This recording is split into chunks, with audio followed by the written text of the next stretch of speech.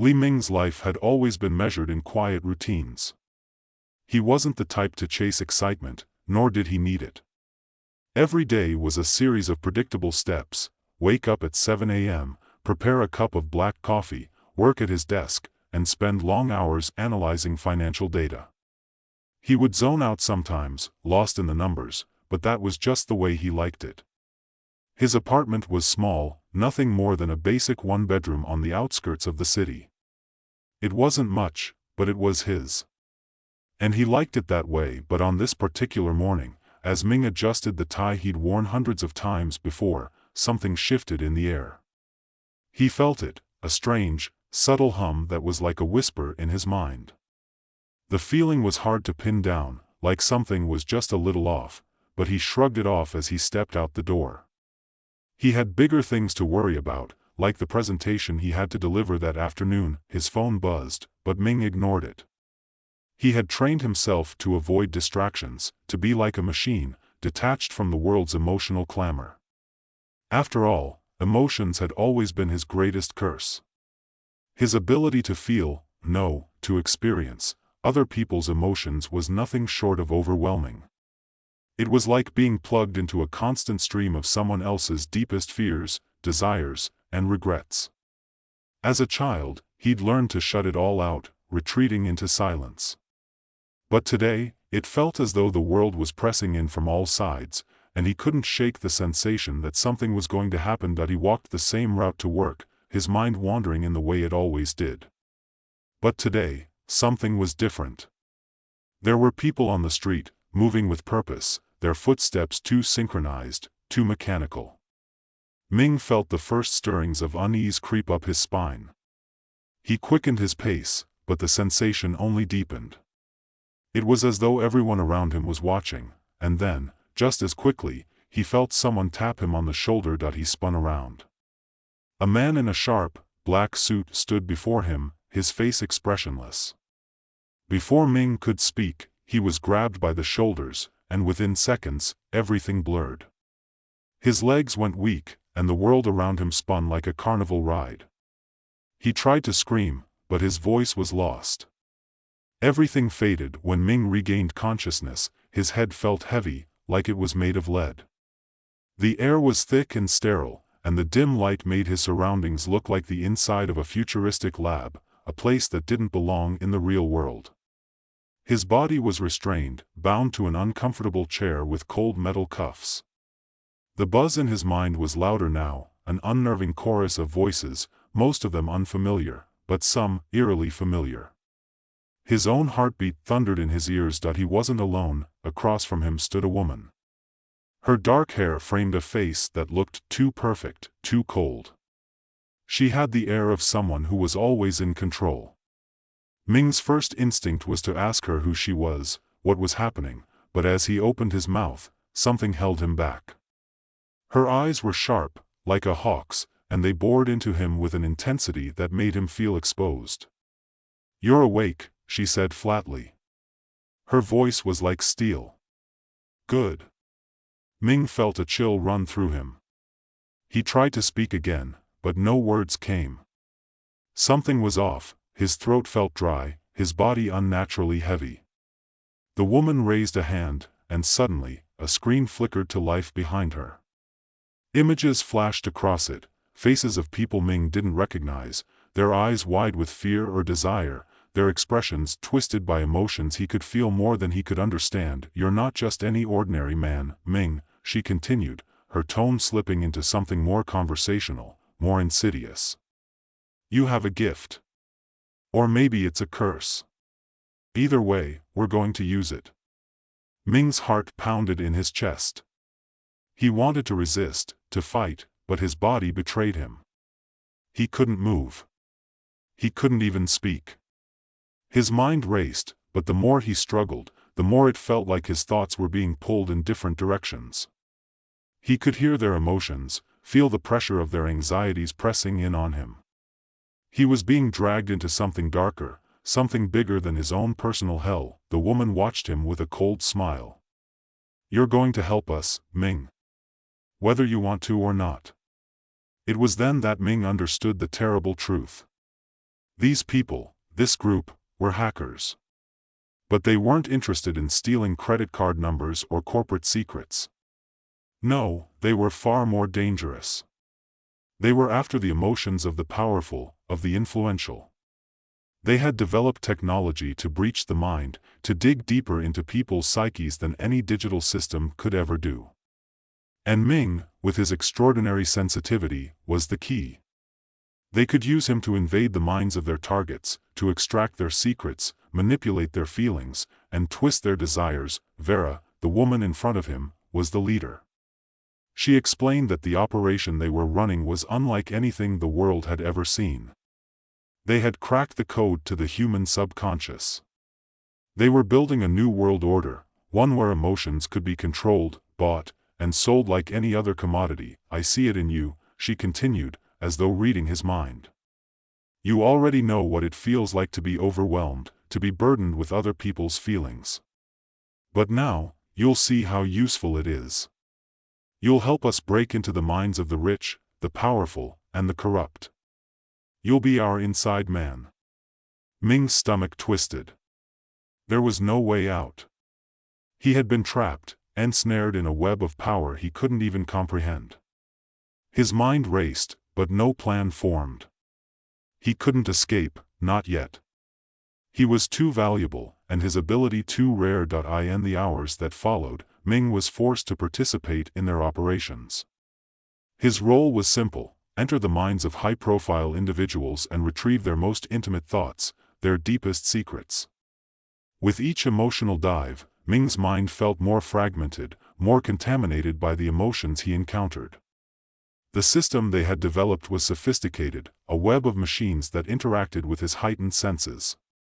As he tapped into the minds of their targets, he was plunged into their deepest fears, desires, and regrets. At first, it felt like an invasion. But slowly, it became clear, this was a form of control.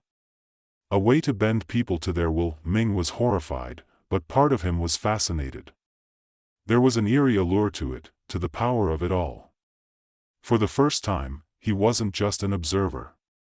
He was in control of the emotions, and it was intoxicating. Yet, as he continued to dive deeper into others' psyches, a new realization began to grow inside him: he was losing himself. His own emotions, his own identity, began to blur, dissolving into the chaos of others' feelings. He was becoming a shell of a man, an instrument for those who controlled him. And the worst part? He wasn't sure if he wanted to stop. The days blurred together for Ming as he continued to work under Vera's watchful eye. Each emotional dive into the minds of the powerful felt like a descent into madness. It wasn't just the feelings he encountered, it was the overwhelming flood of memories, desires, and subconscious thoughts that seemed to take root in his own mind. As he forced himself deeper into the psyche of each target, he felt his own sense of self unraveling, thread by thread. The first few dives had been a blur. He didn't question it too much. The technology was disorienting, a strange mix of invasive and controlling. But each time he was asked to dive, he was reminded, his ability to feel emotions was no longer his own. It belonged to them now. One day, after a particularly difficult hack into the mind of a corrupt corporate CEO, Ming found himself sitting in a darkened room, the sharp hum of the machines and the soft tapping of Vera's heels on the cold concrete floor the only sounds in the air. His head ached, his body drained. It wasn't just fatigue, it was a gnawing sensation that something vital was slipping away, leaving him more hollow with each passing day. Not bad, Vera said, breaking the silence. Her voice was cool, almost dismissive. She never bothered to make it comforting. You're getting better at it. Ming didn't answer. He wasn't sure if he could anymore. I think you're ready for a new target, she continued. Someone more important. Someone who could tip the scales for us. Ming's heart tightened. He had grown numb to the idea of his own worth, but the constant pressure of these emotional invasions had taken its toll. He had no agency anymore, no control. The idea of diving deeper into someone's mind made him sick. But it wasn't a choice. Vera's sharp eyes didn't leave him as she spoke again. a hint of amusement in her voice. "I think you'll find this one interesting." Ming didn't look up. He didn't need to. He knew the drill by now. His hypersensitivity to emotions was something Vera had never let him forget that he was her instrument. That his talent wasn't a gift, it was a tool. The thought of diving into the psyche of another high-profile target didn't sit well with him. He was already losing his grip on reality, the lines between his own feelings and those of others blurring more each day. But what could he do? His hands were shaking as he sat in front of the machine, the electrodes attaching to his temples, the strange comfort of the wires settling against his skin. His heart raced, not from fear but from the sheer weight of knowing what was about to happen. This wasn't just an invasion of someone else's mind, it was an invasion of his own soul. With a final push, the machine hummed to life, and Ming was once again submerged in the endless ocean of another person's emotions. The world around him seemed to crack apart as the mind of his new target unfolded before him. He found himself inside the thoughts of Yuan, a ruthless politician with ties to a global corporation. A man who wielded more power than Ming could ever understand, whose ambitions reached beyond anything Ming had seen before. It was easy to see why Vera would target him. The man was a web of insecurities, unchecked desires, and deep fears. The kind of man who thought he had control over everything, but deep down, was completely undone by his own fragility. Ming had to remind himself to focus. But it was hard. The deeper he went, the more he felt Yuan's rage, his greed, his constant need for more. He was swept up in a violent storm of emotions, an endless cycle of craving power, control, and admiration. Ming had learned to lock himself away in these situations, to push his own emotions aside and focus on the task at hand. But with Yuan, it was different. His emotions were raw and contagious, crashing over Ming like a wave that he couldn't escape. There were moments, tiny flickers, where Ming wondered if Yuan was actually the one who had lost control, not just the people around him. Was Yuan the puppet, just as Ming was? But Ming didn't have time for questions. He had to get the information Vera wanted. He pushed deeper into Yuan's subconscious, trying to extract the most intimate secrets that would give the hackers leverage. Yuan's mind was a battlefield, a twisted combination of suppressed desires and glaring weaknesses. Ming felt the man's fear of exposure, his constant worry that someone would uncover his darkest secret, his reliance on manipulation. Yuan was a man who thought he could control everyone, but the truth was, he was terrified of being controlled. The man who commanded entire governments and corporations couldn't even control himself. Ming found himself slipping into something darker, feeling the creeping tug of Yuan's paranoia. It was almost impossible to maintain his distance, to hold on to his own sense of self. He didn't want to be caught up in this world, to be dragged into this manipulation. But the deeper he went, the more he felt himself lose control, and then, just as suddenly, everything went black. Ming gasped, sitting up, the machine humming softly as the wires were removed from his head. His heart was racing, his body drenched in sweat. His mind was reeling, and his own emotions felt foreign to him now, overcome by the weight of what he had just experienced. Vera was standing over him, her cold gaze studying him intently. "You're slipping," she said, as though noticing his disorientation. Ming didn't answer. He couldn't answer. "Next time," she said softly, almost as a command, "don't get so lost in the target. Control yourself, Ming." But how could he? How could he control himself when he was constantly swimming in other people's minds? When he was constantly drowning in the flood of their emotions? The deeper he went, the harder it was to remember who he was. Each new dive into the minds of their targets seemed to erode his own sense of identity, his own emotional truth. How much of Ming was left now? Was he still the same man, or was he just a shell, a vessel for the emotions of others? As the days passed, Ming felt himself sinking further. He spent hours in the dimly lit room, the machines, the screens, and the sterile environment his only company. His once clear mind was now clouded with fragmented memories of the people he had invaded. He couldn't escape it anymore. The weight of his own fractured emotions was becoming unbearable, and he couldn't even tell which feelings were his. It wasn't until he met Kai, a young hacker who worked for the group, that he realized there might be a way out. Kai had always seemed distant, his eyes full of regret, like a man who didn't belong. They spoke in hushed tones, the only time Ming had felt anything resembling human connection since being trapped in this world. "They don't care about you, you know," Kai said one evening, his voice low, as if fearing the walls themselves might hear. "They never did." Ming looked at him, too tired to question what Kai meant. "Who?" he asked, barely whispering, "Them." "Vera, all of them. They'll use you until you break. And when you do, they'll find someone else." Ming's head was spinning. Was it possible? Could he escape? Could he even fight back? "Get out while you can," Kai added. "Before it's too late." But Ming wasn't sure he could escape anymore. He was no longer sure of anything, his mind was slipping away, his emotions more entangled with the world of the hackers than with his own life, and yet, there was a part of him that wanted to escape. Wanted to find something real. To reclaim the part of himself that had been lost in the chaos of everyone else's minds. But how could he escape when he was tethered to their will? The next few days felt like a blur, each moment melting into the next. The world outside the bunker was distant, unreachable. Ming was a part of this system now, he had to be. He had no other choice, but as the pressure mounted, as the emotional manipulations continued, something in Ming finally snapped. He began to plan.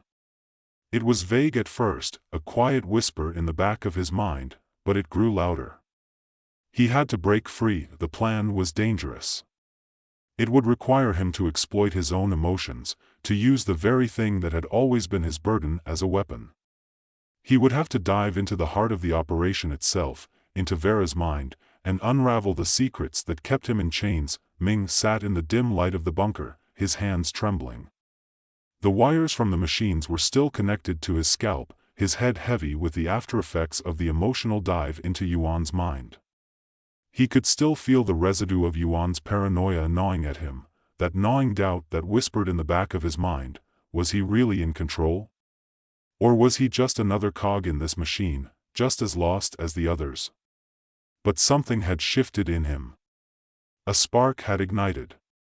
For the first time since his capture, Ming didn't just feel like a passive participant.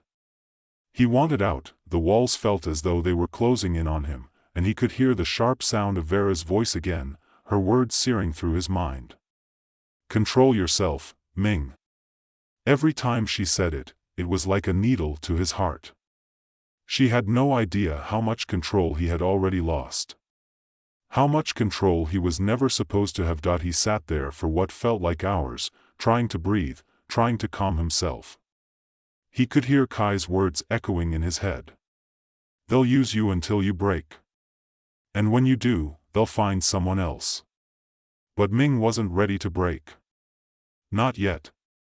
He had to hold on. It wasn't the fear of physical pain that terrified him anymore, it was the realization of what they were doing to him. The hackers had made him a tool, a weapon in a battle for control over others' minds, their desires, their innermost secrets. His emotions were no longer his own, they had been hijacked, repurposed, molded to fit their plan. Every dive into the minds of their targets chipped away at his very identity, threatening to leave him as nothing more than a hollow shell. He thought of Yuan again, of the man's endless hunger for power, his insatiable need for control. Ming had seen it all, felt it all. But what struck him the most was how terrified Yuan was of losing that control. He wasn't the puppet master, he was the puppet, and every decision, every action was rooted in fear. It was a weakness that made him human, a weakness that made him just like Ming. Ming closed his eyes, pushing the images away. If he didn't, if he let them consume him, there would be nothing left of him. He couldn't let that happen. Not now. Kai had given him the key, the secret backdoor. The possibility of escape. But how could Ming, who was already so deep within the hacker's world, use it? How could he manipulate the system when the system had already manipulated him so thoroughly? Vera had underestimated him. She thought he was just a tool, a puppet to be used, but what she didn't understand was that even a puppet could cut its strings if it knew where to look. And Ming had found the strings. He had found the weakness in their operation, the point where it all began. Vera herself, for weeks, Ming had watched her, studied her cold, calculating movements. He'd listened to her voice, absorbed the smallest details of her expressions. He had come to understand her better than she understood herself. Vera's own emotions were buried deep, too deep for anyone to see, but Ming had glimpsed them once. The shadows behind her sharp, commanding exterior were there, and Ming could feel them. He had sensed it when he first entered her mind during a dive. Her guilt, her unhealed wounds. It was in that moment, submerged in the depths of her subconscious, that Ming understood how to break her. She wasn't invincible. She wasn't all-knowing. She was just as human as the rest of them. The question now was, could he exploit that? He had no choice. It was the only way out. Ming knew it wouldn't be easy. Every moment he spent within this system made him weaker. His mind was on the verge of cracking, and if he failed now, he would never be able to reclaim himself. But as he stood up from the chair, his legs unsteady, his mind clearer than it had been in days, he realized he didn't have time to waste. He had to act. The plan was simple in theory, but the execution would be far from easy. Ming would need to infiltrate the core of the hackers' system, bypassing their security and using the very technology they had developed to break free. The emotional manipulation that had been his curse could now be turned against them. He had to get to Vera, tap into the one part of her psyche that had always been a weakness. The part she kept hidden, even from herself. With a deep breath, Ming walked toward the door, moving as silently as possible. He wasn't sure if anyone would notice him leaving. He wasn't sure if anyone was paying attention anymore. The bunker felt colder than usual, the silence deafening as he made his way through the corridors. Every step felt like it was taking him further from the life he once knew, but closer to the person he had to become. He reached the control room. The heart of their operation. Inside, Vera was at her desk, her fingers flying over the keyboard as she monitored their latest targets. She didn't notice Ming standing there, just outside the door. Now, the real challenge began. Ming closed his eyes, focusing. He reached out, not physically, but mentally.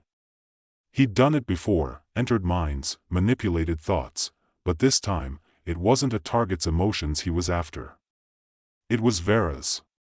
He let his mind extend, the familiar hum of the machine behind him amplifying his connection to the world around him. But this time, it was different. He was no longer just a vessel, he was a part of the system. A part that could control it. He could feel her. Her mind was like a labyrinth, but Ming had studied her, learned its patterns. He forced himself deeper, into the parts of her that she had locked away, the fears and regrets she kept buried under layers of control. He found it, the trigger. Ming pressed forward, tapping into her deepest, most fragile emotions, the ones she had buried so far down, she had forgotten they existed. And in that moment, he did what he had never done before. He let himself feel it too. Her pain. Her guilt. Her unhealed wound that festered in the dark corners of her mind. Vera's hand froze over the keyboard. Ming felt the panic rise in her, the terror of being exposed. It was enough. He had pushed her to the edge. She turned, her eyes wide in disbelief. "What have you done?" she whispered, her voice shaking for the first time. It was an almost imperceptible crack, but it was there. And Ming, for the first time in a long while, felt a flicker of hope. "I've learned everything I need to," Ming said, his voice calm, steady. He wasn't sure how much longer he had before the system began to fight back, before Vera and her team realized what was happening. But for now, he was in control. Vera's face twisted in fury, but Ming was already moving. He yanked the wires from the machine, severing the connection. The hum of the machines faded, replaced by the deafening silence of freedom. For the first time since his abduction, Ming felt the full weight of his own emotions returning, and he couldn't help but let out a breath he didn't realize he was holding. But it wasn't over. Not yet, Vera lunged at him, but Ming was faster. His body was fueled by adrenaline, his mind clearer than it had been in weeks. He grabbed the nearby console and smashed it, the glass shattering with a satisfying crack. He was free, and there was no turning back. Vera's scream echoed behind him, but Ming didn't look back. He had one goal now: escape. The bunker was no longer his prison, it was his battlefield. As he ran, the weight of his actions began to settle on him. He didn't know what the future held, but for the first time, he felt like he could face it. His mind, fractured and scarred, was his own again, and that was enough. Raymond Harlow had been called many things in his life: hero, oracle, savior, and occasionally, a necessary evil. But no title quite suited him like the arbiter of truth. When a crisis arose, when politicians lied through their teeth or the corporate world put up false facades, the world turned to him. And he always delivered the truth, no matter how hard it was to hear. He could see through any lie, no matter how deeply buried. He didn't need to interrogate or probe. All he had to do was listen for a second longer than anyone else, and the truth would surface like a bubble in a glass of still water. He had never wanted this ability, never asked for it.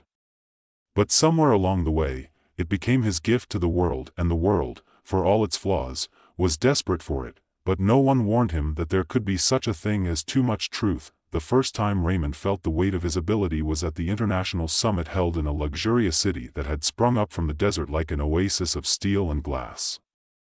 The summit was an annual affair, where leaders from all over the globe gathered to discuss matters of peace, resources, and, as was often the case, the latest diplomatic scandals.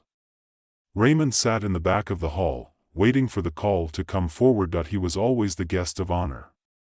In a room full of diplomats, military generals, and business tycoons, he was the one who carried the most power, not because of political connections, not because of wealth, but because of his ability to tell the truth. The world needed truth, after all. And Raymond was the only one who could offer it. The summit was supposed to be a celebration of diplomacy, of international cooperation.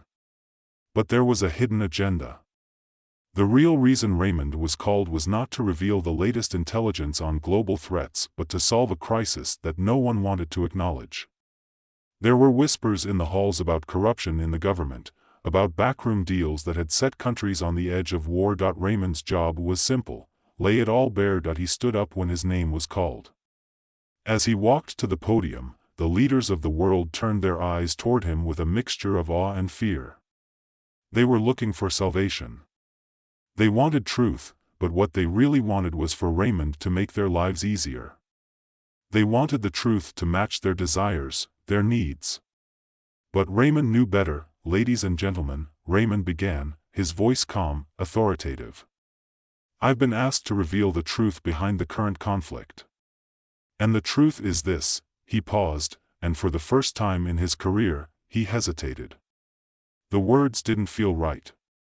They tasted sour in his mouth. The truth he was about to speak wasn't the truth they wanted. It was the truth that would tear down empires. He cleared his throat. The truth is, that every single one of you has lied. You've all built this conflict on a foundation of deception. The war you fear is not a product of international pressure, but of your own greed, manipulation, and corruption. The room went silent. Raymond could feel the weight of their eyes, the fear, the anger. For a moment, he almost regretted speaking. He could have stopped there, spun some tale, given them what they wanted. They would have applauded him, thanked him, and the world would have continued as it always did. But Raymond Harlow was no liar. He was the arbiter of truth, but truth, it seemed, was the last thing they wanted. The reaction to Raymond's revelation was immediate and violent. Within seconds, the summit hall erupted into chaos. Some of the leaders stood, shouting accusations at one another. Others sat, stunned into silence. It wasn't just that they had been exposed, it was the fact that Raymond had dared to speak the truth at all. A diplomat from Eastern Europe, his face flushed red with anger, stood up. You can't say that. You're a liar. He slammed his fist on the table. You've just ruined everything. Raymond stood there, unmoving, as the shouting grew louder. He could feel the tension building in the air. The weight of truth pressed on his shoulders. There had been a time when he would have felt proud in moments like this, knowing that his words would set things right, that justice would be served. But now, all he felt was dread. The truth, it seemed, had a price. And in this moment, that price was the collapse of the world order. He had been wrong. The world was not built on truth. It was built on lies. Lies were what held everything together. Without them, everything would crumble.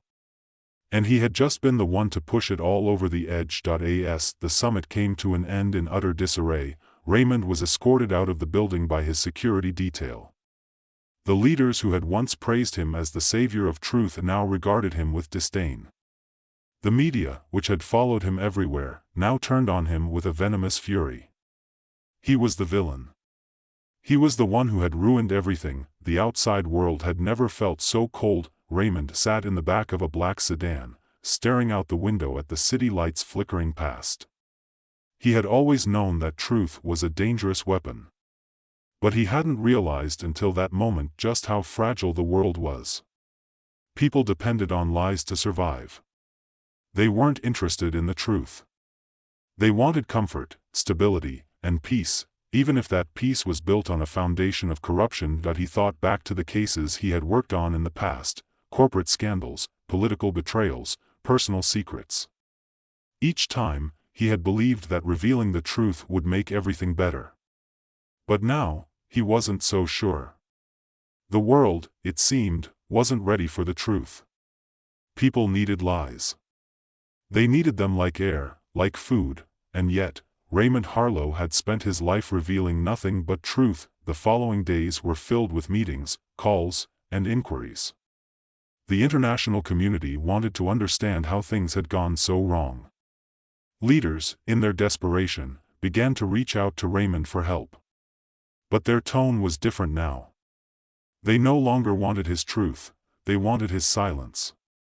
They wanted him to undo what he had done. "You have to fix this," a voice on the other end of the phone said one evening.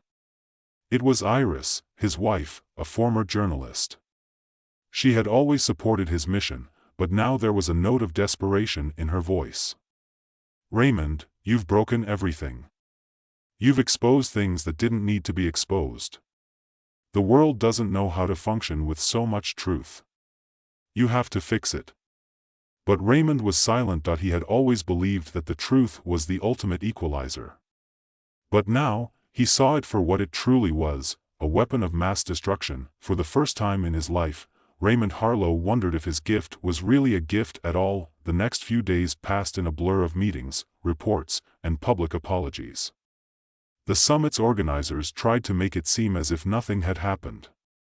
They promised that the truth would be re-examined in a more controlled manner, and that Raymond's statements would be taken out of context. Raymond knew better than to believe it. The lies were already taking shape. People had started rewriting history, trying to explain away the uncomfortable truths he had uncovered. The leaders who had once sworn by his ability now tried to bury it. At night, Raymond would lie awake, staring at the ceiling.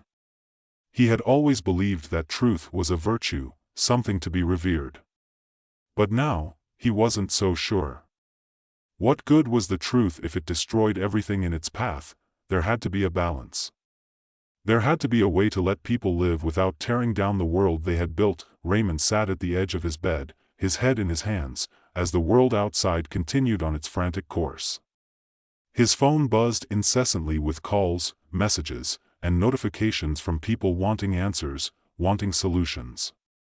But what could he offer them now? The truth? No, they didn't want the truth. They wanted something far more dangerous, a lie to cling to. A comfortable lie to keep the world from collapsing into chaos. He thought of Iris. She had been a journalist once, brave, passionate, a woman who believed in truth above all else. She had admired Raymond's work when they met, thought him to be the shining beacon of moral clarity in an increasingly murky world. But now, she was questioning everything. Her voice on the phone had been tense, sharp. He could hear the anger in her words, but also something else, fear. Raymond had spent years building a reputation on his ability to expose the truth. He had built his career on it. And now? Now that reputation was crumbling faster than he could process. He had always been able to sense when things were wrong, when lies were being spun and the truth was being buried, but now the lines were blurry. He couldn't tell anymore if he was the savior of the world or the one who had condemned it to burn. The days blurred together. News outlets across the globe cycled through his name like a flashing banner, as if his very existence had become an indictment of the entire global system. The world had gone into full panic mode. Every country that had participated in the summit demanded clarification. Every government was scrambling to repair the damage. Leaders who had once hailed him as a hero now turned their backs on him, making him the scapegoat for their own mistakes. Raymond had always been certain that truth was the only way forward. The only way to heal. But now, in the aftermath of his revelations, it felt like the world was bleeding out under the weight of that truth. The people, the politicians, the world itself, they couldn't handle it. And perhaps that was his fault. A knock on his door interrupted his thoughts. He didn't have to ask who it was. He knew. "Iris," he called out, his voice weary. The door opened slowly, and Iris stepped into the room, her face tired and drawn. Her usually sharp eyes were clouded with frustration, but there was also a deeper sadness there. She walked over to him and stood silently for a moment, just looking at him, as if trying to figure out who he was now. "You need to fix this," she said, her voice steady, but there was a crack in it. Raymond shook his head. "I can't. I've already said too much." She sat beside him on the bed, her hand brushing against his as if to steady herself. "No, you don't understand. The world can't function on this kind of honesty. People need their illusions. They need their lies, Raymond. They're not strong enough to face the truth." "I know," he said quietly. "I'm starting to realize that." For a moment, neither of them spoke. The silence was suffocating. It wasn't just the world they were facing now, it was themselves. Iris had always stood beside him, encouraging him to be the man who could reveal the truth and change the world. Now, it seemed that they were standing on opposite sides of a chasm too wide to cross. "I just don't know what to do anymore," Raymond finally admitted, his voice raw. "I've spent my whole life tearing down lies, but now I see how fragile everything really is. I've built my entire identity on the truth. But what if the truth is just too destructive? What if the lies are the things that hold us all together?" Iris sighed deeply. "You're not wrong to question it. But you can't just stop. You're the only one who has the power to see through the mess, to make things right. You can't throw that away." "But what if that's what we need to survive?" Raymond replied, his voice barely above a whisper. "What if the world, the way it is, has to rely on those lies to keep going? What if I've been wrong all this time?" Iris didn't answer right away. She stood and paced the room, then stopped and turned to face him. "Maybe we need to accept that we can't always fix things, Raymond. Maybe the world doesn't need to be fixed. It just needs to be allowed to continue. People are going to lie. They always have, they always will. You can't change that." Raymond looked up at her. His heart felt heavy with the weight of her words. He had spent years exposing lies, revealing the ugly truths hidden beneath the surface. But now, the idea of letting things be, of letting people live in their comfortable illusions, felt like betrayal. He had always believed in the power of truth. But was it possible that truth, in the end, wasn't the answer? "I don't know who I am without this," Raymond said, his voice faltering. "I've always been the truth-teller. The one who could see things others couldn't. What if that's not enough anymore?" "You don't have to be anyone else," Iris said softly. "You're still the same person. You just need to understand that you don't have to carry the weight of the world on your shoulders. No one can fix everything. Not even you." Raymond nodded slowly, taking in her words. He could feel the exhaustion in his bones, the weariness that had settled into every corner of his life. Maybe Iris was right. Maybe there was nothing more he could do. The next few weeks passed in a haze. The summit's aftermath reverberated through every aspect of Raymond's life. He watched the world try to heal, to rebuild the lies that had once held it together. The leaders who had once depended on him now turned away, speaking in guarded tones, avoiding the uncomfortable questions he had raised. They painted over the cracks in the facade with more lies, pretending as if nothing had changed, and yet, the world was changing. People were beginning to question things. The cracks were visible, even to those who wanted to ignore them. The truth had seeped in small ways, and nothing could ever be the same again, but in the privacy of his own thoughts, Raymond began to wonder, what was the cost of truth? Had it been worth it? Had he made a difference, or had he just been a catalyst for destruction? Iris had left him, unable to reconcile the man he had become with the man she had once believed in. He couldn't blame her. She had always been pragmatic, more willing to accept the world as it was. But Raymond had never been able to let things lie. He had always believed that truth could set people free, but now he was uncertain that in his quiet moments, Raymond reflected on the moments when his truth had been so pure, so simple. He thought of his earliest cases, of the smaller lies he'd uncovered, an affair, a fraudulent investment, a cheating spouse. Those had been easy. Simple, even. But this? This was different. The lie that held the world together wasn't something he could simply undo with one quick statement. It was deep, systemic. It was woven into the fabric of society itself. One evening, Raymond stood by his apartment window, looking out at the city below. The lights twinkled like stars, a sprawling network of lives, each with its own stories, its own lies. He wondered how many people out there had never even considered the truth. How many of them had never even asked the questions that haunted him. Could they live in their ignorance? Could they be happy? Was it possible to go back? But in the end, Raymond knew the answer. The truth wasn't something that could be repressed forever. It was there, waiting to be uncovered. But maybe, just maybe, it wasn't his place to expose it. He turned away from the window, a decision settling in his chest like a stone. He couldn't fix the world. He couldn't even fix himself. But maybe, for once, he could just let things be. Maybe it was time to stop being the arbiter of truth, and let the world find its own way. Raymond's decision to step away from the public felt like a breath of fresh air, at least for a few moments. The silence that filled his apartment was almost too loud, a stark contrast to the constant din of demands and expectations that had consumed his life for so long. For once, there was no one waiting for him to reveal another truth, no one asking for his insight into the world's lies. It felt like freedom, but freedom at a steep price. Iris's absence was a constant ache in his chest. She had been the last person who truly believed in him, who stood by him even when the world seemed to turn against him. Without her, the apartment felt like an empty shell, a place where echoes lingered longer than memories. His mind often wandered to the last conversation they had, to the moments when he had allowed doubt to seep in. Was it so wrong, what he had done? He had told the truth, but had he also destroyed everything that made people feel safe? Iris had been right about one thing: people needed their lies.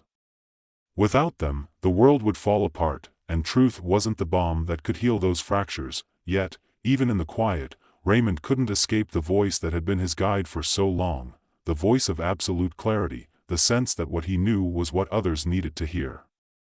But what did it mean now? What was the purpose of the truth if it simply destroyed everything in its path? He couldn't stay silent forever. The world had become a maze of contradictions, and someone had to find the way through. But who would be brave enough to navigate it now? The days bled into each other, and Raymond found himself pacing the apartment, picking at old case files and looking at newspaper clippings that had once meant something. They were all stories of lies, lies he had uncovered, truths he had revealed. The weight of it felt suffocating, but there was no turning away from it. The world had changed, but not in the way he'd imagined. People hadn't embraced truth the way he'd hoped.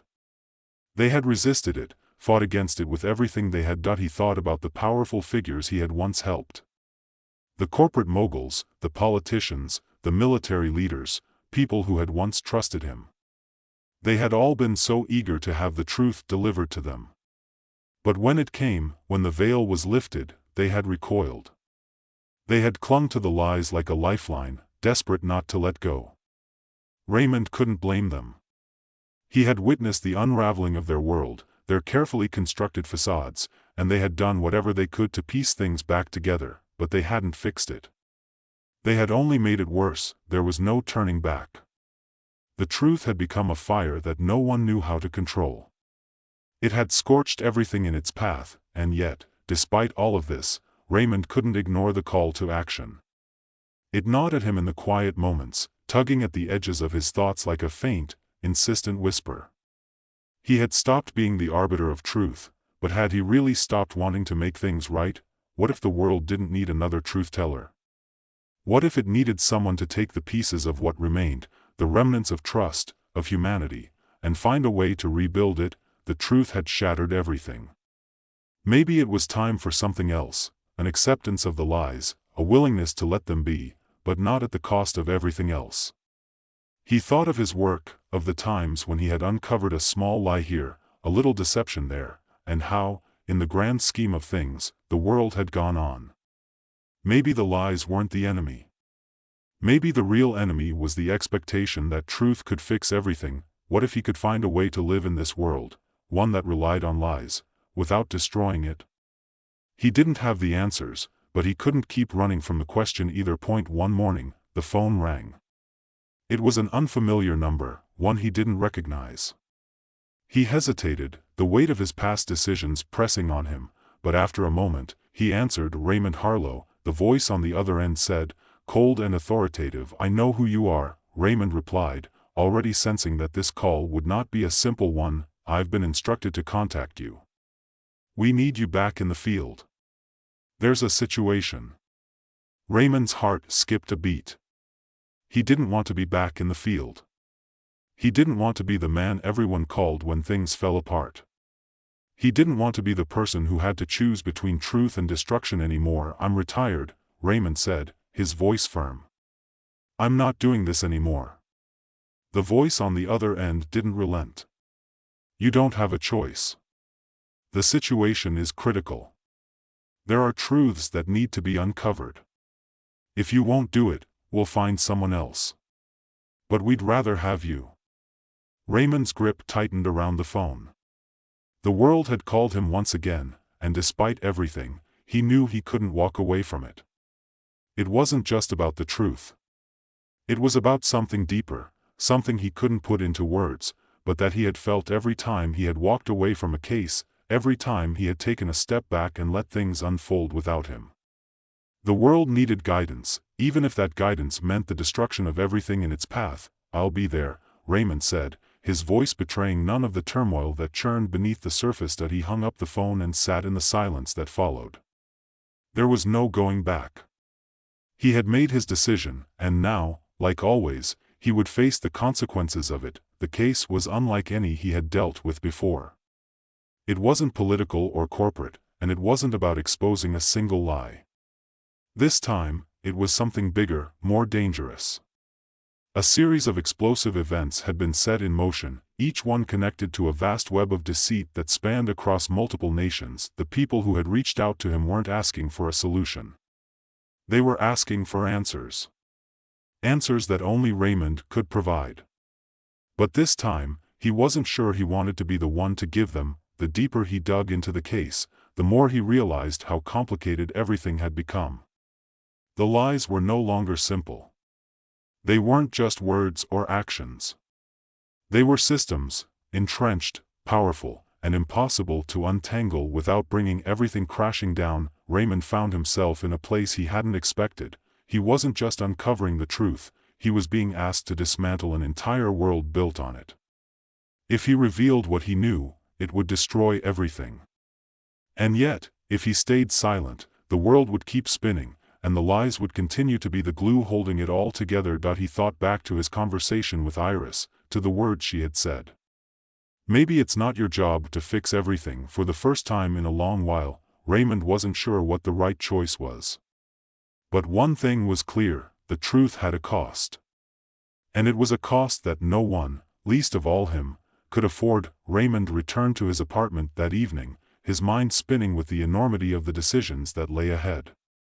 He had always known that the truth was a powerful tool, but now he wondered if it was a weapon that could destroy everything he had fought for. He had walked away from the role of truth-teller, only to find that the world wasn't ready to let him go, but as the weight of his choices pressed down on him, Raymond knew there was no turning back. The truth would be exposed, no matter what. The only question was how much of the world would survive when it did. The cost of truth, it seemed, was always greater than anyone could imagine. Zhang Wei sat at his favorite cafe, a small, quiet spot tucked away between the towering skyscrapers of the city. The air was crisp, and the scent of freshly brewed coffee lingered in the space, a comforting constant in his otherwise chaotic life. He had become a regular here, his routine predictable: grab his espresso, find a corner seat by the window, and let his thoughts wander. But today, something felt different. There was a spark of energy in the air, something that pulled at him, just beneath the surface. His fingers drummed on the edge of the table as he stared out the window at the busy street. The world seemed so far away, yet so close. He'd been struggling with this feeling lately, an overwhelming sense of disconnect. It wasn't that he hated people, he was just detached. It was like there was a barrier between him and everyone else, one that he couldn't quite cross. Zhang Wei had always been introspective, and that trait had only deepened over the years. His colleagues at the software company often joked about his aloofness. But he didn't mind, he preferred it. He liked being able to observe the world, to study it from a distance. He didn't need to participate in the chaos of it all. Or at least, he thought he didn't. But then, everything changed. It started innocently enough, a simple test of a new neural link headset designed to enhance focus and mental performance. He'd received it as a gift from a colleague who was constantly pushing the boundaries of technology. Zhang Wei had no real expectations, but he figured it might help him clear the fog in his mind. So, one afternoon, he slipped the headset on, turned it on, and was immediately thrust into something strange. It wasn't just that the world felt sharper. No, this was different. It was as if his mind expanded outward, touching something he hadn't known existed before. The first sensation was overwhelming, a flood of thoughts, images, and emotions that didn't belong to him. He wasn't alone anymore. He was connected. The sensation faded as quickly as it had arrived, but the question lingered. What had just happened? Zhang Wei pulled the headset off, feeling a strange mix of excitement and fear. It was as though his own thoughts had merged with others, just for a brief moment. He wasn't sure what to make of it. The next day, he tested it again. And then again. Each time, it was the same: he connected, if only for a moment, to the minds of others. At first, he heard only snippets, disjointed thoughts, fleeting memories. But with time, it became clearer. He could tap into the minds of people around him, feel their emotions, sense their fears, their hopes, their desires. The cafe, that very same cafe where he sat now, became his testing ground. He would sit back, slip on the headset, and let himself be carried away. At first, it was chaotic, random. Thoughts flew past him like birds in the sky, fragmented, unstructured. A woman sitting at the next table wondered if she'd ever find true love. A businessman, anxiously tapping his foot under the table, was obsessing over an important deal.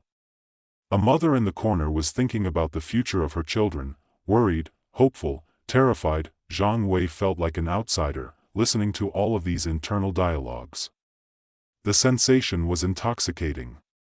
He wasn't just hearing their thoughts, he was feeling them. For a brief moment, he was them. And they were him. It was a unity he had never experienced before, one that transcended all boundaries of individuality. but it didn't take long for him to realize the price of this newfound ability. The flood of emotions, intense, raw, sometimes painful, began to overwhelm him. He couldn't turn it off. The boundaries between his own thoughts and those of the people around him blurred. He didn't know where he ended and they began.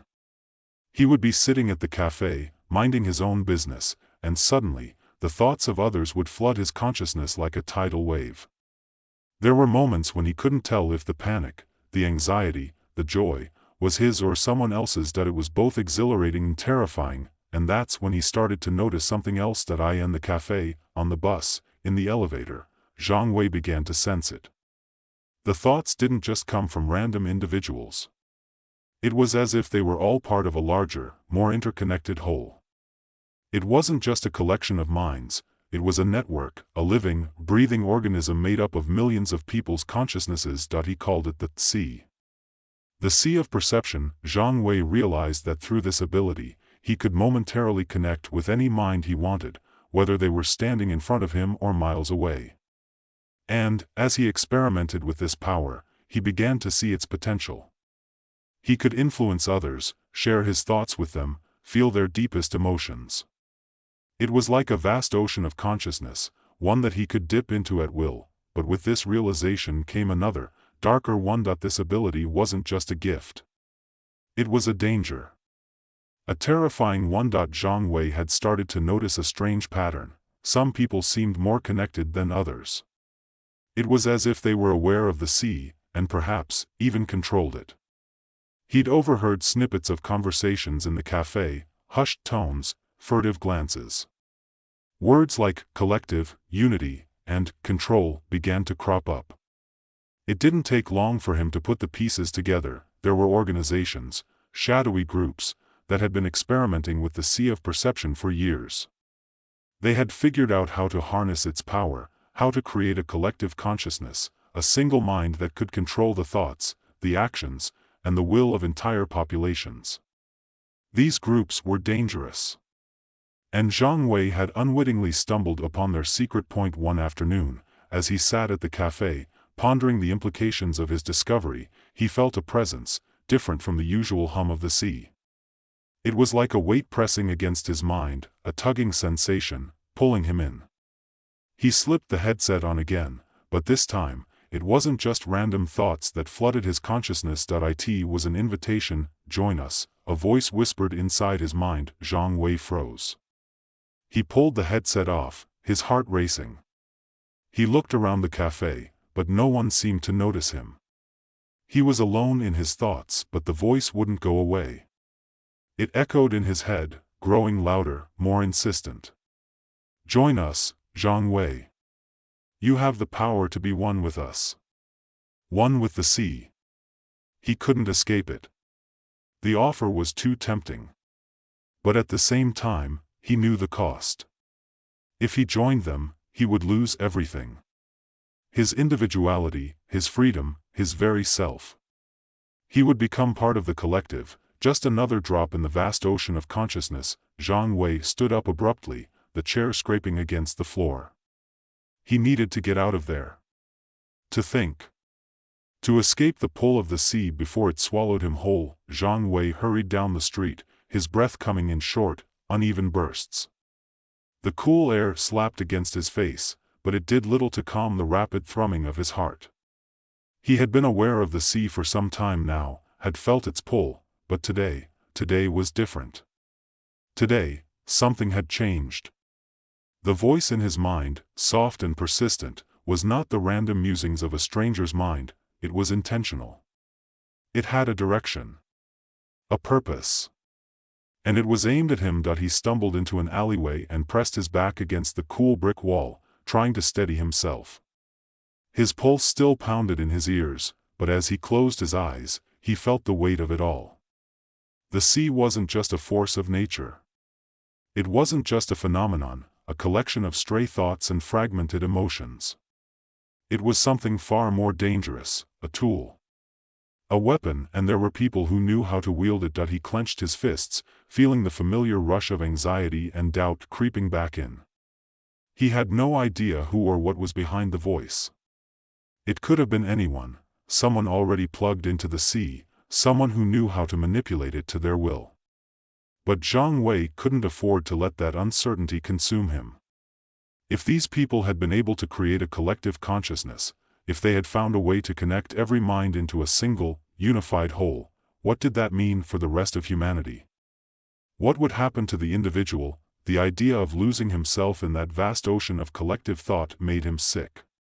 He wasn't ready to give up his autonomy, not for the false promise of unity, not for the peace that might come with surrendering to the will of 1,000, 1,000,000 minds. His thoughts raced, but there was a part of him that also recognized something deeply seductive about the sea. The pull, the feeling of connection, it had a beauty to it, an allure he hadn't been able to shake. To know everything, to experience life not just through his own eyes but through the eyes of everyone around him, it was intoxicating. The selfish part of him wanted to embrace it. To become part of something larger than himself, but he couldn't. Not when the cost was his freedom. He shoved his hands into his pockets and took a few deep breaths, steadying himself. As the weight of the city's pulse, the distant hum of life, seeped back into his awareness, he felt the flicker of something else. Another presence, lingering just outside the edges of his mind. Zhang Wei had learned that the sea didn't always just contain random thoughts. Sometimes, there were people, groups, who were aware of it, people who had intentionally linked their minds to the vast collective. They were the ones who controlled it. The ones who had figured out how to merge consciousnesses into one. And those people were dangerous, that he needed to know more. He needed to understand what they were doing, what their true goals were. But how? The sea was elusive, fluid, almost.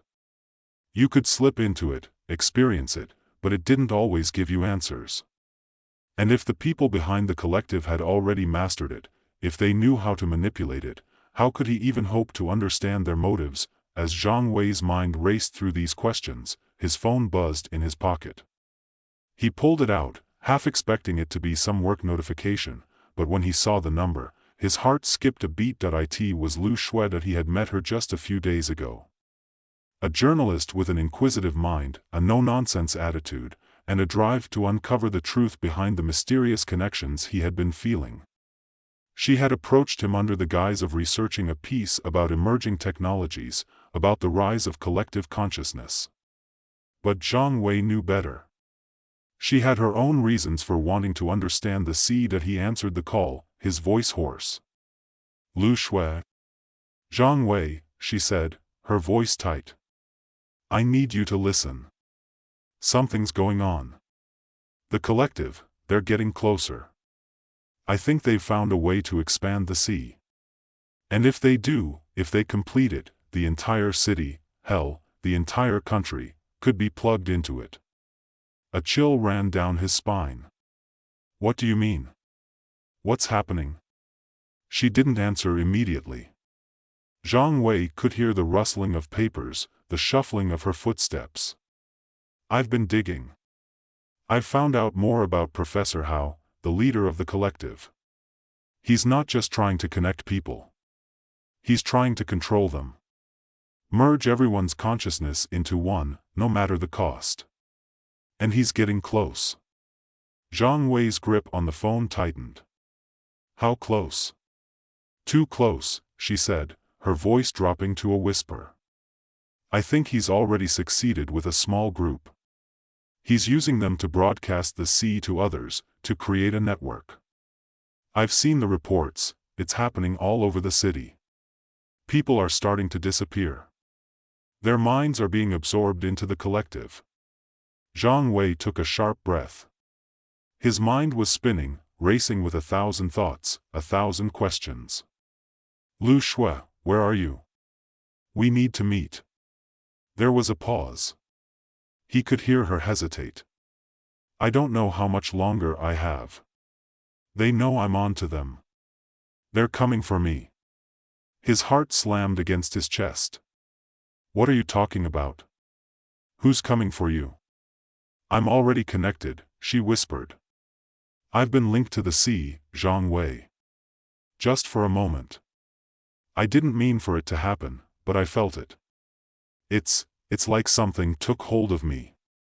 And now I can't stop thinking about it. About merging with them. About becoming part of it all. The weight of her words settled over him, suffocating him for a moment. She was already in it. Already tangled in the web.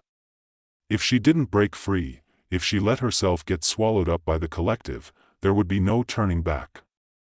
She would lose herself. Just like everyone else who had already joined. Get out of there, Lu Shui, he said urgently. You need to break the connection before it's too late. I'll help you. We'll figure this out. But there was no answer. Only silence. Lu Shui. Lu Shui, he shouted, the panic rising in his throat. Then, just as quickly as the panic had begun to rise, it was drowned out by something far worse. The voice that it was back. The same voice he'd heard earlier, the one that had whispered in his mind like a faint echo, now growing clearer, more insistent. Join us, Zhang Wei. He jerked his head up, looking around, but the streets were empty. No one was close enough to hear him, no one close enough to intervene. You can feel it, can't you? The sea is calling. Come join us. Zhang Wei gritted his teeth. He felt the weight of it pressing against his thoughts again, like a tide pulling him under. He had to fight it. He had to fight it for Lu Shui, for himself. For everyone else who was out there, unaware of the storm building, unaware of the danger that was slowly, steadily, closing in. But how could he fight it? How could he stop something that was already inside him? The voice, calm and unrelenting, whispered once more. Don't worry. You'll be with us soon enough. There's no escaping the sea. A shiver ran down Zhang Wei's spine, but he didn't have time to dwell on it. His mind was already racing, calculating, looking for any way out. He couldn't let them win. Not now.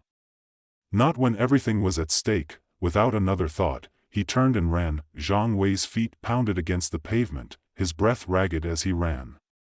He wasn't sure where he was going. His mind, caught in the vortex of uncertainty and fear, barely registered the streets blurring by. He needed to get away from the voice, from the pull of the sea, before it swallowed him whole. He had to find Lu Shui.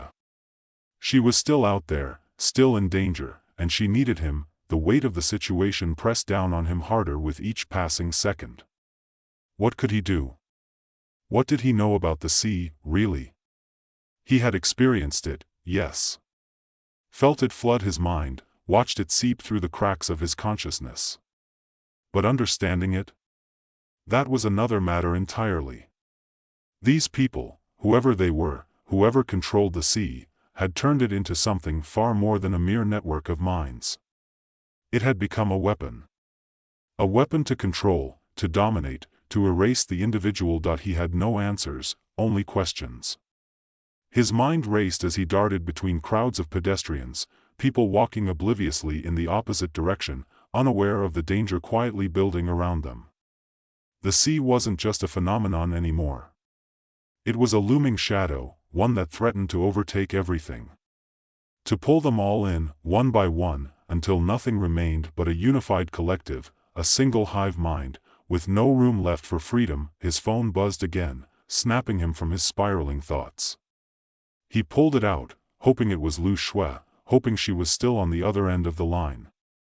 But as he saw the message from an unknown number, his stomach twisted with a growing sense of dread. The text was short, chilling in its simplicity. They're coming for you. They know what you've discovered. Zhang Wei's pulse quickened. He couldn't take much more of this. The walls were closing in, the voices in his head growing louder, until it felt like the entire world was suffocating him. He was drowning in it, drowning in the sea. His thumb hovered over the phone screen, but he froze.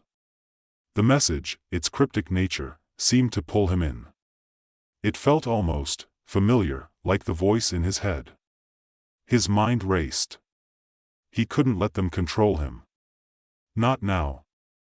Not ever. But as the words lingered in his mind, something shifted. A ripple, a whisper. He could hear them again. Not just the voice from the message, but the presence of the sea itself. It was everywhere, every thought, every person. They were all connected. He was connected, Zhang Wei, the voice whispered again, soft and smooth, like silk. It's time. You felt the pull, haven't you? You can't deny it any longer. You belong with us. He stumbled, nearly tripping on the uneven sidewalk, as the voice invaded his mind once more, swirling around his thoughts like a storm. He shook his head, trying to clear it, but it was like a weight had been placed on his chest, slowly tightening with each passing second.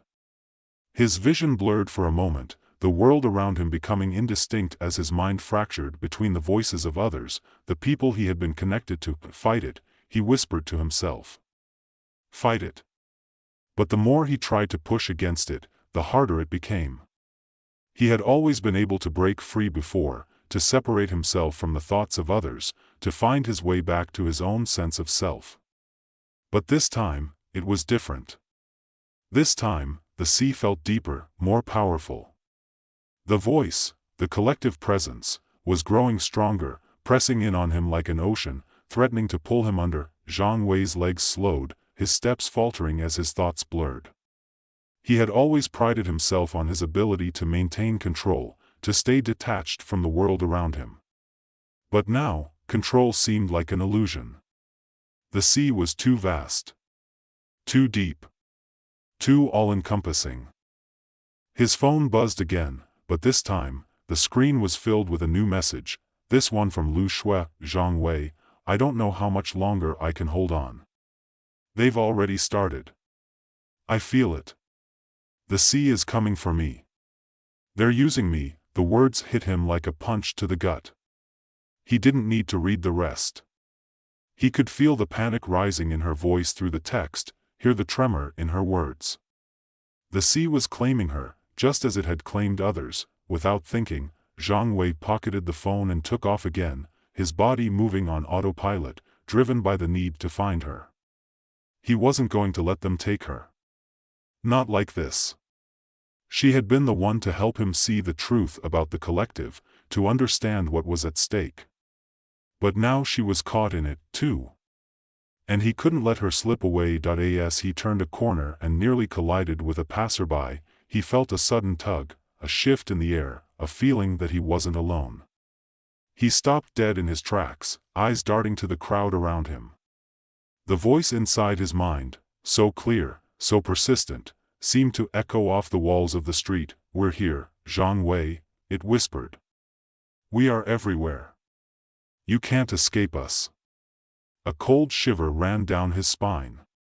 He looked around, but there was no one in sight who seemed to notice him, no one who would give any indication that they knew what was happening, that they were part of this vast, collective mind. But then he saw her, Lu Shui. She stood across the street, her face pale, her eyes distant, as though she wasn't really there at all.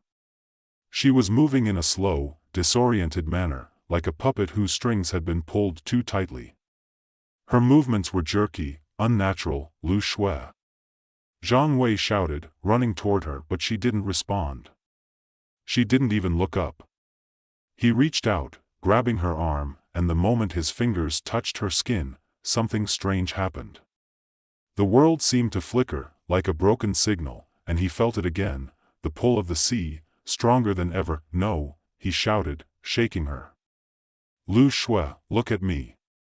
Fight it. For a moment, her eyes shifted, focusing on him. There was a flicker of recognition, a brief spark of the woman he knew, but then it was gone, replaced by something empty. Her pupils were dilated, her face a mask of serene emptiness. She opened her mouth to speak, but it wasn't her voice that came out. We are all connected now, she said, her voice hollow and distant. You will join us, Zhang Wei. You cannot fight the sea.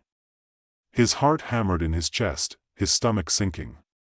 He could feel it then, the weight of the collective mind pressing down on him, pushing him closer to the edge. The voice, the presence, it was inside him now. He could feel it in every breath, every thought, every pulse. It was too late. Lu Shui was lost to it, her mind already consumed by the sea, but Zhang Wei refused to give in. He couldn't let it win. He couldn't let the sea take everything. With a final surge of strength, he pulled Lu Shui to him, his arms wrapping around her tightly. "I won't let you go," he whispered fiercely, even as his own mind screamed at him to give in. "You're still in there. You have to fight." For a moment, nothing happened. But then, slowly, Lu Shui's eyes fluttered, a tiny spark of recognition lighting up her gaze. She blinked, shaking her head as if waking from a dream, and for the first time in what felt like an eternity, she looked at him, truly looked at him. "Zhang Wei," she murmured, her voice weak, but there. "Help me." He didn't hesitate. He pressed his palm to her forehead, concentrating all his energy on trying to break through, to sever the connection between her mind and the sea. He didn't know if it was possible, if they could escape it. But he had to try. He had to, and as he focused, he could feel it, the tug of the sea weakening, the connection loosening. For a brief moment, he thought they might escape it. But then, the voice came again, louder this time, more forceful. "You can't escape, Zhang Wei. The sea is inevitable. You'll join us." With every word, the weight of it pressed harder, suffocating him, but still, he fought. He fought for Lu Shui. For himself. For everyone still trapped in the depths of the sea, and he would keep fighting, no matter the cost. The world around Zhang Wei felt like it was closing in on him. His pulse thudded in his ears, and the faint hum of the collective voice reverberated through his mind. "You can't escape. You will join us," it whispered again, this time more forcefully, almost like a command. But despite the weight of it pressing down on him, he gripped Lu Shui tighter, his mind desperate for a way out. For a moment, everything seemed to pause, as though the sea itself were holding its breath, waiting for him to give in. The crowd around them, the sounds of the street, all of it faded away, leaving only the oppressive presence of the collective in his mind. The connection was everywhere. It was inside him, inside Lu Shui, inside everyone who walked past them, oblivious to the storm unfolding just beneath the surface of their thoughts. Zhang Wei's fingers tightened on her arm, and with a steadying breath, he focused harder. He wasn't sure how much longer they had. The sea was vast, and the people behind it were relentless. But for now, he would hold on to what was left of their individual wills. He had to. Lu Shui had to remember who she was. "Lu Shui," he whispered, his voice shaking but firm. "You're still here. I know you are. You can break free. You have to fight it. Please." Her eyes flickered again, but this time it wasn't just a flicker. It was a flash of clarity, like a light cutting through the fog of the collective mind. She inhaled sharply, a shudder running through her body as if awakening from a long sleep. Her lips trembled as she struggled to find her words. "Zhang Wei. She paused, her eyes clouding again, then suddenly locking onto his. "It's so heavy," she murmured, her voice distant, the connection to the sea still tugging at her. "It's pulling me too hard. I can't stop it. I don't know if I can." He could feel the struggle in her words, the battle between the part of her that was still herself and the part that had already been consumed. He pulled her closer, his heart racing. The sea's grip was tightening, but he wouldn't let her go. "Not without a fight. You can. You will," he said, his voice low and urgent. "We're not alone. I'm with you." Lu Shui's body stiffened in his arms, as if she were battling something invisible. The air between them crackled with the presence of the sea, a heavy, suffocating current of thought and emotion. Zhang Wei could feel it creeping into his own mind again, the flood of voices that tried to drown him out. But he fought. He fought with everything he had. Then, suddenly, Lu Shui let out a gasp, and the tension in her body seemed to ease just for a moment. She looked at him, her eyes wide, her breath shaky. I can feel it," she whispered. "It's like it's everywhere. In my head. In my bones. I thought I could just let it in. That maybe, it would be easier. But now, I don't know what's real anymore." Zhang Wei's heart sank. She was close. so close to losing herself to it completely. But he could still see the spark in her eyes, the ember of who she truly was. She hadn't completely drowned in the sea yet. And neither had he. Lu Shui, listen to me, he said, his voice low but steady. You don't have to let it in. It's not you. You're still you, okay? You can fight this. A faint, almost imperceptible nod from her. It wasn't much, but it was enough. He could see it now, her struggle to pull herself from the collective's grasp, the way she clung to the flickering threads of her own identity, and then, as if the world decided to mock their fragile hold on reality, the sea hit them again, harder this time, like a tidal wave crashing over both of them at once. It was too much. Too fast. The voices, the emotions, the endless currents of thought, it all swirled and spiraled, pulling them further in. Zhang Wei's vision blurred, and for a moment, he couldn't even remember if he was standing or falling. Zhang Wei. Lu Shui screamed, the panic rising in her voice. She tried to push against him, her body trembling as the sea began to consume her once again. It's too much. I can't, I won't let you go, he growled, gripping her tighter, pulling her toward him. You hear me? You're not alone in this. We'll find a way. Together. We can still fight it. But even as he said the words, he knew the truth. They couldn't fight it forever. The sea was too vast, too powerful. And there was no way out. No simple escape.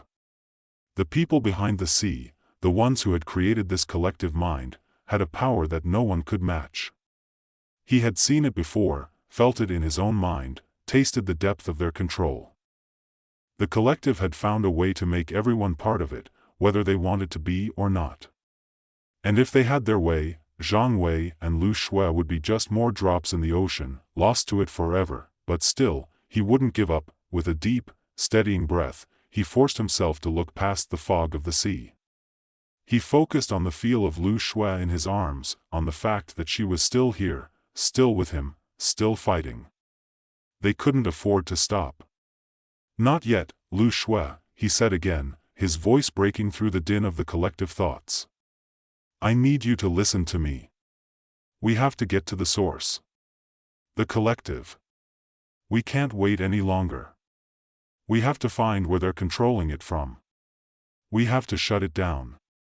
Her eyes snapped to his, confusion and fear flickering there for a moment before she nodded, her grip tightening on his arm. Shut it down, she echoed. How? I don't know, he said, his voice steady despite the chaos surrounding them. But we can't just sit here. We need to find them. Find the heart of this thing. If we can sever the connection, break the link, we might have a chance. Lu Shui took a deep breath, her shoulders slumping as she let go of the last vestiges of resistance. The sea had won for now, but she wasn't entirely lost. She was still fighting. They were still fighting. And that had to be enough. They didn't have much time. With one last look around them, Zhang Wei turned, pulling Lu Shui along with him as he navigated the crowded streets. The city, oblivious to the battle unfolding just beneath its surface, continued on as normal. People walked by without noticing the pair of them, lost in their own private worlds. But Zhang Wei could feel the sea creeping closer, feel the voices getting louder, the weight of the collective mind pressing harder against his skull. Time was running out, they needed to find the source before it was too late. And the only way to do that, Zhang Wei knew, was to get inside the heart of the collective, and they had no idea what would happen once they did. The streets became a blur as he moved faster, heart racing, every step feeling heavier than the last. Lu Shui's breath was shallow next to him, her hand clinging to his, her mind still teetering on the edge of the sea. Hold on, he said softly, more to himself than to her. We're almost there. Just hold on. But as they turned a corner, the city stretched out before them, the darkness of the night settling in, and Zhang Wei couldn't shake the feeling that they were being watched. The sea was coming. And it would claim them, just like it had claimed so many before, but not yet, not without a fight. Zhang Wei's breath came in shallow gasps, his legs aching with the strain of running. He wasn't sure how much further they could go, how much longer they could resist the pull of the sea. Every step he took felt like a fight, as if the ground beneath him was trying to swallow him whole. He glanced over at Lu Shui, her face pale, her eyes glazed with exhaustion, and yet, he saw something there. A flicker of hope. She wasn't gone yet. Not completely. She was still with him, fighting, just like he was. "Stay close," he muttered, his voice rough with urgency. "We're almost there." She nodded faintly, her hand gripping his tighter, her fingers trembling against his. The sea was closing in, but there was still a sliver of space between them and the full weight of its embrace. They had to reach the heart of the collective. They had to get to the source of it, shut it down before it could claim them both. They turned another corner, and suddenly, Zhang Wei froze. His senses prickled with a familiar, suffocating sensation. The sea, it was everywhere now. He could feel it pressing in on them, like invisible hands reaching into his mind, tugging at the edges of his thoughts. The voices, too many to count, whispered at the edges of his awareness. They were closing in, surrounding him. There was nowhere left to hide. "Zhang Wei," Lu Shui whispered, her voice trembling. "What's happening?" I feel it again. It's too strong. I can't." He could feel her faltering beside him, the strain of the sea taking its toll. It was all he could do to keep her grounded, to keep her tethered to reality. But he wasn't sure how much longer they could resist. The collective consciousness was everywhere now. The people they passed on the street, the strangers milling about, each one was a thread in the sea, each one part of the vast network that sought to pull them in. "We have to keep moving," he said, his voice tight with determination. "We can't stop now." But even as he spoke, Zhang Wei knew the truth. They were running out of time. The sea was too powerful, too vast. He could feel the pull of it in every fiber of his being. And Lu Shui, her mind was slipping. He could see it in the way her gaze flickered, the way her body seemed to sag under the weight of the sea. That he reached out, grabbing her arm and pulling her along. They couldn't stop. Not yet. Not until they reached the heart of the collective. But the further they went, the more it felt like the sea was stretching out its tendrils, reaching for them, waiting for them to give in. As they pushed through the crowded streets, Zhang Wei's thoughts raced. Where was it? Where was the source of the sea? He had no answers, only the feeling that they were getting closer. It was a gut instinct, a pull he couldn't explain. But he trusted it.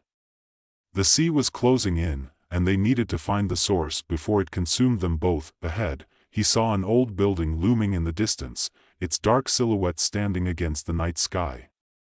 The architecture was imposing, cold, as if it had been abandoned for years. But there was something about it. Something that felt wrong. It was too familiar. "This is it," Zhang Wei said, his voice low but resolute. Lu Shui's eyes flickered in confusion, but she didn't question him. She didn't have the strength to. "What is it?" she asked, her voice small. "It's where they're controlling it," Zhang Wei said. "The collective. This is where it all started." Without another word, he tugged her forward, moving quickly, ignoring the creeping sensation of the sea pressing harder against him. They were almost there. As they approached the entrance of the building, Zhang Wei noticed something strange. There were no guards, no signs of life. The place looked abandoned, as though no one had stepped foot in it for years. But it wasn't empty. Not really. The sea was there, in the air, in the walls. He could feel it. Lu Shui hesitated, her body trembling under the weight of the sea's presence. "Zhang Wei," she said softly, almost pleading. "I don't know if I can do this. It's too much." "I can't, don't give up now," he said fiercely. "We're almost there. We have to stop this. For everyone." With a final surge of strength, he pushed open the door, and they stepped inside. The interior of the building was cold, the air thick with dust. It looked like a forgotten place, a place that had been left behind. But Zhang Wei knew better. This was the heart of the collective. He could feel it in his bones. The voices grew louder now, swirling around him, pressing in on every side.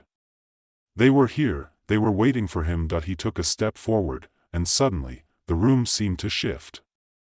The walls stretched, the floor tilted, and everything became a blur. The sea was everywhere now, inside him, inside Lu Shui, inside the very walls of the building. They were in the center of it, and there was no escape. And then, out of the shadows, a figure emerged. The man was tall, his face obscured by a hood, but Zhang Wei knew immediately who he was. "Professor Hao, you found us," the professor said, his voice smooth, almost soothing. "I've been expecting you." Zhang Wei's heart skipped a beat. "You're the one behind this," he said, his voice steady despite the panic rising in his chest.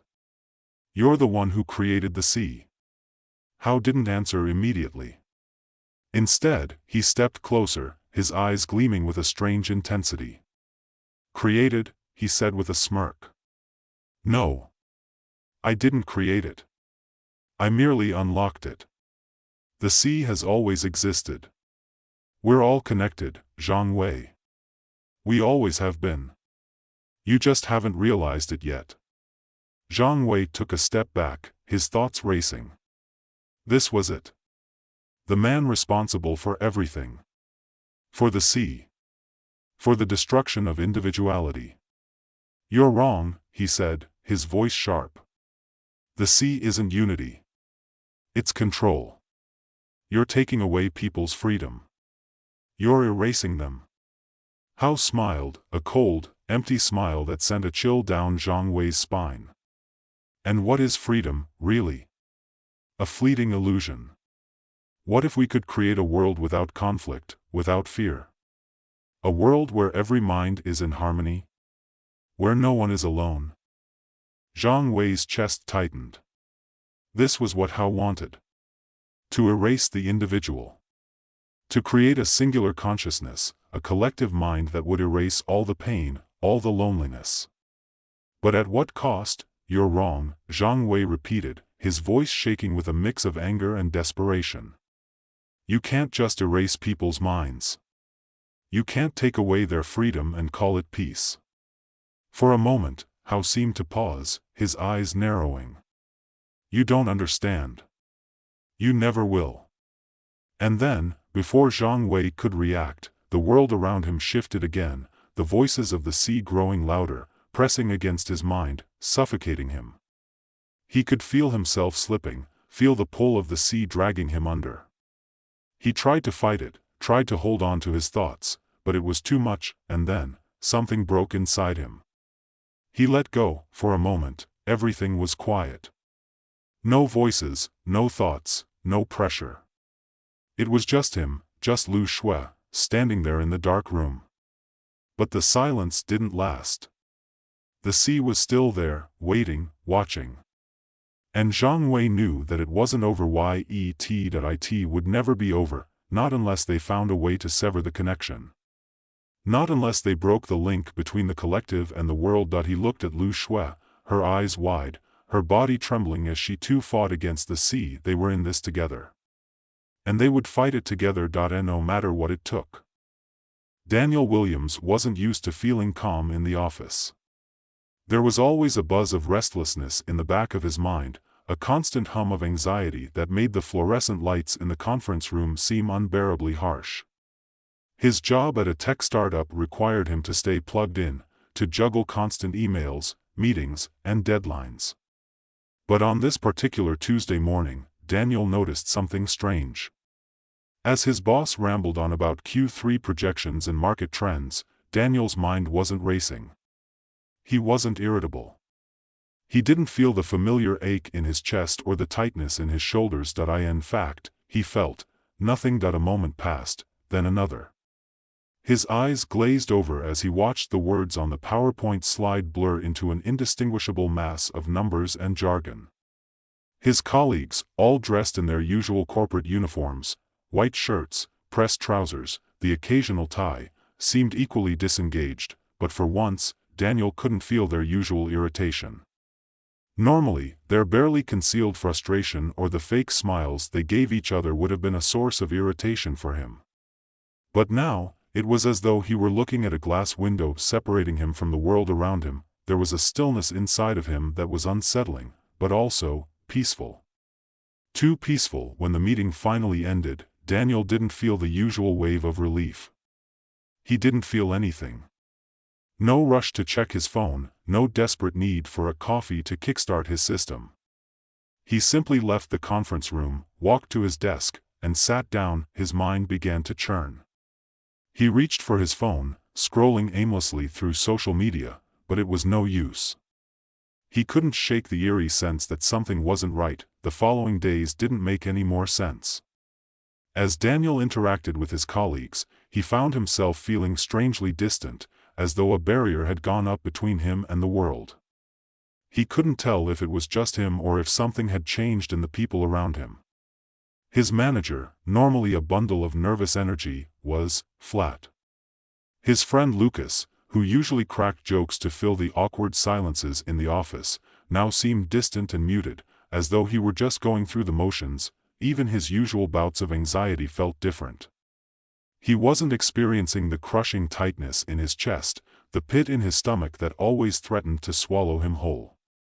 Instead, there was just an emptiness, an absence of the usual turmoil. At first, Daniel tried to reassure himself that it was nothing. Maybe it was a fluke, just a random off day. But by the end of the week, the quiet disconnect had only deepened. He wasn't sure how to explain it, but it felt like someone had turned down the volume on his entire emotional world. Finally, Daniel decided to dig deeper. He knew he wasn't just imagining it. Something was off. He had to find out what. He spent hours late one evening researching on his laptop, typing words like emotional manipulation, mind control tech, and neuroscience into search engines. It was late, the hum of the city outside his apartment only a faint background to the quiet of his apartment. As he scrolled through endless pages of irrelevant articles, one headline caught his attention: Emotional Shielding, the New Frontier of Neurotechnology. The article was from a fringe tech blog that Daniel had never heard of, but the headline was intriguing. He clicked. The article was a rambling mess of speculative science and futuristic jargon, but the core idea was clear. NeuroCloak, a startup in Silicon Valley, was developing a technology that could shield individuals from the emotional cues of others. The idea was simple. In an age where digital communication was constantly bombarding people with emotional stimuli, people could become overwhelmed. NeuroCloak aimed to filter out these emotional signals, allowing individuals to navigate their lives without being influenced by others' feelings. Daniel's stomach churned as he read. Was this it? Was this the source of his strange emotional detachment? According to the article, the tech was still in its experimental stages, but it was being tested on a small scale, initially marketed as a tool to reduce workplace stress and improve personal productivity. But the technology's true potential, the article suggested, was far more profound. Emotional shielding wasn't just about cutting out the emotional noise of others. It was about cutting out your own emotions. The idea left Daniel restless. He couldn't stop thinking about the implications. The more he read, the more he began to realize that the technology didn't just block out others' feelings, it was a direct path to emotional numbness. It promised to eliminate the very things that made people human: love, fear, joy, anger. Without these feelings, people would be able to focus more clearly, make better decisions, and live more efficiently. But what if the price of emotional detachment was too high? What if it meant losing something essential, something irreplaceable? Determined to find more information, Daniel dug deeper, combing through forums and underground tech groups. That's when he stumbled upon a forum post from a user named Quiet Mind, who claimed to have inside information about NeuroCloak. The post read, "Don't believe the hype. This isn't just a tool for stress relief. It's a weapon. The people behind NeuroCloak have a much larger plan, one that could change the way we all live. If you don't want to be part of the experiment, you'd better start paying attention." Daniel's heart skipped a beat. The message felt personal, a warning. But who was this person? Why were they speaking out? The post went on to explain that the technology was being rolled out in select locations as part of a trial period, and the ultimate goal was to release it on a global scale. The world, according to Quiet Mind, was on the brink of a massive societal shift. Emotional control, at first a tool for personal well-being, was evolving into something darker, a tool of manipulation, a way to create a population of people who could be easily controlled because they no longer felt anything. At that moment, everything clicked into place for Daniel. He had been feeling detached, emotionally numbed, as if someone had switched off a switch inside of him. It wasn't just that he was tired or overworked, it was that his very ability to feel had been compromised. But who was doing this? Who was behind the technology, and, most importantly, what could Daniel do about it? Daniel leaned back in his chair, staring at the dim glow of his laptop screen. His mind raced, the connection between the dots becoming clearer by the minute. Someone was out there, manipulating emotions on a massive scale, and it seemed as though he was already caught in their web. His fingertips hovered over the keyboard as he debated his next move. He had to find more information. He had to expose the truth, whatever the cost. It wasn't just about protecting himself anymore. This was bigger than that. What if his strange emotional disconnection was just the beginning? What if millions of people were already being affected, and they didn't even realize it? What if entire societies were unknowingly slipping into a state of emotional numbness? The more Daniel thought about it, the more he realized how deeply disturbing the whole thing was. If the technology became widely available, if the government and corporations started using it in public spaces, in workplaces, even in schools, then what would happen to human connection? To empathy? To everything that made us human? People wouldn't be able to form real relationships anymore. Love, friendship, compassion, all of it would be just a faint memory, a thing of the past. Instead of feeling, people would simply exist, efficient, productive, maybe even happy, but detached.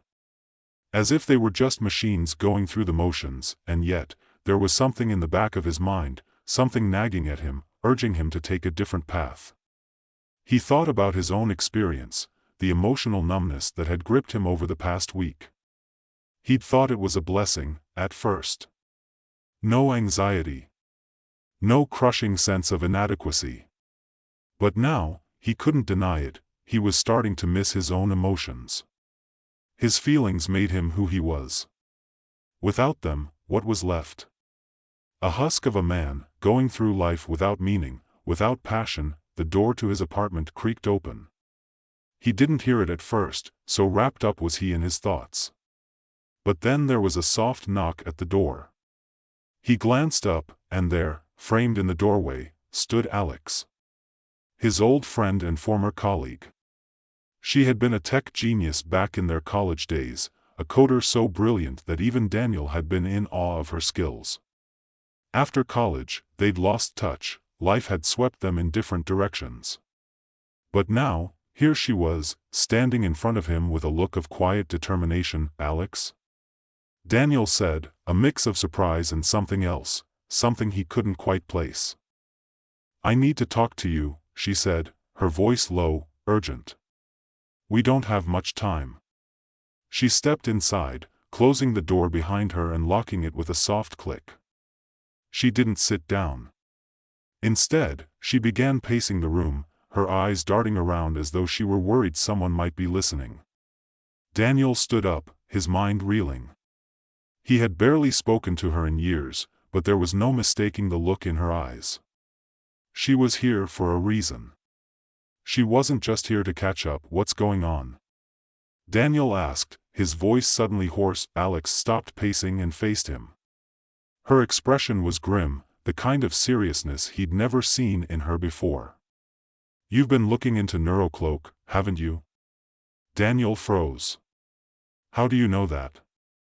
She didn't answer immediately. Instead, she glanced around the room, as though double-checking that no one was eavesdropping.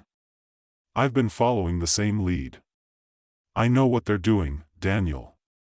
And I think you're in deeper than you realize." Daniel felt a chill run down his spine. He took a step toward her, his eyes narrowing. "What do you mean?" Alex exhaled, rubbing her forehead in frustration. "I was one of the lead developers for NeuroCloak. I helped design the early prototypes." Daniel's heart skipped a beat. You were part of it?" Alex nodded, her face drawn, as if the weight of the truth was too much for her to bear. "I didn't know what it was going to become when I started. It was supposed to be a tool to help people, to make their lives better. But as we got further into the project, I started to see what they were really trying to do. This isn't just about making people more productive. It's about controlling them." Daniel's mind was spinning. "Controlling them? What do you mean?" Alex shook her head, her hands trembling slightly. "It's not just emotional shielding. That's just the surface. The tech is designed to separate people from their emotions, to dull them. They're using it to create a society of people who don't feel anything. No empathy, no anger, no sadness. Just calm. Just compliance." Daniel's breath caught in his throat.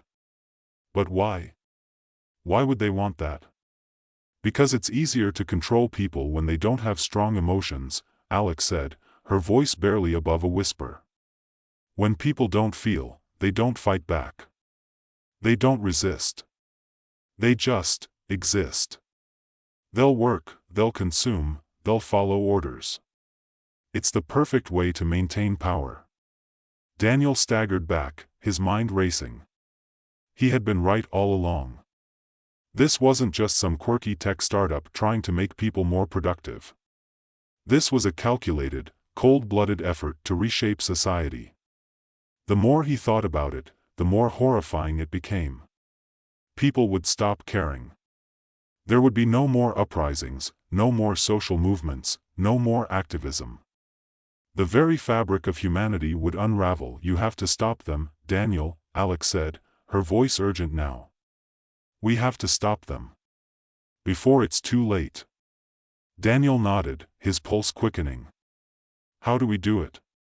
Alex's eyes locked onto his. "We need to get to the source.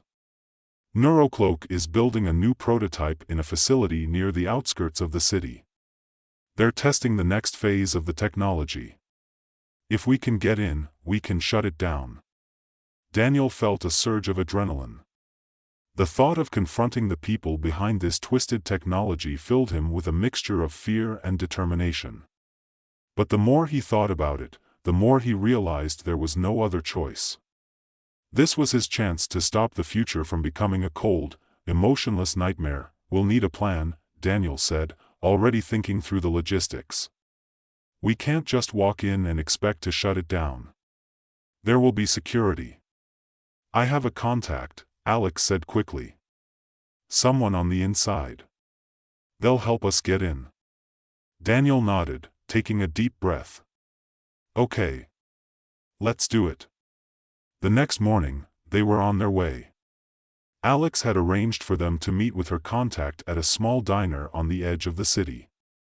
They didn't have much time, but Daniel felt strangely calm, almost as if the clarity of their mission had steadied his nerves.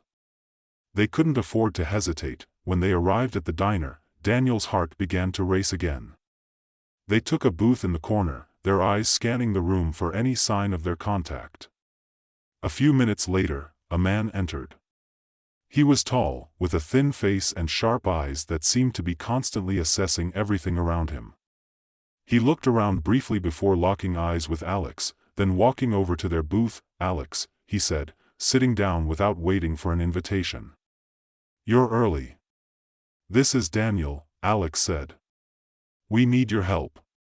The man nodded, his gaze flicking to Daniel. "I know. You've been asking the right questions. I've been watching you." Daniel felt a shiver run down his spine. "What's your name?" "Trent," the man said. "And I've been inside NeuroCloak for years. I know exactly what they're doing. I can help you, but it's going to be dangerous. Once we're inside, there's no turning back." Daniel looked at Alex, then back at Trent. His mind raced, the weight of what they were about to do settling over him like a heavy blanket. This was it. This was the moment when everything would change. He nodded slowly. Let's do it. They left the diner in silence, the weight of what was about to unfold pressing down on Daniel's chest. Alex led the way to a nondescript car parked a few blocks away. Trent sat in the back seat, his eyes never straying from the rearview mirror, as if assessing every movement in the streets. Daniel slid into the front passenger seat, his thoughts spinning. The plan was simple, but Daniel knew that nothing about what they were doing was simple. Get into the facility, shut down the emotional shielding system, and get out before anyone realized they'd been there. The odds were slim. And yet, with every passing minute, Daniel found his resolve hardening. They were going to do this. For better or worse, they had to stop Neurocloak before it was too late. The ride was long and quiet, the city's lights flickering like distant stars as they moved further away from the heart of civilization. The further they drove, the more isolated the landscape became. Daniel couldn't help but feel the creeping sense of something wrong, something waiting in the shadows. They reached the outskirts of the city, where the buildings were fewer and farther apart, and the road began to twist in dark, unfamiliar directions. Trent pointed toward a lone building on the horizon, barely visible in the night's gloom. "That's where it is," he said, his voice even, but Daniel could detect the underlying tension in his tone. The facility. It didn't look like much from a distance. Just a squat, industrial complex, its outline barely visible in the dark. But Daniel knew better. He'd read enough to understand that Neurocloak wasn't just developing new technology, it was experimenting on people, testing the limits of what the human mind could endure. The thought made his skin crawl. Alex slowed the car as they approached a long, gated driveway. The gate was manned by 2 security guards, standing rigidly at attention. As they neared, Trent pointed to a small security checkpoint off to the side. "We're not going through the front.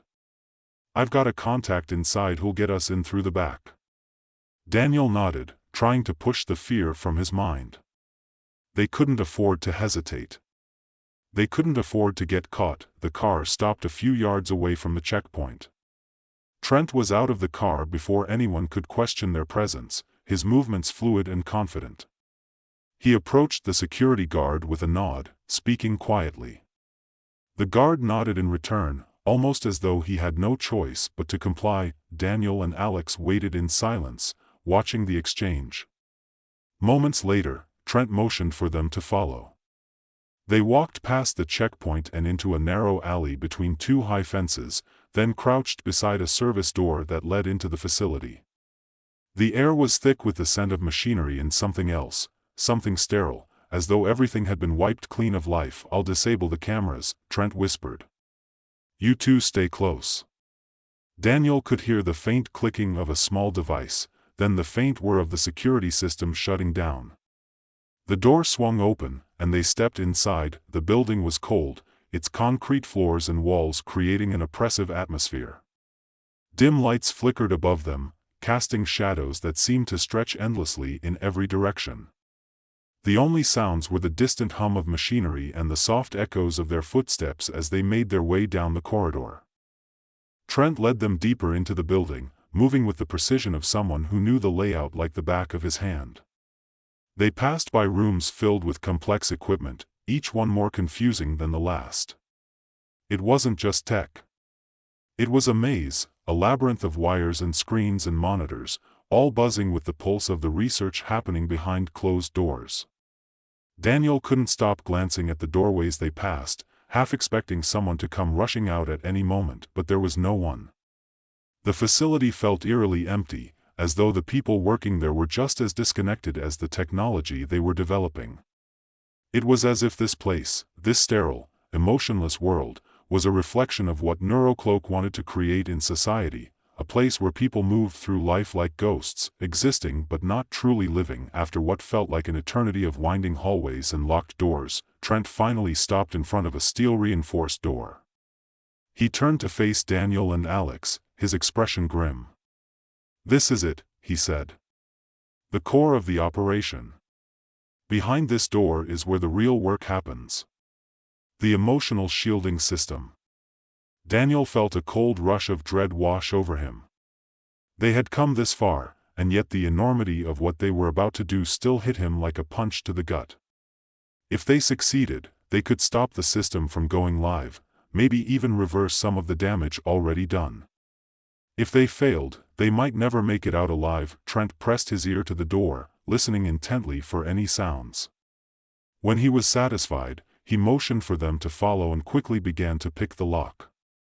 The faint click of the door unlocking echoed in the stillness, and with a deep breath, they stepped inside. The room was enormous, dominated by rows of computers and monitors.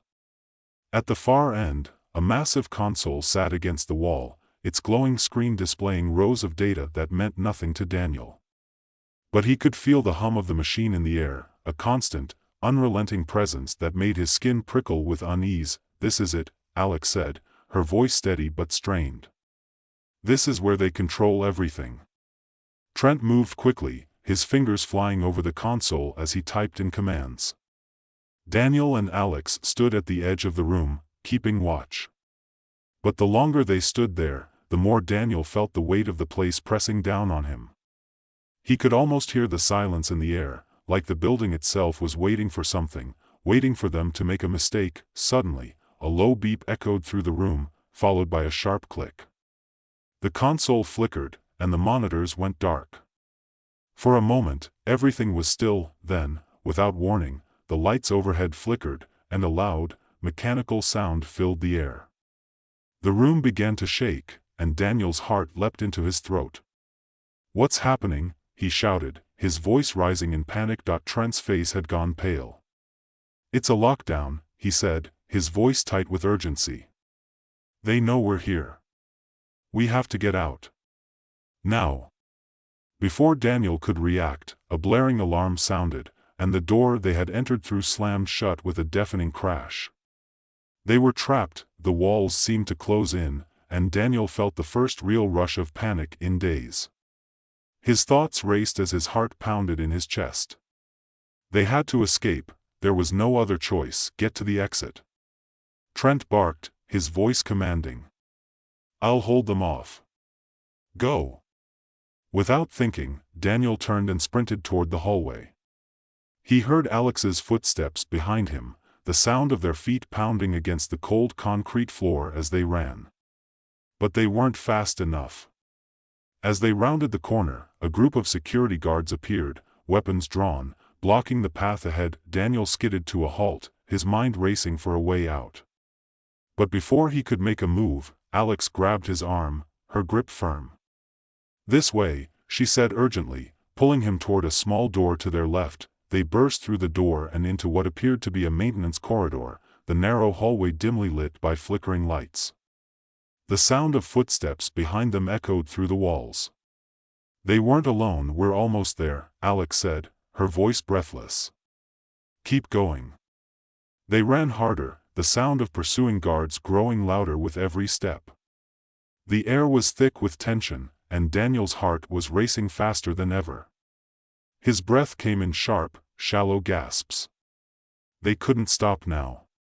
They couldn't. A gunshot rang out. The bullet grazed the wall beside Daniel's head, and he ducked instinctively. Alex pulled him forward, her hand never letting go. "Keep going," she shouted. Finally, they reached a small service elevator at the end of the hall. Alex slapped the button, and the doors slid open. Without thinking, they both jumped inside, and the doors slammed shut just as the sound of footsteps reached their ears. The elevator began to descend, and for the first time in what felt like hours, Daniel allowed himself to breathe. They had made it. For now. But even as the elevator continued its descent, Daniel couldn't shake the feeling that this was only the beginning. The fight wasn't over. It was just starting. The elevator hummed softly as it descended, the metallic doors reflecting the dim light that flickered from the overhead bulb. Daniel leaned against the wall, his breath still shallow from the sprint and the near miss with the guards. Alex was beside him, her eyes scanning the narrow space of the elevator. every nerve in her body on high alert. Trent stood at the corner, eyes fixed on the numbers above the door as they ticked down, the tension in the small metal box growing with every passing second. As the elevator slowed, Daniel couldn't shake the feeling that they were being watched, though the only thing he could see was the faded steel of the elevator's interior. The alarm had stopped, but the silence that followed was even more suffocating. The doors opened with a soft chime. "Stay close," Alex whispered, her voice barely audible. She stepped forward into a dimly lit hallway that stretched in both directions. A faint buzzing sound could be heard in the distance, mixed with the distant murmur of voices. No one seemed to be in immediate sight, but Daniel knew that didn't mean they were safe. The sound of guards chasing them would soon echo through the halls. They needed to get out fast. Trent led the way now, his movements quick and practiced, as though he knew exactly where he was going. "This way," he said, not bothering to look back. He didn't have to. They followed him, the only sounds now the hurried shuffle of their footsteps on the cold concrete floor. Daniel felt a gnawing sense of urgency clawing at him. The deeper they went into this facility, the more he could sense the weight of what was happening. They were no longer just trying to stop the technology, they were trying to stop a revolution that had already begun. They passed through another door, this one marked with a faded sign that read, "Restricted Access." The hallway here was narrower, and the air felt heavier, as if the building itself was closing in on them. The buzz of the lights above, combined with the scent of something metallic in the air, made everything feel surreal, like they were trapped in a half-dreaming world where nothing made sense. "Where are we?" Daniel asked, his voice hoarse. "We're almost there," Trent muttered. He was moving faster now, his face set in concentration. The corridor seemed endless, the doors lining both sides all identical. But finally, he stopped at one of the doors, a small, unmarked metal one that stood out only because it was slightly ajar. He pushed it open with a quiet motion and held it for them to enter. Inside was a small, cluttered room, filled with stacks of crates and boxes. There was no sign of anyone inside, and for a moment, Daniel thought they might have finally found a safe spot to breathe. Trent glanced at the corner, where a ventilation duct ran along the wall. "This is our way out," he said, his voice low. "We'll climb up, and it'll lead us to a maintenance tunnel. Once we're out of sight, we can slip out the back." Alex turned to look at Daniel. "We have to move quickly. The longer we stay here, the more likely they'll catch up." Without waiting for a response, she reached up, grasping the edge of the duct and pulling herself inside. Trent followed swiftly, and Daniel hesitated for only a moment before following them up, squeezing into the narrow space. The metal walls of the duct were cold against his palms, and he crawled forward, his heart hammering in his chest. The air inside was musty, the smell of old machinery and dust thick in his lungs. The ventilation duct twisted and turned, a maze of metal pipes, but Trent moved with purpose, guiding them through the narrow passageway. Every so often, they paused, listening for the sound of approaching footsteps, but the place seemed deserted. As they reached the end of the duct, Daniel felt a surge of hope. They were close. But when the metal grating came into view, something else caught his attention. There, etched in the rusted metal, was a small symbol, the Neurocloak logo. He stopped dead in his tracks. Trent, ahead of him, heard it too. He turned, his face grim. "What's wrong?" Daniel swallowed, the cold knot of realization tightening in his gut. "They know we're coming. They've already planned for us to try and escape." Alex's face paled. "How?" "They've blocked off the exits," Daniel muttered, his voice low and filled with dread. "This is a trap. They were expecting us to use the maintenance tunnels." Before anyone could respond, the sound of footsteps echoed through the metal duct. It was distant at first, then louder, closer. They weren't alone anymore. Daniel felt his pulse quicken. There was no more time. They had to act now. Trent motioned for them to keep moving. He pushed forward, faster now, his eyes scanning every junction, every corner. "We don't have time to argue. Follow me." They sped up, crawling faster through the narrow duct. The sound of boots pounding on the metal beneath them grew louder, and Daniel felt a rising panic. They were closing in on them. The guards had discovered the vent, and they were on their way. At last, they reached the end of the duct. Trent stopped and looked at the grate blocking their way. It was locked, but only lightly. He didn't hesitate. With one swift motion, he yanked it open and crawled through. Daniel and Alex followed, squeezing out into the maintenance room beyond. The room was smaller than Daniel had expected, and the lights flickered erratically overhead. The hum of machinery echoed from somewhere deep inside the facility, but they didn't have time to think about that.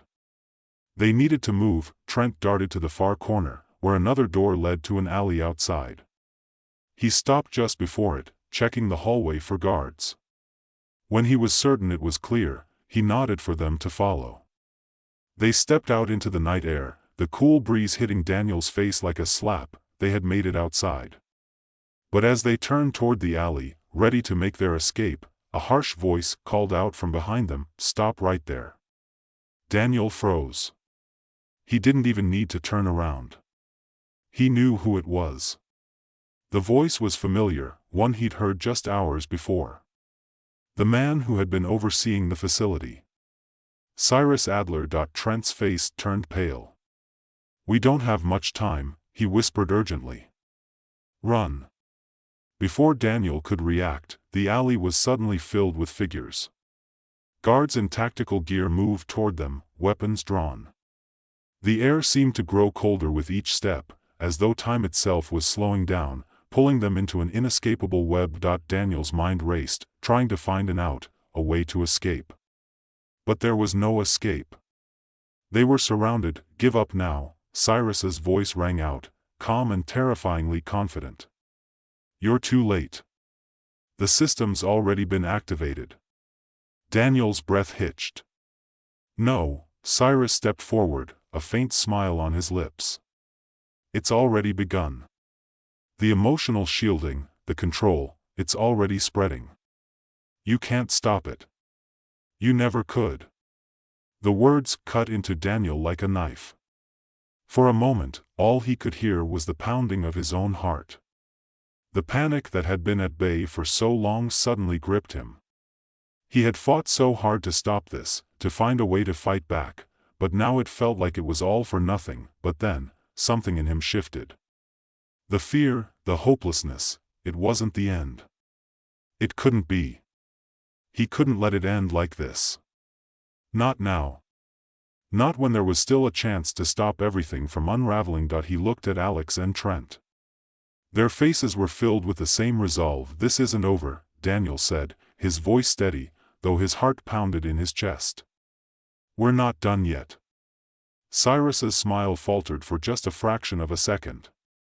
"You think you can stop it?" he asked, voice dripping with disdain. "We have to," Daniel said, his voice low but filled with a defiance that felt like fire in his veins. Trent moved beside him, his eyes hard.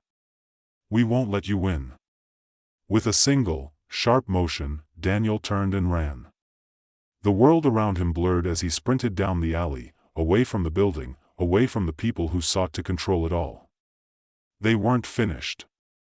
Not yet, and this time, Daniel knew one thing for sure: he wouldn't stop until he'd destroyed the system. He would make them feel the weight of every moment they'd stolen. He would make them feel the world they were trying to erase. Daniel's breath came in ragged bursts as he ran, the cold air stinging his lungs with every stride. The alley stretched out before him like a tunnel, a desperate path toward freedom, but there was no guarantee of escape. Behind him, the sound of boots pounding against the pavement echoed, too close for comfort. The guards were gaining, their shouts cutting through the silence of the night. He glanced over his shoulder. Cyrus's face was like a shadow in the distance, but his presence loomed larger than ever. The smug confidence in his eyes was like a brand, a reminder that the fight wasn't just for their lives anymore, it was for everything they stood for. "Move faster." Trent shouted, his voice urgent but steady. "We can't outrun them forever. We need a plan." Daniel didn't answer. He didn't need to. The plan was simple: keep running, keep pushing forward, and find a way out. Ahead of them, the alleyway narrowed, and a small gate appeared on the left, leading out into a parking lot. The faint sound of a car engine hummed in the distance. Hope flickered within Daniel as he turned toward it. If they could make it to the cars, if they could get one started, they might be able to escape the clutches of Neurocloak's armed guards. They rounded the corner and burst into the parking lot. The harsh, artificial light above flickered, casting long shadows across the rows of parked vehicles. Daniel's eyes swept over the cars, looking for anything that might offer an escape. His heartbeat quickened as he spotted a sleek, black sedan parked near the back there. Daniel shouted, pointing toward the car. Trent was already moving, pulling a set of keys from his pocket as he sprinted toward the vehicle. Alex followed right behind him, her face grim, but her movements fluid and decisive.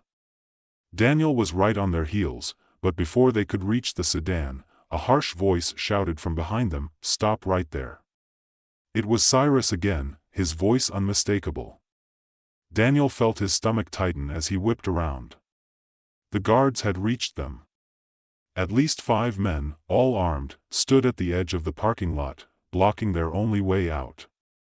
Cyrus stood just behind them, his expression cold, calculating. "You're not going anywhere," Cyrus called, his voice carrying a sense of finality. Daniel's mind raced. There was no way to fight their way out.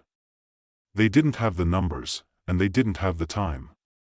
But if they were going to make it out, it had to be now. "We're not done yet," Daniel said, his voice steady but filled with the force of the decision he'd just made. Without warning, he grabbed Alex's arm and pulled her toward the sedan. "Get in the car. Now." Alex hesitated for a fraction of a second, then nodded, understanding. She jumped into the passenger seat, and Trent quickly slid into the driver's side, starting the engine with a roar. Daniel didn't hesitate. He yanked open the back door and climbed in, just as a bullet ricocheted off the pavement nearby. "Go! Go!" Daniel shouted. Trent slammed his foot on the gas, the tires screeching as they peeled out of the parking lot. The car jerked forward, speeding past the guards who scrambled to get into position, but they were too late. Daniel's heart pounded as they shot down the empty streets, the headlights cutting through the night. He risked a glance over his shoulder and saw that the guards weren't pursuing them, not yet. "But that wouldn't last. They'll be after us soon," Trent said, his hands gripping the wheel tightly. "We need to find somewhere to hide." "We're not running anymore," Daniel replied, his voice filled with quiet resolve. "We're taking the fight to them." Alex turned to face him, her eyes wide with a mix of disbelief and admiration. "What are you talking about?" "We're going to stop Neurocloak for good," Daniel said, his voice firm. "We can't just run. If we let them win, it's over. The whole world will change. This is bigger than any of us. We have to destroy the core of their system, everything that's driving this." Trent shot him a look. "You realize what you're suggesting, right? You want to go back in. You want to break into Neurocloak's heart. That's suicide." Daniel met his gaze. "It's the only way. We can't let them keep manipulating people's emotions, turning them into puppets. I'm not going to let that happen." Silence fell over the car as the weight of his words sank in. Alex's gaze shifted to the side, deep in thought. She understood. They all understood what was at stake. "Okay," Alex finally said. "So, we go back. We get to the heart of their operation. But how do we get in?" Trent shook his head. "Getting in won't be the problem. It's getting out alive that's going to be the challenge." Daniel didn't flinch. "We'll figure it out. We have to." The city blurred past them, the hum of the engine filling the quiet moments between their words. Daniel's mind was already racing ahead, planning, thinking through the possibilities. If they could infiltrate Neurocloak's central server hub, they could shut down the entire system. They had the blueprint now, everything they needed to bring down the shield, to expose the truth, but the more Daniel thought about it, the more one question gnawed at him. who else was involved? Who were the people pulling the strings? And what were they willing to do to keep their secret safe? By the time they reached the outskirts of the city, the sun was beginning to rise, casting long shadows across the streets. The skyline ahead of them was bathed in soft orange light, but the calm was fleeting. The reality of what they were about to do began to settle in, a tension that pressed against Daniel's chest with every passing mile. Trent took a sharp turn, and the car rattled down a narrow road lined with overgrown weeds. The sounds of the city were behind them now, and they were heading toward the place where it all began, the Neurocloak facility. The one place they could destroy the source of it all. As they drew closer, Daniel's mind flashed back to everything he had learned about the technology, about how it could be used to rewrite human emotion. The way it had already started to affect him, numbing him to the world. He couldn't let that happen to anyone else. He looked out the window, his heart pounding with determination. They were close now. I need to ask something, Alex said, her voice cutting through the silence. Are we really ready for this? If we're wrong, if we can't stop them, we will stop them, Daniel interrupted. There's no other option. Trent glanced at him in the rearview mirror. Then let's make it count. The car slowed as they approached the facility's outer gates. The looming walls of the complex stretched high above them, a fortress of steel and glass. It felt like they were staring at the heart of the enemy's lair, and all the plans they'd made, every escape route, every secret move, would now come down to this. It was time to finish what they had started. No more running. No more hiding. This was the moment they either succeeded or failed, and as the car came to a stop just outside the gate, Daniel knew one thing for sure: whatever happened next, he wasn't going to walk away from this fight. They had come too far to back down now. The car rolled to a stop at the edge of the facility's perimeter, its engine humming softly as the distant walls of the compound loomed like the last obstacle between them and their mission. Daniel's mind was sharp now, the adrenaline from the chase still pulsing through his veins, sharpening his focus. This was it.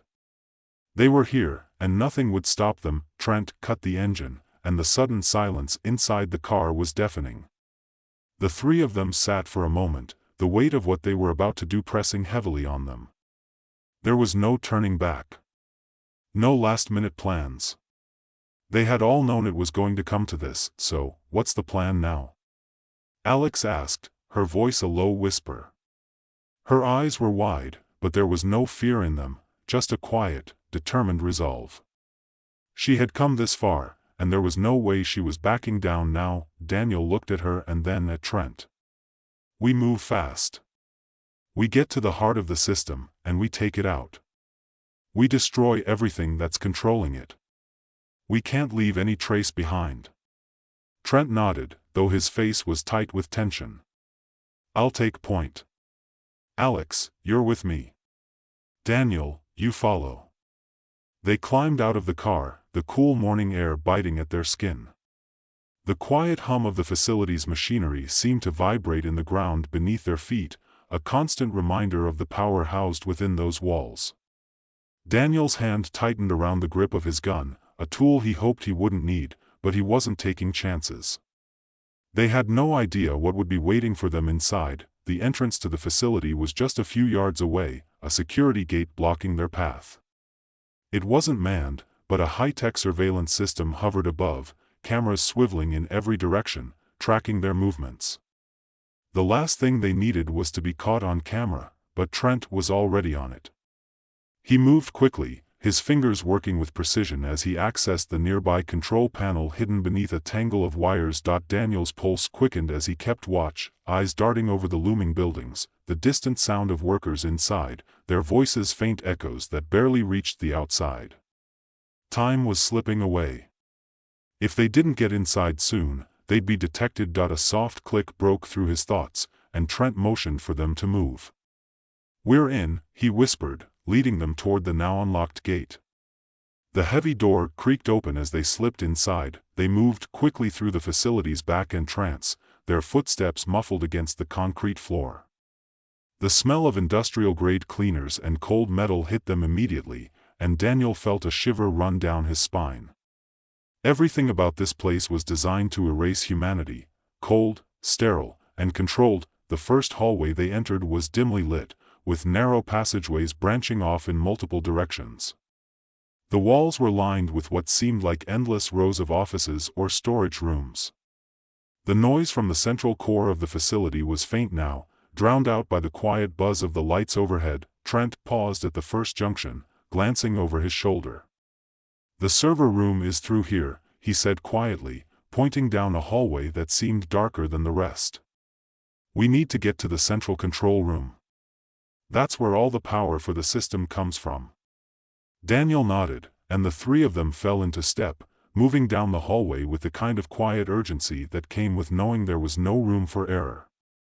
The air felt heavier here, the silence unnerving, as though something was watching them from the shadows. But they kept moving forward, their eyes scanning every corner, every door. They couldn't afford to be caught. Not now. A sudden, sharp noise broke the silence, a metallic clang echoing from one of the rooms they passed.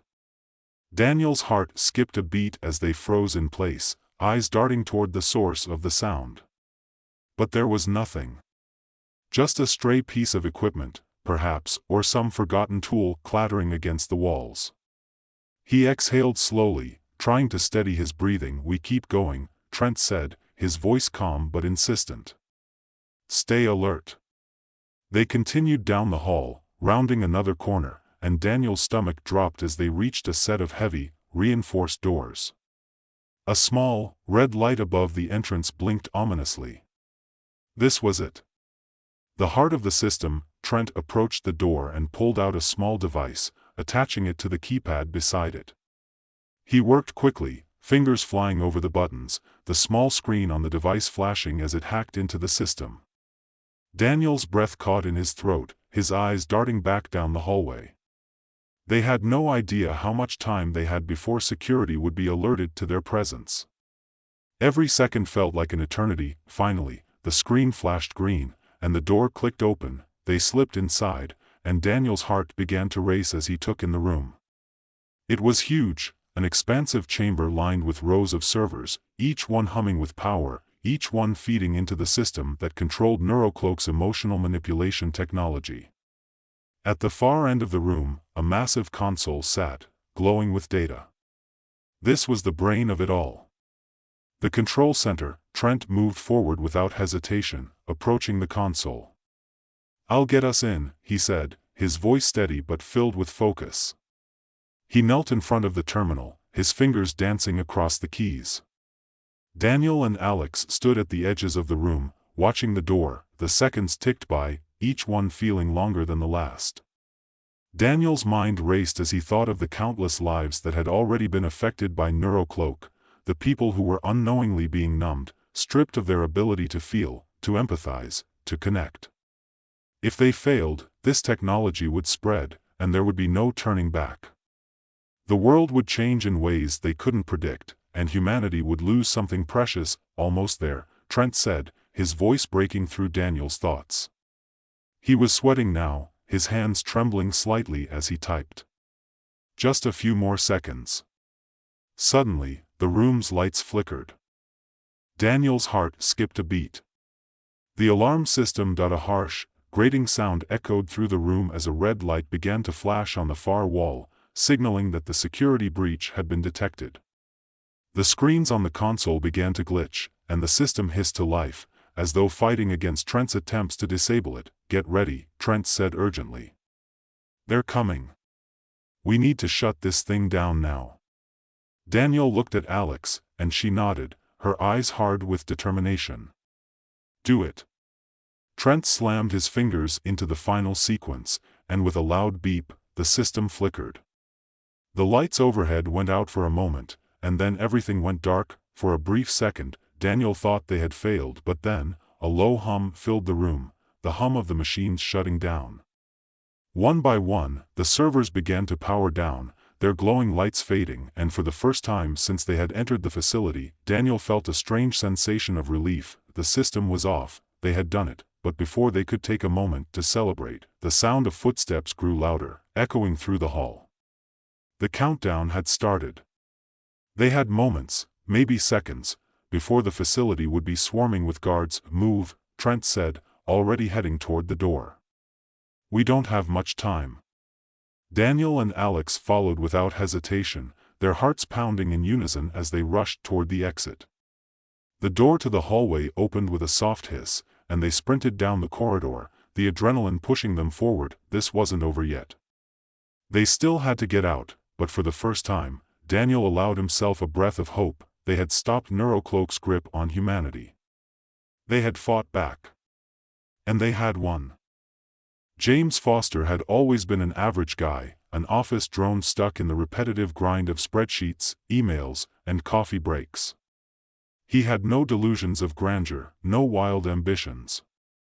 But that Tuesday morning, everything changed, as he sat in his favorite cafe nursing a latte that had long since gone lukewarm. The sudden rush of emotions hit him like a freight train, and for a moment, he thought he might be losing his mind. It started with a feeling, a tingling at the back of his neck. At first, he assumed it was the barista's overly strong cologne, or maybe the intense flicker of the fluorescent lights overhead. But then the emotions began to flood in, one after another, a symphony of raw, unfiltered human feelings that seemed to materialize from nowhere. He looked up from his latte cup to see the barista across the counter, a young woman with pink hair and tattoos up her arms, muttering under her breath as she prepared another cup. And then, inexplicably, James felt it, the barista's frustration, hot and sharp, as if it had been his own. A rush of irritation gripped him, his fingers trembling slightly on the ceramic cup. It was as though her mood had been transferred directly into him, her sense of dissatisfaction settling in his chest. He had no idea what was going on, but it didn't stop there. Across the cafe, another woman, a middle-aged teacher or maybe a librarian, stared out the window at the passing rain. James didn't know why he noticed her, but he did. Her sorrow slammed into him next, uninvited and heavy. She wasn't crying, not visibly, but her deep sadness felt so personal, so intimate, as if it were a secret she could never share. And before he knew it, he could feel her loneliness, her unspoken regrets, and the weight of a lifetime of quiet disappointments. He jerked back, startled, his heart racing. He looked around, but no one else seemed to notice. The usual hum of conversations and the clink of coffee cups continued, oblivious to the storm brewing in his mind. Excuse me," James blurted to the barista, his voice sounding more panicked than he intended. She looked up, slightly annoyed, but still focused on her task. Is there something wrong with me?" he asked, hoping she would understand somehow. But all he saw in her face was a mix of frustration and apathy.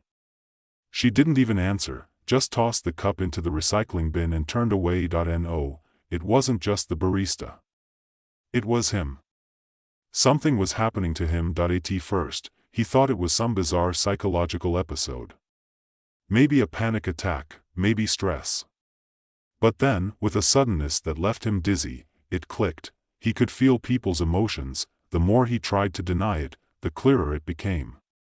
The emotions were all around him, like an invisible web of energy that connected him to every person in the cafe. From the teenager near the door who nervously fiddled with her phone, to the elderly man in the corner who was lost in his own world of discontent, James could feel it all.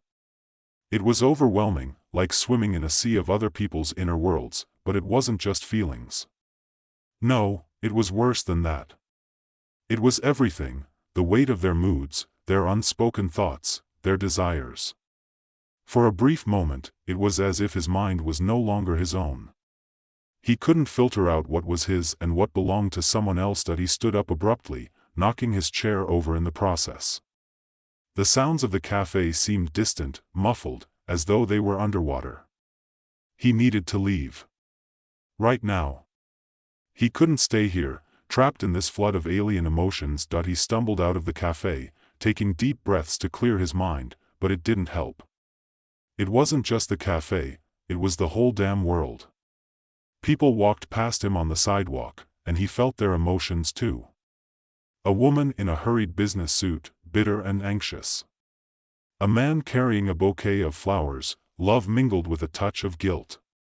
A child on a bicycle, carefree joy and the overwhelming simplicity of happiness. Every emotion was like an electric pulse in the air. James wanted to scream, to run away, but he didn't know where to go. He didn't know who he could talk to, who could possibly understand this.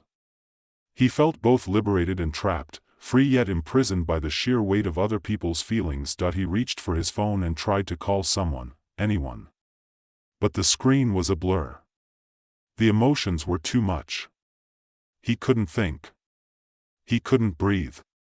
It was as though the entire world had suddenly become an open wound, raw and bleeding, and he was right there in the middle of it all. By the time he got home, it felt like the emotional world had somehow pressed in on him. He threw his keys onto the table, his jacket onto the chair, and collapsed onto the couch. He closed his eyes, but it didn't matter.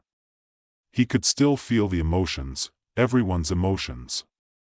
His mind was a cacophony of feelings, a constant, unrelenting buzz. He tried to calm himself, focusing on the familiar things around him, the hum of the refrigerator, the soft ticking of the clock on the wall. It didn't help, and then, as if by sheer instinct, he focused on one thing, his own feelings. He focused on his own body, the physical sensations. Slowly, the storm of emotions in his head began to quiet.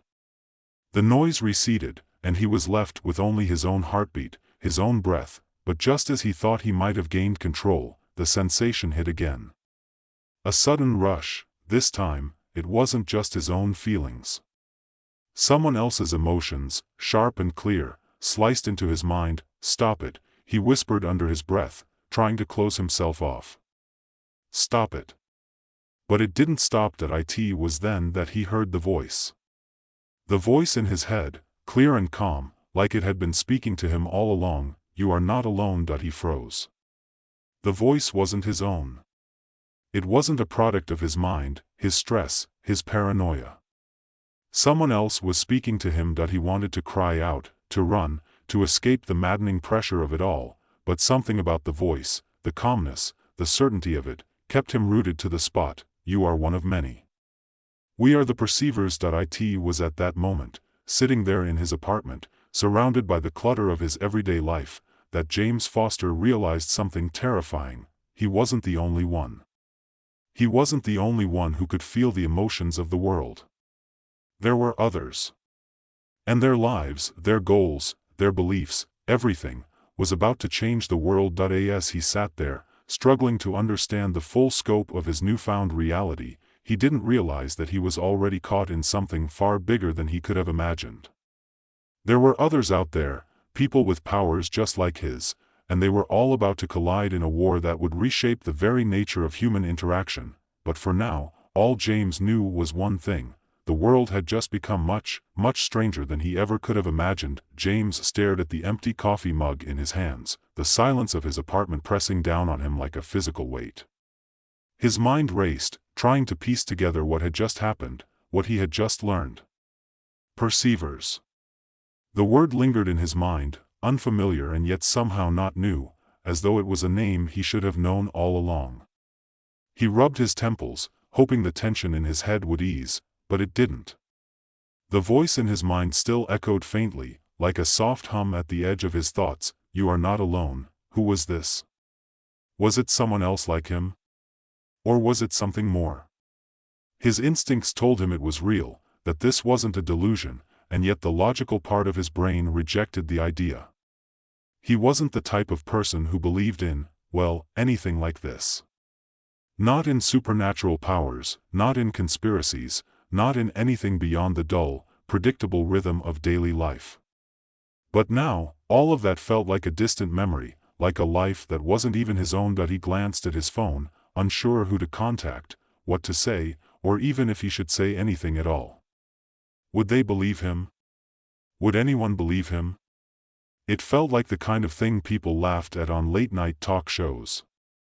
Man hears voices, man goes mad. He could already picture the headline. But this wasn't madness, he knew that. No, this was something bigger, something that stretched far beyond him.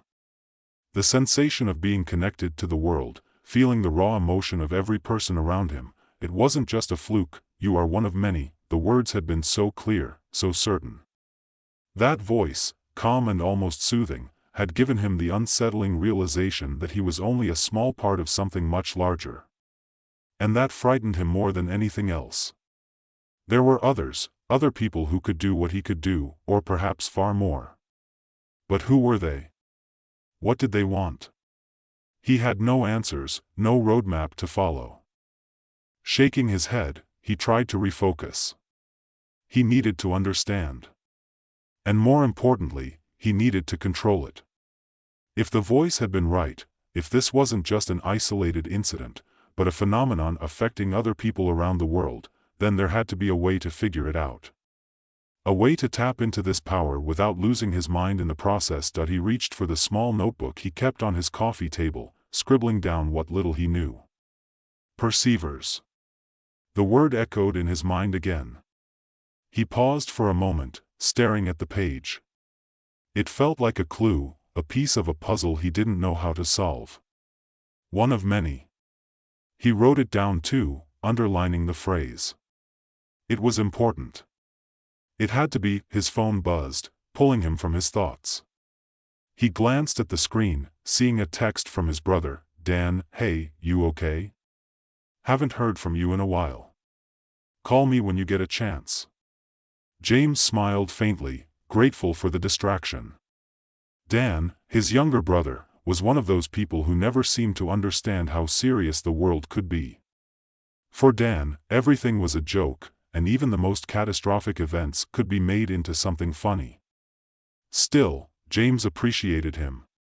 He was easy to talk to, easy to trust. He tapped out a quick response, "Yeah, just dealing with some stuff. I'll call you later." But as soon as he hit send, something strange happened. The emotions of the world around him intensified again, flooding his mind with overwhelming force. It was as though the floodgates had been opened, and now he was drowning in it all: the bitter anxiety of someone on the other end of the world, the joy of a young couple in love, the guilt of a father who had just yelled at his child. It all hit him at once, and it was too much. He gasped, clutching the edge of his desk for support. His heart was racing again, the world around him pulsing with raw emotion. It was like the air was alive with it, like the very fabric of reality had become an open conduit for every feeling, every thought, every hidden sorrow. James closed his eyes, trying to steady himself, trying to control it. "Focus," he told himself. "Control it. You can't let it take over." He took slow, deliberate breaths, trying to regain some sense of calm, trying to distance himself from the feelings that threatened to overwhelm him. It was then that the voice spoke again, as though it had been waiting for him to listen. "Breathe. Relax. You are not in control yet, but you will be." James blinked, the words cutting through the chaos in his mind like a sharp knife. Not in control yet? What did that mean? Had he lost control already? The voice didn't explain, but James felt something shift within him, a subtle change, like a door cracking open. It wasn't a feeling of relief, not exactly. But it was the beginning of something, some kind of understanding he hadn't had before. The emotions around him started to fade, just a little, like the volume dial had been turned down. He could still feel them, could still sense the deep well of human emotion swirling around him, but it wasn't as intense. Not as suffocating. He let out a slow, shaky breath, relieved that the pressure was lifting. But as the emotions receded, he felt something else, a presence, far away, watching him. He stiffened. There was someone else out there. Someone who knew exactly what was happening to him. Before he could react, his phone buzzed again, this time with a call. He didn't have to look to know it was Dan. But James hesitated, unsure of what to say. He had no idea how to explain what was going on, how to even begin. How could he tell his brother that his entire reality had been upended, that he was now feeling the emotions of every person he came into contact with? He took a deep breath and answered the call. "James." Dan's voice crackled through the speaker, his tone light and carefree. "What's going on? You sound a little off." James paused, staring at the wall in front of him. The presence, the sensation of being watched, was still there, faint but insistent. I don't know how to explain it, James said, his voice sounding shaky, even to him. Something's happening. I can feel people's emotions. Not just. I don't know, not just mine. I can feel everything, all around me. Dan was silent for a moment, then laughed. Come on, man. What are you talking about? Are you, like, on some new medication or something? Or, you high? No, it's not like that, James said, shaking his head, even though he knew Dan couldn't see him. I'm serious. I can't explain it, but it's real. He was about to continue when he felt it again, the wave of emotions crashing into him, stronger than before. Dan's voice came through, sounding muffled as James tried to center himself. James? Hey, are you okay? The sensation was intensifying, and now, there was no ignoring it. It wasn't just the usual emotions, there was something else, something wrong. He could feel it through the phone, through the connection. His brother's voice, although calm, was undercut with a current of something deeper, something darker. James suddenly understood. It wasn't just his mind playing tricks on him. Someone was reaching out. Someone was manipulating the emotions around him. Before he could speak, the voice in his head came again, but this time, it was urgent. They are coming. You are not safe. The warning hit James like a punch to the gut. His heart began to race again, the reality of what was happening sinking in. This wasn't just some weird power he had stumbled upon. No, there were others who knew exactly what was happening. And not all of them wanted peace. His grip on the phone tightened, his mind racing. He had no idea who or what was coming, but he could feel the danger now. It was real, and it was closing in on him. The last thing he heard before the call cut off was Dan's voice, his words distorted and full of static. James? What's going on? I'm coming over. Stay where you are. James stood up, his mind spinning. He wasn't sure who was more dangerous now, the people who could manipulate emotions, or the ones who could see inside his mind. Either way, he wasn't alone anymore, and that terrified him more than anything else. James stood frozen in place, his phone still pressed to his ear but with no sound coming through. Dan's voice had cut off abruptly, leaving him alone in the eerie silence of his apartment. But that silence was deceiving. The emotions swirled around him, thick and heavy, like a storm that refused to dissipate. He could feel it now, more than ever. Someone was out there, watching him, tracking his every move, waiting for the right moment to strike. His heart hammered in his chest, and every fiber of his being screamed for him to move, to act, to get away. But where would he go? Who could he trust? The voice in his head, the one that had warned him, had said he wasn't safe. They are coming. Who were they? What did they want from him? James's mind raced, trying to process the flood of emotions that overwhelmed him, but he couldn't keep up. He couldn't separate his own feelings from the tidal wave of others that crashed over him, each one pushing him further into confusion and fear. It was like trying to hold onto a lifeline while being sucked into a whirlpool. He grabbed his jacket off the chair and threw it on, then hurried to the door. He needed to think, to get some air, to clear his head. He needed time to make sense of what was happening to him before it all unraveled completely. The feeling of being watched had only grown stronger, a subtle pressure on the back of his neck, like the air itself was waiting for something that he didn't know who to turn to. But then, as if by instinct, his hand reached for the keys to his car. He had to get out. He had to leave. His mind screamed at him to act, to move fast, but it was as if the world was conspiring to hold him in place, to prevent him from escaping. And then, just as he was about to step into the hallway, the door to his apartment swung open. He froze. Standing in the doorway, framed by the harsh light of the hallway outside, was a woman. She was tall, with sharp features and piercing eyes, the kind that seemed to look right through him. She wore a sleek black jacket, the kind someone would wear to a meeting, businesslike, professional. But the coldness in her expression made it clear she wasn't here for anything as mundane as a friendly chat. "James Foster," she said, her voice smooth but firm, like it had been rehearsed. "We need to talk." He felt a jolt of fear, sharp and sudden. This wasn't a coincidence. He knew that now. Whoever she wasn't just some random stranger. She knew him, she knew what he could do. "But how? Who are you?" James demanded, his voice shaking, despite his attempt to sound in control. The woman didn't answer right away. Instead, she stepped into the apartment, her gaze sweeping over him with a clinical, almost detached interest. She didn't seem afraid, or even curious, just focused, intent on something James couldn't yet grasp. "You've been activated," she finally said, her words hanging in the air like a chilling truth. "It's not just you. You aren't the first, and you won't be the last." "What are you talking about?"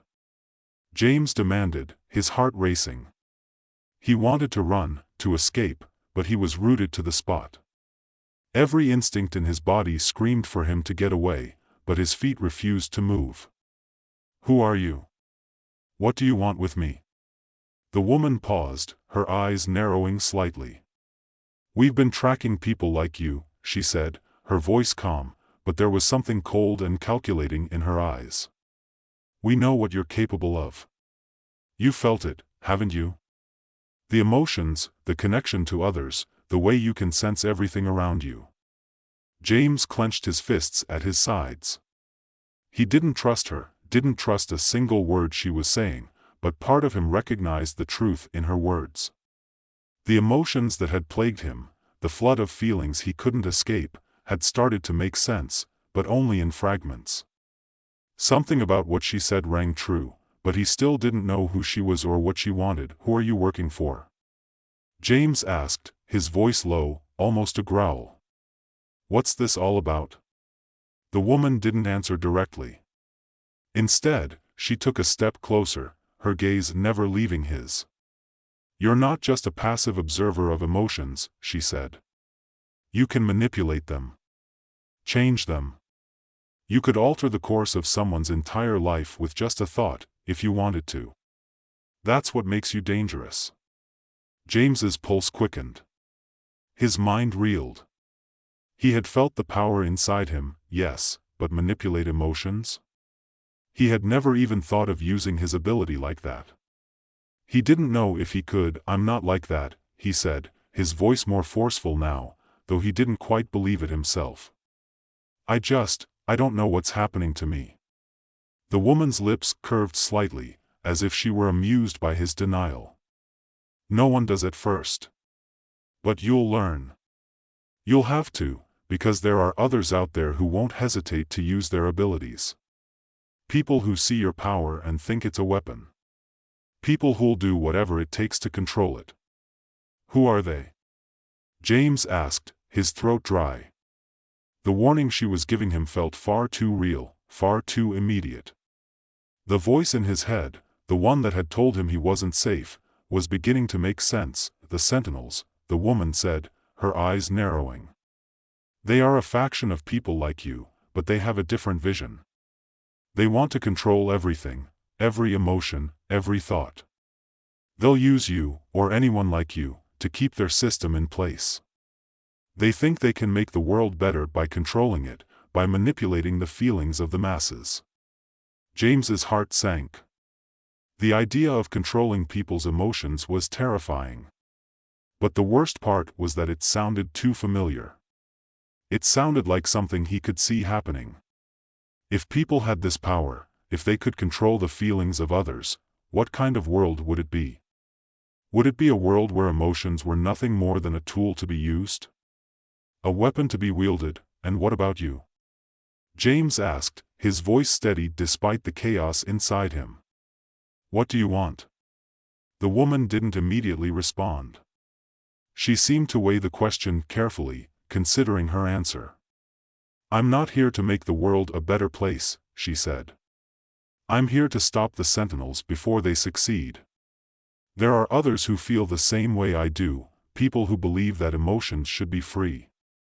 People who understand what it means to be truly human. James's mind was spinning. This was bigger than he had ever imagined, bigger than he could process in the moment. But he had to act. He had to make a choice, because the longer he waited, the more likely it was that someone would make it for him. "You can't do this alone," the woman said, reading his mind, as if the words had been spoken out loud. "But we can help you. We can teach you how to use your abilities. We can show you how to control them." James didn't know what to say. His mind was a storm, a chaos of emotions, thoughts, and possibilities. He didn't trust this woman, but she was right about one thing: he couldn't do this on his own. Whatever was happening to him, whatever was coming, he was going to need allies, and just as the thought crossed his mind, he felt it, the presence of others. Perceivers.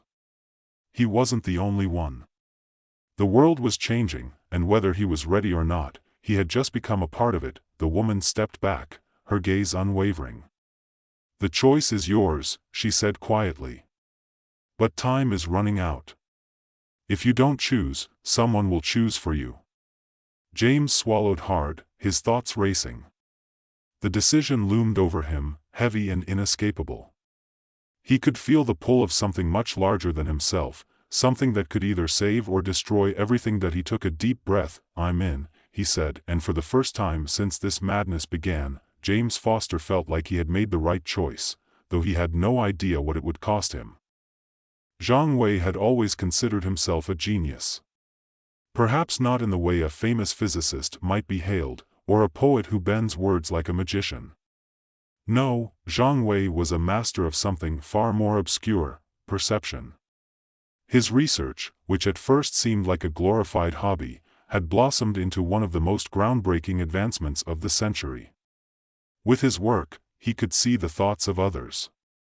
Not only that, but he could manipulate them, like an artist shaping a block of clay. It wasn't telepathy.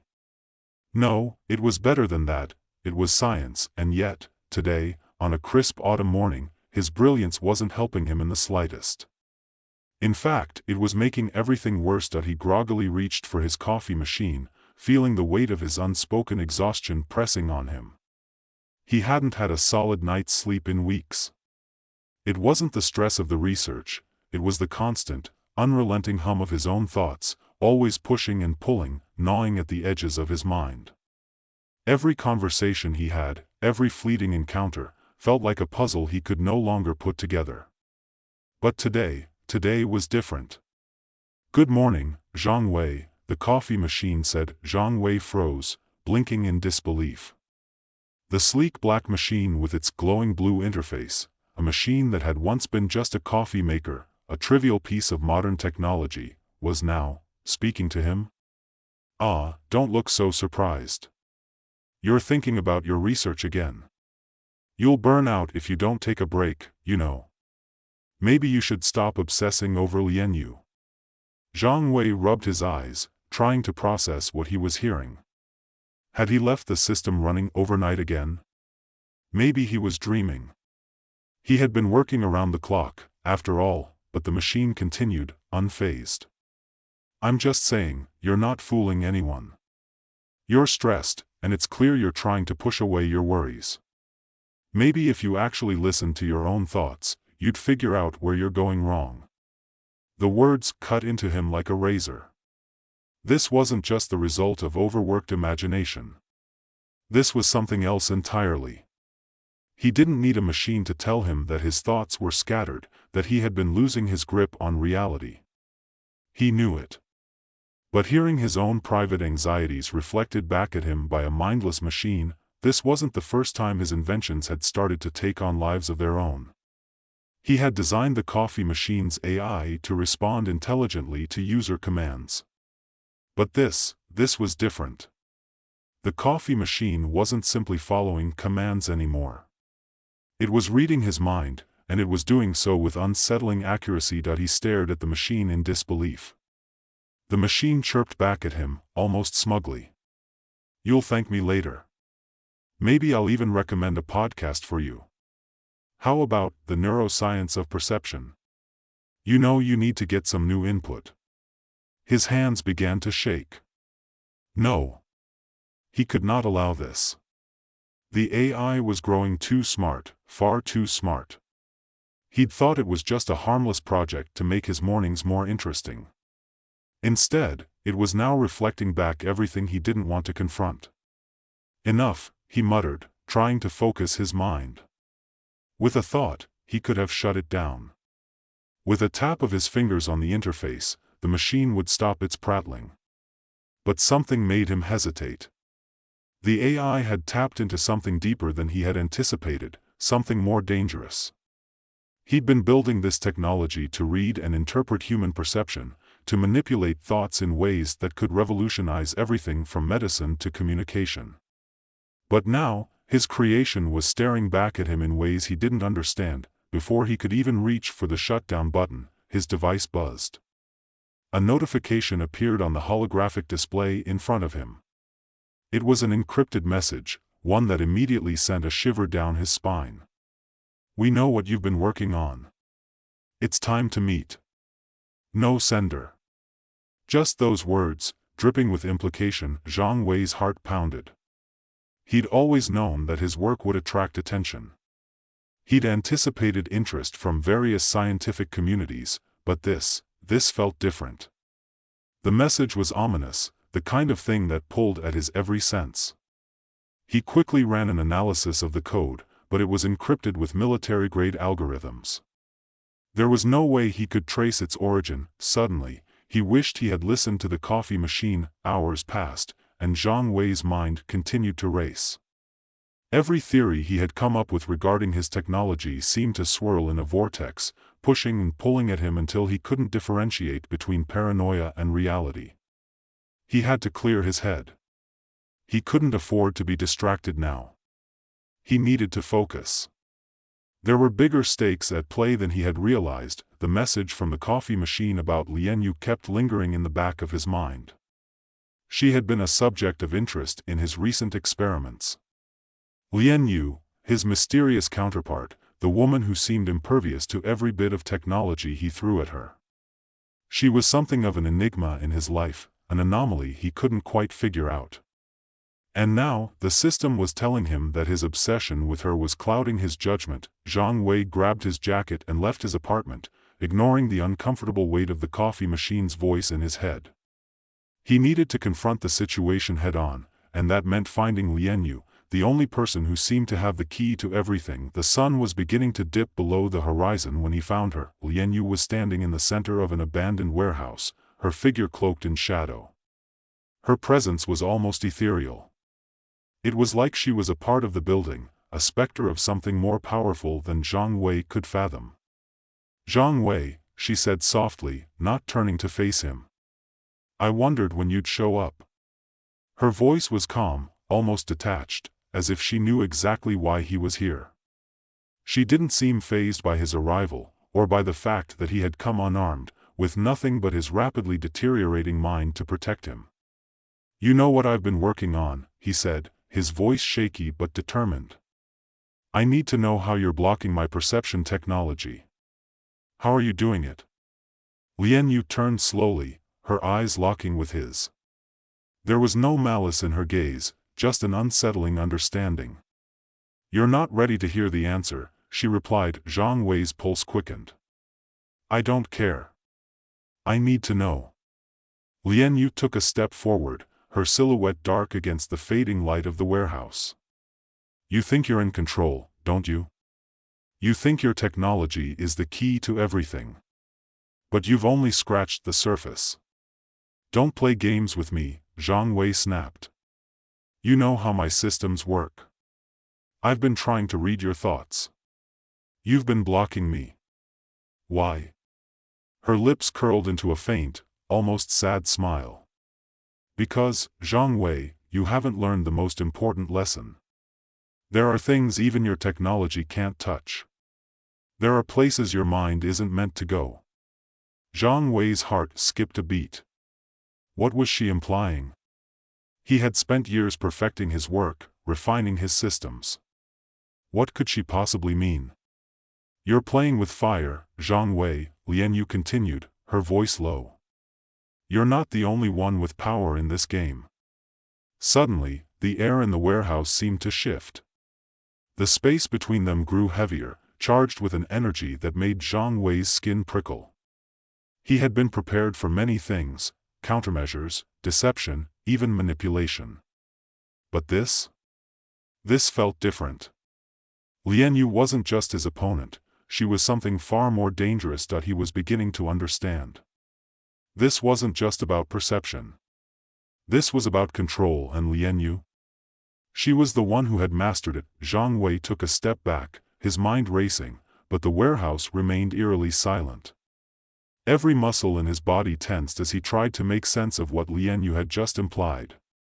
There was no way to escape the feeling that she was toying with him, drawing him into a web he couldn't understand, and perhaps didn't want to.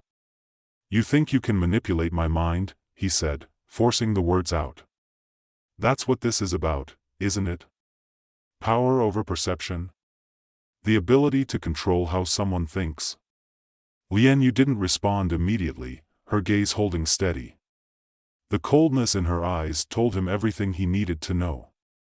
He could feel it, the calm, deliberate detachment that was so different from the anxious rush of thoughts that consumed him. The deeper he tried to probe into her, the more impenetrable she became.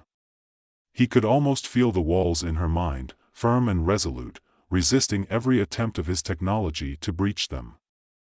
"Zhang Wei," she finally spoke, her voice low and measured. "You're in over your head. You're not just playing with thoughts. You're messing with something far older, far more dangerous." His frustration boiled over. "What does that even mean?" "I've built a system that allows me to read minds." "No," Lian Yu interrupted, her voice sharpening. "You've built a system that lets you interpret thoughts. But that's not the same thing as truly understanding them." She took another step forward, and Zhang Wei couldn't help but notice how effortlessly she moved, like a shadow slipping through cracks in reality. Her calmness contrasted so sharply with his own chaotic thoughts, and it unsettled him. His technology was supposed to be the future, he had perfected it, surely. And yet, here was a woman who could shut it all down with nothing more than a flicker in her eyes that he clenched his fists. "You think you're better than me because you can block my technology? Is that it?" Lian Yu let out a soft laugh, but it wasn't a laugh of amusement. It was the kind of laugh one gives when they know something someone else doesn't. "No," she said. "I'm better than you because I understand what you've made. You've created a prison, Zhang Wei. But you don't even know the bars." Her words were like a slap across his face, and the sting resonated far deeper than he was willing to admit. He had always thought of himself as the architect of freedom, someone who could liberate people by breaking down the barriers that separated them. But Lian Yu was telling him something else, something terrifying. Was he building the very tools that could enslave people? "You don't get it, do you?" she continued, almost pityingly. "This isn't just about your invention. It's about perception itself. The very way we see the world isn't as simple as your machines make it out to be. Your technology is a shortcut. It doesn't give you the answers, Zhang Wei. It just feeds you what it wants you to see." Zhang Wei's mind spun. He wanted to argue, to tear down her logic, but the words caught in his throat. Lian Yu wasn't wrong. No one had ever explained this to him before. Everyone in his field talked about perception manipulation as if it were simply a tool, a means to an end. He had never once questioned the ethics of it. He had never wondered what it might do to the people whose minds he was touching, whose thoughts he was intruding upon. "I didn't mean for this to happen," he muttered, his voice cracking.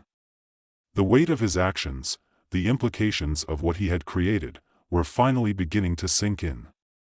"Of course you didn't," she said softly. "You were too blinded by your ambition to see the consequences. But now you're awake. And it's too late."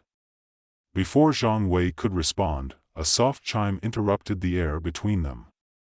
It was his communication device, an encrypted alert that he hadn't even noticed buzzing in his pocket. With one glance at Lian Yu, he pulled it out, his fingers trembling as he checked the message. Incoming transmission, it read. Secure channel open.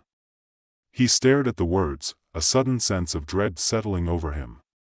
What now? He muttered, half to himself. But Lian Yu was already moving toward him, her presence like a shadow stalking him. She had seen the message too. Someone's watching, she said quietly, her voice laced with a hint of danger. I warned you. You can't keep running from this. Zhang Wei's mind was racing as he tapped a few commands into his device, initiating the secure channel. The screen flickered to life, revealing a static image that resolved into a sharp, almost too perfect figure. A man, impeccably dressed, his features sharp, eyes piercing through the screen. He wasn't someone Zhang Wei recognized. Zhang Wei, the man said, his voice smooth, like he had all the time in the world. It's good to finally see you face to face. The chill in the man's voice sent an icy shiver down Zhang Wei's spine. Who are you? He demanded, his grip tightening on the device. The man smiled, but there was no warmth in it. My name is Nathaniel Cross. I represent interests far more powerful than you can imagine. And your little experiment? It's coming to an end. Zhang Wei felt the weight of those words sink in like a stone. You've been watching me? Of course, Nathaniel said, his smile widening slightly. You think you can create something like this without consequences? You've been playing with fire, Zhang Wei. And now it's time to see just how badly you'll burn. Lian Yu's hand shot out, grabbing Zhang Wei's wrist as if to steady him. Her touch was strangely comforting, but it did nothing to calm the surge of panic rising in his chest. What is this? He asked, his voice shaking. What do you want?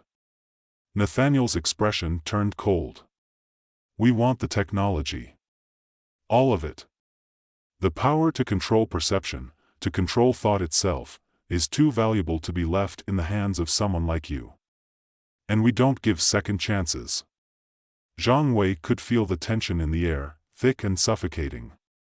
His mind raced, trying to come up with a plan, some way to escape. But nothing came. This wasn't just an opponent he could outsmart or outthink. Nathaniel Cross wasn't some rival scientist, he was part of a much larger game, one Zhang Wei had unwittingly stumbled into. And Lian Yu? Zhang Wei asked, his voice barely above a whisper. Ah, Nathaniel said with a chuckle, Lian Yu is part of the reason we're here. She's an asset, a person of interest in this little experiment of yours. But let's just say her time with you is running out. Zhang Wei turned toward Lian Yu, his heart pounding.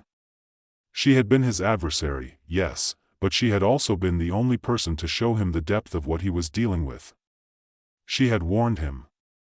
She had tried to stop him before it was too late. What happens now? He asked her, his voice laced with uncertainty. Lian Yu met his gaze, her eyes unreadable. Now, we survive. We fight. Nathaniel's voice broke through the air again, cutting through the moment. You don't get to choose, Zhang Wei. The game is over. You're either with us or against us. But either way, you'll never leave this warehouse. A cold wave of realization washed over Zhang Wei. The fear, the confusion, the sense of being trapped, it all came crashing down in an instant. The technology he had created, the dreams he had once harbored of freedom and discovery, had become a weapon. And now, he was a prisoner of his own making. That he looked at Lian Yu one last time. The fight, the battle for control over perception, had just begun. But who would emerge victorious? Would they defeat the shadowy forces that loomed over them, or would they become just another casualty in a war that had already been decided long before they ever realized? As the screen flickered one last time, Zhang Wei understood, the real fight wasn't for power or technology. It was for the freedom to think for himself. And that, perhaps, was the greatest battle of all. Zhang Wei stood there, staring at the now blank screen of his communication device, as the cold silence of the warehouse settled in. His mind was spinning, thoughts flickering through like a series of broken images. Nathaniel Cross. The man had spoken with such chilling calm, as if he knew the end of the story before Zhang Wei even understood the beginning. He turned slowly to look at Lian Yu, his pulse hammering in his chest. "What do we do now?" His voice was hoarse, raw, as if he'd been holding his breath for too long. Lian Yu didn't answer immediately. She simply stood there, her gaze fixed on him, unwavering. For a moment, Zhang Wei thought she might not respond at all. And then, just when he thought he might lose himself to the weight of the situation, she spoke. "We fight," she said softly, but there was a steel edge to her words. "We fight because we don't have a choice." Zhang Wei wasn't sure if he believed her. He wanted to, desperately. But the sheer scope of what was happening was too much, too vast for him to grasp. He had been building his technology in a vacuum, thinking that his only enemies were the limitations of his own mind and the barriers of science. But now? Now he saw it clearly. There were forces at play far beyond his comprehension, and they weren't just interested in his research, they were interested in control. In power. In controlling minds, and by extension, controlling everything. He looked at Lian Yu again, his thoughts growing more desperate. "What do you mean, we fight?" "They'll come for us. They already know everything about me, about my work." Nathaniel Cross said it himself. "They have the resources, the connections, they're too powerful." Lian Yu's eyes narrowed, her lips pressing into a thin line. "You're right. They're powerful. But we have something they don't." She moved toward him, her steps purposeful. "We have our minds. And for now, that's enough." Zhang Wei wanted to argue, wanted to say that this wasn't enough, that they couldn't simply fight against an enemy like Nathaniel and his shadowy organization. But Lian Yu had already turned, her hand raised toward a small door at the back of the warehouse.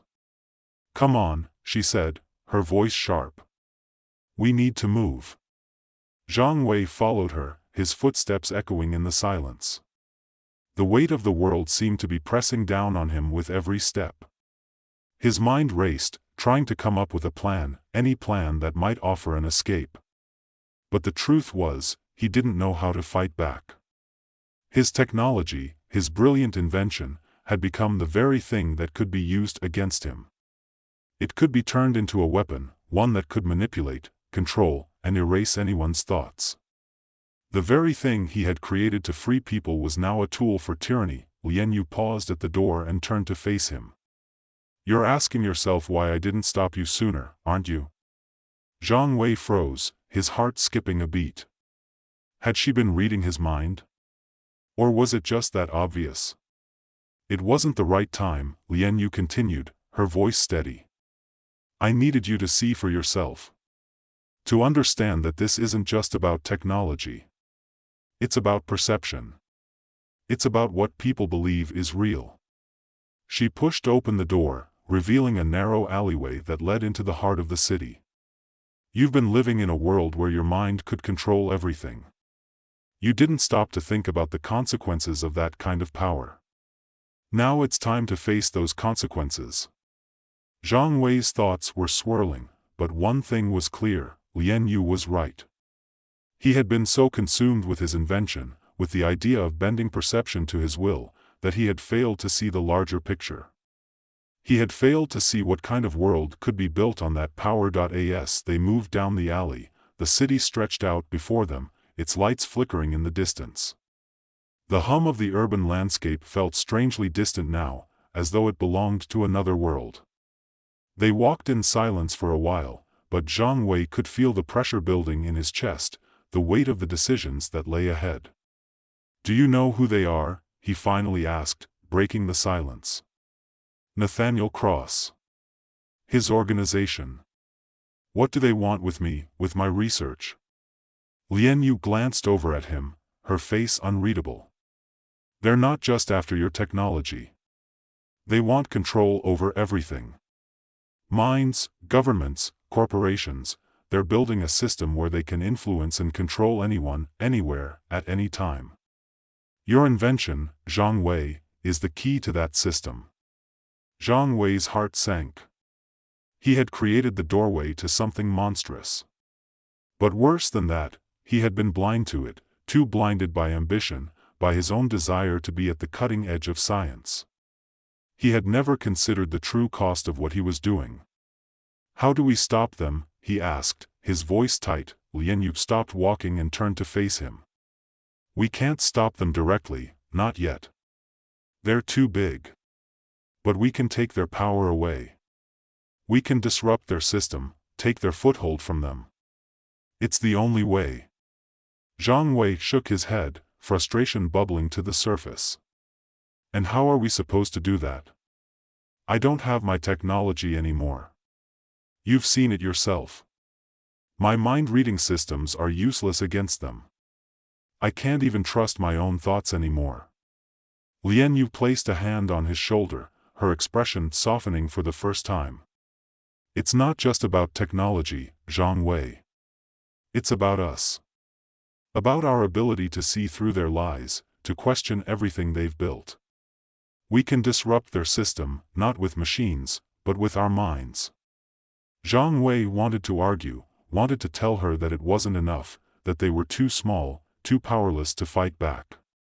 But something in her eyes, something in the way she said those words, made him stop.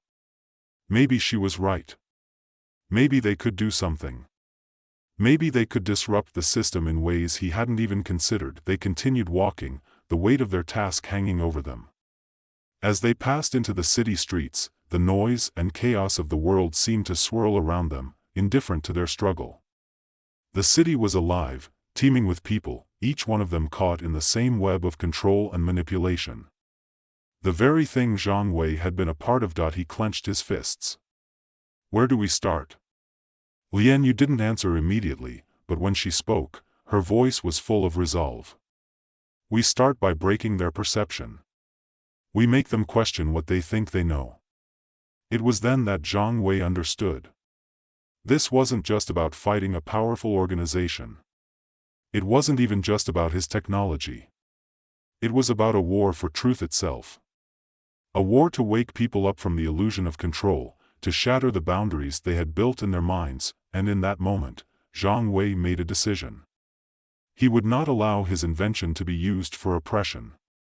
He would not be a pawn in this game. If he had to fight, if he had to tear down everything he had built, he would. For the first time in a long while, he felt the spark of something that wasn't fear. It was resolve. Lian Yu turned back to him as if sensing the shift in his demeanor.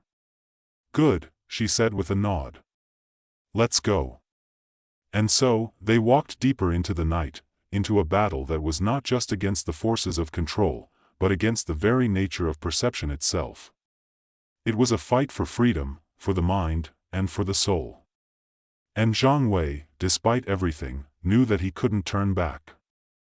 Zhang Wei never imagined that he'd make a living helping people fix their broken hearts. He had always been an unremarkable man in many ways, quiet, slightly awkward, and most certainly the last person you'd expect to walk into a room and resolve complex emotional wreckages. And yet, here he was, sitting in a modest office in a small but bustling city center, making a career out of something that no one else even seemed to understand. He wasn't a therapist in the traditional sense, and he certainly didn't have the qualifications that would impress anyone at a dinner party. No, Zhang Wei's specialty was far more unexplainable. He had what some would call a gift. A curse, perhaps. He could sense the emotions of those around him. But not just in a vague, "Oh, I feel like you're sad today," kind of way. Zhang Wei could practically see the emotional undercurrents swirling in the air like storm clouds. It wasn't always this way. It started small, a feeling in his stomach when his parents fought, or a strange sensation that made him uncomfortable when his friends weren't being entirely honest. Over time, the feeling grew stronger, more defined, until he couldn't ignore it. Zhang Wei had never set out to become the go-to emotional repairman, but after a few unintentional fixes, people began to flock to him. And so, his little practice was born. Today was no different from any other, except for the woman sitting across from him. Lu Mei, a well-groomed, slightly tense woman in her mid-30s, had an appointment to discuss her struggling marriage. Zhang Wei observed her carefully, sensing the knots of unease in her chest, the sharpness of her breathing, the way her fingers twitched on her lap. "This wasn't going to be an easy fix, Mr. Zhang," she said, voice strained, eyes downcast. "I don't know how much longer I can keep doing this." Zhang Wei took a deep breath, absorbing the emotional energy around her. He'd learned long ago that emotions weren't always what they seemed. Lu Mei might appear composed on the surface, but underneath, there was a mixture of frustration, fear, and something else, guilt, maybe. "What is it, exactly, that you want to fix?" he asked, trying to keep his voice neutral. She sighed, her shoulders slumping in resignation. "My husband. He's withdrawn. We don't talk anymore. I try, but it feels like I'm talking to a wall." Zhang Wei felt the familiar tug of empathy mixed with a hint of confusion. There was something more here, something deeper than the usual marital distance. "Tell me about your last conversation," he asked, his voice soothing. Lu Mei hesitated. It was last week." I tried to tell him how I felt, how everything felt so distant. And he just stared at me, like I was speaking a foreign language. Zhang Wei closed his eyes for a moment, tuning into the layers of emotion around her words. He could feel her loneliness, her desperation, but also the presence of something else, resentment, barely buried beneath the surface. He opened his eyes and met her gaze. "Lu Mei, have you ever considered that the distance might be because of something you've both been avoiding?" Her eyes widened. "What do you mean?" Zhang Wei leaned forward slightly. "Sometimes, when people stop communicating, it's not because they don't care. It's because they don't know how to face something that's lurking beneath the surface." Lu Mei was silent for a long moment. Zhang Wei watched her, waiting. She looked like she wanted to say something but was struggling to find the words. Finally, she spoke, her voice a whisper. "I think he's having an affair." Zhang Wei's eyes didn't betray the shock that ran through him. The emotional shift in the room was palpable, a mix of betrayal, anger, and deep sadness. The truth had finally come out. But now, Zhang Wei had to decide how best to handle it. Fixing this would require more than just gentle words. It was like trying to stitch together a shattered vase with only the finest thread. "Lu Mei," he began, his tone firm but gentle. "The truth, no matter how painful, will always come to light. But fixing this, whether it's your marriage or the emotional distance, requires you both to confront it, head-on." She looked at him, eyes wide, as though she were seeing him for the first time. "You think we can fix it?" Zhang Wei considered her words carefully. He could feel the weight of the decision hanging in the air. In the past, his interventions had led to some surprising results. Sometimes, the truth set people free.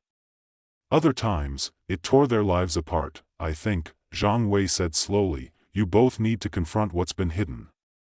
And maybe, just maybe, you can start the healing process."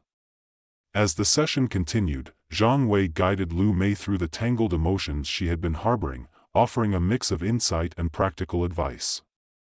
But in the back of his mind, he couldn't shake the thought that sometimes, healing wasn't about fixing things at all. Sometimes, it was about letting people live with the truth and finding a way to move forward, no matter how painful. Later that evening, Zhang Wei sat at his small kitchen table, staring at his half-eaten dinner. The woman's face, her quiet confession, lingered in his thoughts. His phone buzzed, pulling him from his reverie. It was a message from a new client, Li Chang, asking for a session tomorrow. Another broken heart, another emotional wound to mend. Zhang Wei smiled slightly, the humor of his work not lost on him. "Emotional fixer," he muttered to himself. He often wondered what he was truly fixing. After all, how do you mend something as delicate as human emotion without unraveling it completely? His phone buzzed again. This time, it was a reminder of a larger client, Wang Lei, a wealthy businessman, asking him to come in for a consultation the next day as well. Zhang Wei's stomach tightened. This man's situation felt different. He could feel it in his gut. The emotional energy around the upcoming session was heavy, almost suffocating. For now, though, Zhang Wei had no choice but to carry on. He would help these people, he'd untangle their feelings, and he'd fix what was broken.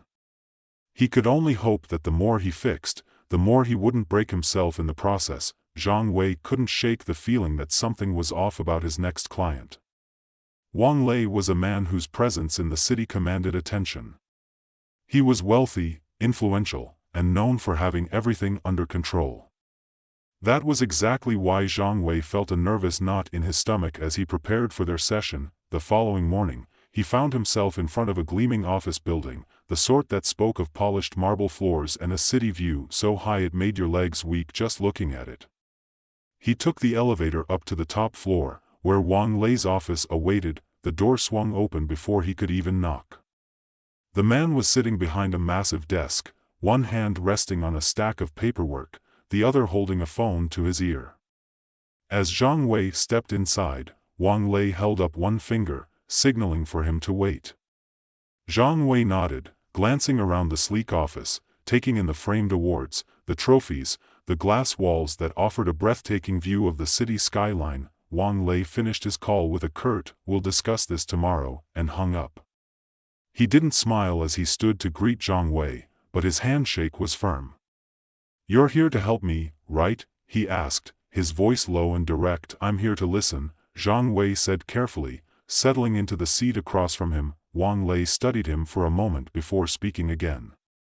"I've got a problem. A personal one. I don't know where to turn anymore." He leaned back in his chair, staring at the ceiling as if the words he was about to speak were heavy ones. "My wife, Song Yan, we've been growing apart. She's distant. I don't know what happened, but it feels like we're strangers in our own house." Zhang Wei couldn't help but pick up on the subtle shifts in Wang Lei's voice. It wasn't the surface-level frustration most men would express in a failing marriage, it was something more. Something unspoken, buried beneath the corporate confidence and polished exterior. Zhang Wei could sense the vulnerability beneath the facade, and it wasn't just about a troubled marriage. This was something deeper, something that might unravel the very foundation of his client's life. "I see," Zhang Wei said slowly, trying to choose his words carefully. "How long has it been like this?" "A few months, maybe longer," Wang Lei said. "She's cold. Detached. And no matter what I do, it doesn't seem to make a difference. I'm starting to think maybe I've done something wrong. Or maybe," he paused, his words faltering for a moment. "Maybe she's found someone else." Zhang Wei had heard similar stories before, but something about this felt different. There was an undercurrent to Wang Lei's words, a quiet desperation that felt far removed from the confident businessman sitting in front of him. "Have you talked to her about it?" Zhang Wei asked, keeping his tone neutral. Wang Lei shook his head. "Every time I try, she pulls away. I don't know what happened to her. It's like the woman I married is gone. I need you to fix this, Zhang Wei. I need to know what's going on. I can't fix this on my own." Zhang Wei felt the familiar pressure in his chest. His ability, his gift, had always been both a blessing and a curse. The deeper he dug into a person's emotions, the more he uncovered. In Wang Lei's case, there was something buried beneath the surface, something that could potentially ruin not just his marriage, but his entire life. But that was the thing with emotions, they didn't play by rules. You couldn't just fix what was broken and leave it at that. There was always a cost. "I'll need to speak to her," Zhang Wei said, his voice steady. "To understand more fully, I'll need to feel the emotional weight of what's going on. I can't promise that this will be easy. The truth isn't always what people want to hear." Wang Lei's eyes darkened, but he nodded. "I don't care about easy. I care about fixing this." The next day, Zhang Wei found himself sitting across from Song Yan, a woman who, despite the cool exterior, carried the weight of something more profound. Her eyes were tired, her shoulders stiff. As he studied her, Zhang Wei could feel the emotional wall she had built around herself. But just beneath it, there was a pulse of fear, regret, and something else, something deeper. "Mr. Zhang," she greeted him politely, but there was an edge to her voice. "Wang Lei tells me you think you can help us." Zhang Wei nodded, trying not to sound too rehearsed. "I'm not here to tell you what to do. I'm here to listen. To understand what's going wrong." She scoffed, but it wasn't mocking, more like she was dismissing the idea of being understood. "Understand?" she said bitterly. "I don't think anyone can understand what's happening between us. Not even him." Zhang Wei didn't press her. Instead, he let the silence settle, trusting that if he gave her enough space, she'd eventually reveal what she needed to say. It took a few moments, but finally, her gaze softened, and she sighed. "I don't know when it started," she confessed, her voice cracking slightly. "But somewhere along the way, I started to feel invisible. Wang Lei was always there for the business, for the company, for everything else. But me? I felt like I was just a part of the furniture. The woman he married, the one who supported him, became nothing more than an accessory." Zhang Wei could feel the depth of her hurt, the long, slow-burning resentment that had built up over years of neglect. But there was something more, something even darker, hiding behind the anger. He had to tread carefully now. "Is that all?" he asked, though he already knew it wasn't. Song Yan looked up, her eyes filled with something else. "No. It's not just that. I've been seeing someone else. For a while now." Her voice dropped to a whisper. "I didn't mean for it to happen, but it did." Zhang Wei's heart sank. He hadn't expected this. Infidelity, in its rawest form, was something he had seen before, but it was always a destructive force. It always left scars, and even if things could be patched up, the damage was permanent. He could sense the guilt, the weight of her confession hanging between them, like a thick fog. "I see," Zhang Wei said, his voice calm but his mind racing. "And what do you want to do now? Is this the end, or is there a chance for reconciliation?" Song Yan stared at him for a long time, her eyes unfocused as though she were seeing the truth of her actions for the first time. "I don't know," she said quietly. "I thought I wanted it all to end. But I don't want to destroy him. I don't want to destroy everything we've built." There it was, the crux of it. She didn't want to tear everything down, but the truth was, by keeping it hidden, by living a lie, she had already started the process. The relationships were already broken. What remained now was the question of how much more destruction would come with the truth. Zhang Wei knew he had to make a decision. His gift wasn't just about fixing relationships, it was about guiding people through their own emotional storms. But in some cases, the truth couldn't just be fixed. Sometimes, the storm had to run its course. "I can help you," Zhang Wei said softly. "But I can't guarantee that everything will be okay afterward. Sometimes, the truth is too much to bear." Song Yan nodded, her face a mixture of relief and fear. "I know. I know." When Zhang Wei left the office that day, he felt the weight of the decision he had just made. He had opened a door that he knew couldn't be closed. He had uncovered something that would change both Wang Lei and Song Yan's lives forever. And while he could offer guidance, he couldn't protect them from the fallout. As he walked through the crowded streets, he felt the familiar pulse of emotional energy around him. Some people were carrying the weight of love, others the burden of regret. But there was something in the air, something undeniable. Sometimes, in the pursuit of healing, you only end up making things worse. Zhang Wei had a restless night. The decisions he'd made earlier that day felt heavy, like an anchor dragging him deeper into uncertain waters. The weight of the truth he had unearthed in Wang Lei and Song Yan's marriage lingered in his mind, pulling at his thoughts. He had done what he could, hadn't he? But now, he wasn't sure if it had been the right thing at all.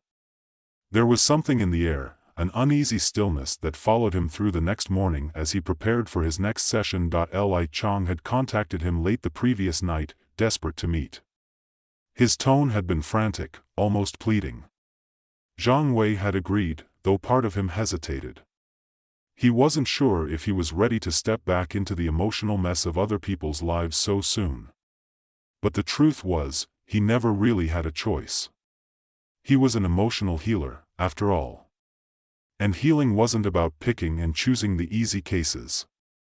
He had to face whatever came his way, no matter how tangled or messy. Li Chang arrived promptly, his posture stiff as he sat across from Zhang Wei. He was younger than the others, perhaps in his late 20s, and had the sharp, anxious energy of someone who was on the brink of making a major life decision. His face was pale, his hands fidgeting with the edges of his sleeve. "I'm not sure where to begin," Li Chang said, glancing down at his lap, his voice low. I'm in love with someone else. But I don't know how to tell my girlfriend. I don't even know if I should tell her." Zhang Wei studied him closely. The boyish vulnerability in Li Chang's demeanor was familiar, something Zhang Wei had seen time and time again. It was the same hesitation, the same fear of breaking someone's heart, even when it had already been broken in the most private of ways. "Why don't you start at the beginning?" Zhang Wei suggested softly, his tone inviting. "Tell me about your girlfriend." Li Chang's shoulders slumped, and he ran a hand through his hair, exhaling sharply. "Her name's Mei Lin. We've been together for 3 years now. It started out perfect. You know how it is. But over time, I don't know. It's just different now. It's like I'm not really here with her. I'm somewhere else, thinking about someone else." "Who is this other person?" Zhang Wei asked, his voice measured, as he sensed the undercurrent of shame that pulsed beneath Li Chang's words. A brief flicker of hesitation crossed Li Chang's face, but it quickly gave way to something deeper, a longing, an almost painful yearning. "Her name is Xiaoyu. We met at work. She's just different, you know. She gets me in a way Mei Lin doesn't. But the thing is, I don't want to hurt Mei Lin. She's done nothing wrong. She doesn't deserve this." Zhang Wei leaned back, absorbing the weight of the confession. He could feel the conflict swirling around Li Chang, guilt, desire, confusion. It was all mixed up into a tangled knot that seemed impossible to untangle. "Have you been honest with Mei Lin?" Zhang Wei asked. Li Chang looked up, meeting Zhang Wei's gaze. The answer was written clearly in his eyes, no. He hadn't been honest with Mei Lin, not in the way that counted. He had kept the truth hidden, buried under layers of guilt and fear. "I've tried to be," Li Chang admitted, his voice shaky. "But how do you tell someone you love them, but not as much as you love someone else? How do you even start?" Zhang Wei nodded slowly, feeling the weight of the question. Love was never simple. It was never as clear-cut as the movies made it out to be.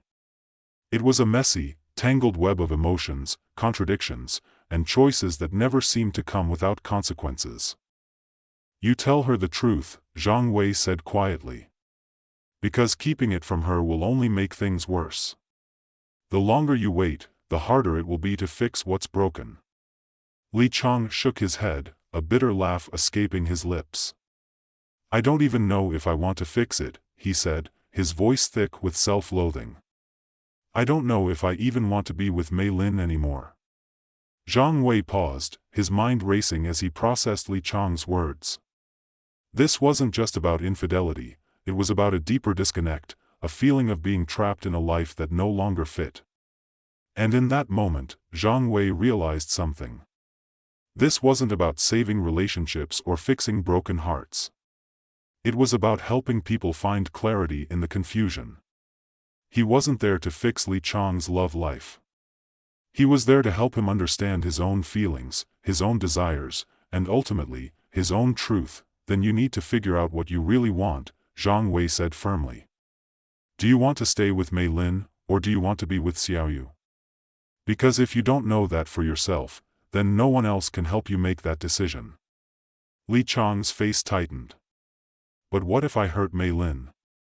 What if I destroy everything we built together?" Zhang Wei exhaled slowly, leaning forward slightly. You can't avoid the truth forever. The longer you live in this uncertainty, the more you'll hurt both of them. It's not fair to you, and it's not fair to her. Li Chang's eyes dropped to his hands. He looked defeated, lost in a sea of his own emotions. But as Zhang Wei watched him, he saw something shift. The pressure of having to make a decision, to confront the reality of his feelings, was taking a toll. But there was something liberating about it too, the first step in understanding what he truly needed. After a long silence, Li Chang looked back at Zhang Wei. "I'll tell her," he said quietly.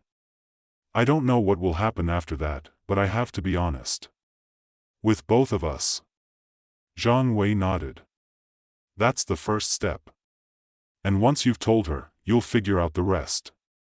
Li Chang stood up, his shoulders slightly slumped but a sense of determination in his eyes. He knew the road ahead wouldn't be easy, but the burden of the secret was lighter now, and that was a good start. The next few days passed in a blur for Zhang Wei. He kept his distance from the emotional storms of his clients, but each session seemed to leave him more drained than the last.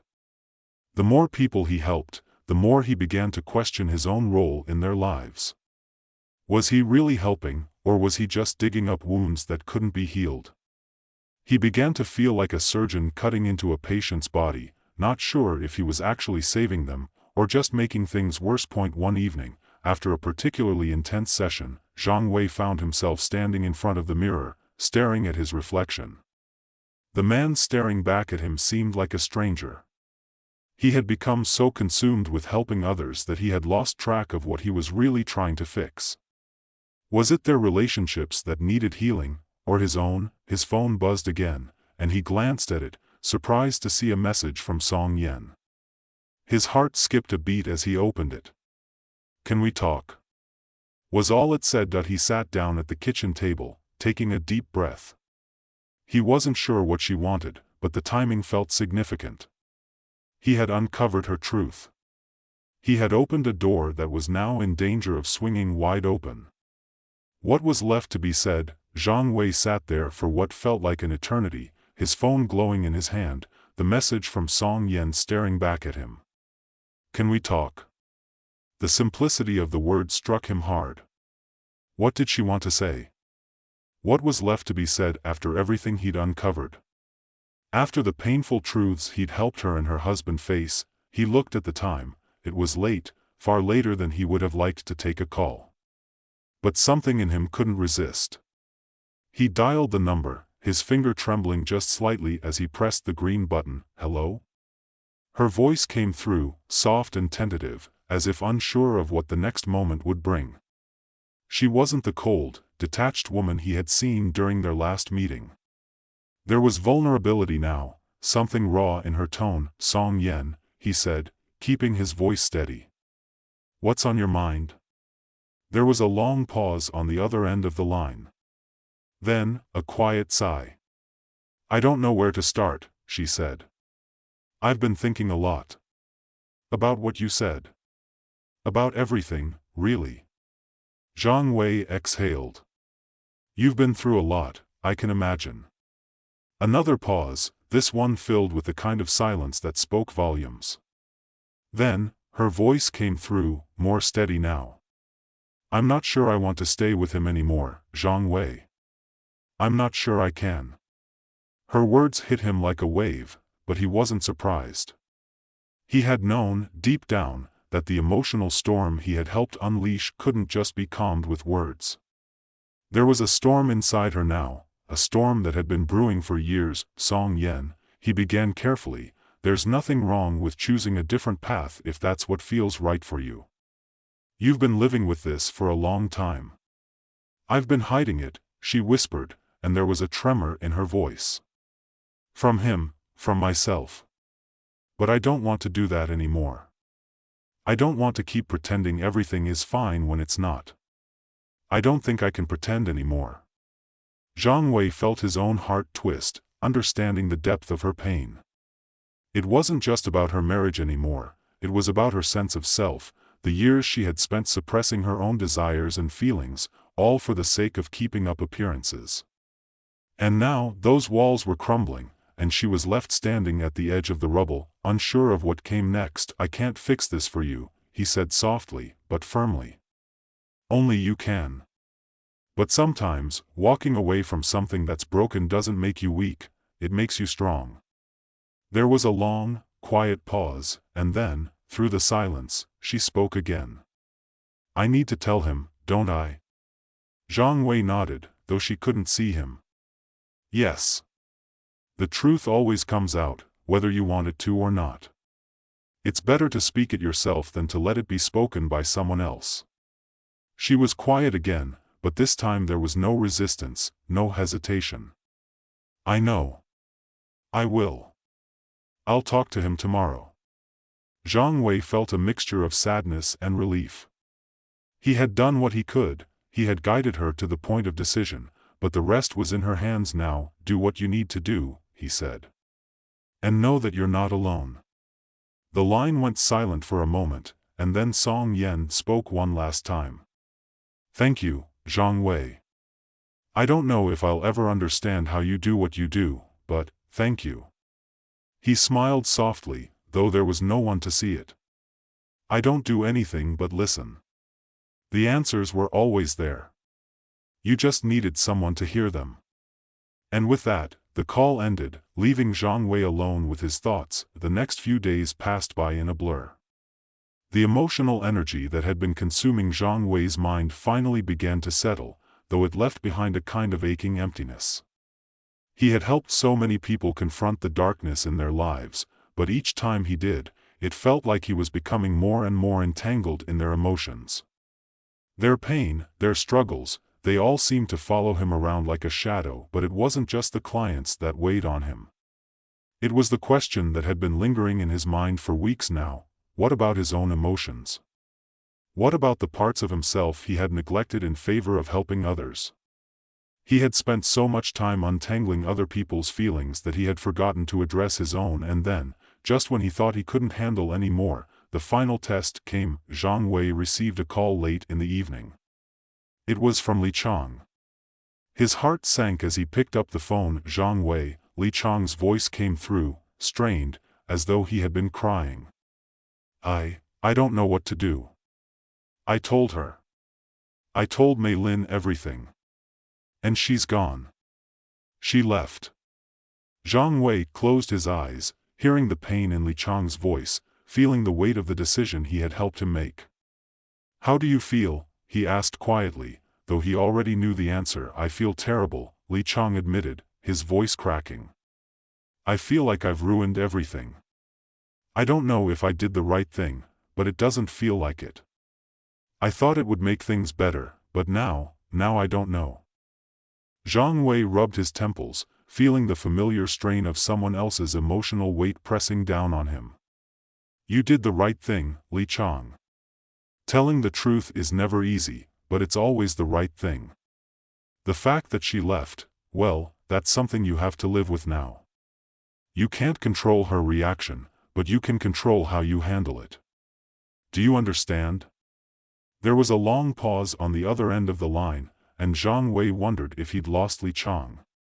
Then, after a moment, the young man spoke again, this time with a faint sense of resolve. "I think I understand. It doesn't make the pain go away, but maybe this is the first step. Maybe I needed to face this." Zhang Wei allowed himself a small, weary smile. "It's the first step, yes. Now, you take the next one, and you keep going. You'll find your way, even if it's hard." "I hope so," Li Chang said quietly. "Thank you, Zhang Wei. For everything." Zhang Wei didn't know how to respond. He had done all he could for Li Chang, but in the end, it was up to him to rebuild his own life. Zhang Wei could guide people, but he couldn't live their lives for them. The days that followed were quieter. Zhang Wei began to reflect on everything he had done, every life he had touched, every truth he had uncovered. In a way, he had been living through other people's emotional upheavals, trying to fix what couldn't always be fixed, and in the process, he had neglected his own emotions. It wasn't a healthy way to live, and deep down, Zhang Wei knew it was time for a change point. One evening, he found himself sitting on the edge of his bed, staring out of his apartment window at the city lights below. The streets were bustling with life, but here, in this small space, he felt as though he were floating in a quiet, solitary world. It had become clear to him, perhaps for the first time, that healing didn't always mean fixing. Sometimes, it meant letting things fall apart. Sometimes, it meant facing the truth, no matter how painful, and allowing people to come to terms with it on their own. Zhang Wei had done his part. He had helped others see the truth, but now, he needed to face his own. He needed to accept that, like everyone else, he was just as broken, just as human. And the only way to heal was to embrace that. As the night grew darker and the city lights flickered in the distance, Zhang Wei finally understood something important. The work he did wasn't about saving others, it was about helping them save themselves, and for the first time in a long while, he allowed himself to rest, knowing that the journey of healing, both for himself and for others, was ongoing. It wasn't something that could be fixed overnight. It was something you lived with. Something you grew through. The air in Civitas was thick with emotion that morning. The city buzzed, like any other day in the fast-paced metropolis, with the sounds of honking cars, distant conversations, and the hum of 1,000 disconnected lives moving in their own rhythms. But for Ethan Bellamy, a 32-year-old insurance adjuster who preferred routine over unpredictability, it was a different kind of day. A strange, unsettling day. As Ethan stepped outside his apartment building on 9th and Oak, he immediately felt it, a burst of joy, but not his own. His chest lightened with a strange exhilaration that, for a moment, made him think that maybe this was the day he'd finally won the lottery, or perhaps had received an unexpected windfall. He paused and looked around, trying to locate the source of this sudden happiness. It came from an elderly woman, carefully making her way down the street. She wore a bright yellow hat and a flower-patterned dress that clashed in the best way with the dull gray of the city. Her shoes clicked with a rhythmic certainty on the pavement, and she was smiling, a smile that seemed a little too wide, a little too infectious, as if life were more beautiful for her in that moment than anyone else. Ethan rubbed his temples, trying to shake off the feeling. He didn't have time for strange emotional intrusions. He had deadlines to meet, reports to file, and a list of responsibilities that never seemed to shrink no matter how hard he worked. But before he could turn away, the joy began to fade and was replaced by something darker, more insistent. Anger, sharp and bitter, coursed through him like a lightning bolt, striking him so suddenly it made his heart race. The source? A man in a suit, arms crossed tight, his face twisted with frustration as he stood at the corner, waiting for the light to change. Ethan could feel his seething resentment. Frustration with the city. Frustration with his life. Frustration with the unfulfilled promises of adulthood. And there was something else, a deep, long-simmering dissatisfaction that seemed to permeate his every action, his every word. Ethan was awash with the kind of rage that made it hard to breathe. For a moment, it was too much. He staggered slightly on the sidewalk, gripping the nearest lamppost to steady himself, feeling the world around him crash with emotions that weren't even his own. He was drowning in other people's feelings. Jesus, Ethan muttered to himself, trying to ground himself in something solid. He took a deep breath, but before he could collect himself, another emotional wave hit him, sorrow, raw and aching, seeping through him as if he were physically absorbing someone's pain. The homeless man sitting against the wall nearby had his eyes closed, but Ethan could feel the weight of a lifetime of loss and rejection pressing down on him. That was the moment Ethan realized something had changed. The next few hours were a blur. Every interaction, no matter how small, carried an emotional undercurrent that Ethan could no longer ignore. He could hear the hunger in the voice of the barista at his usual cafe as she handed him his coffee, a sharp contrast to the friendly smile she wore. He could feel the fear that gripped the commuters on the subway, the palpable anxiety of people trying to get through their daily grind without being swallowed by the weight of their lives. At work, things only worsened.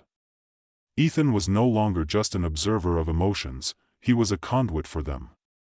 When he spoke with his colleague Rachel, he could feel every nuance of her grief, her quiet frustration at a relationship that had fallen apart. When he discussed a claim with a client, their insecurities and desperation seemed to crawl under his skin like insects. By the time lunch came around, Ethan was nearly on the edge. The mental fatigue of carrying the emotional weight of strangers was unbearable.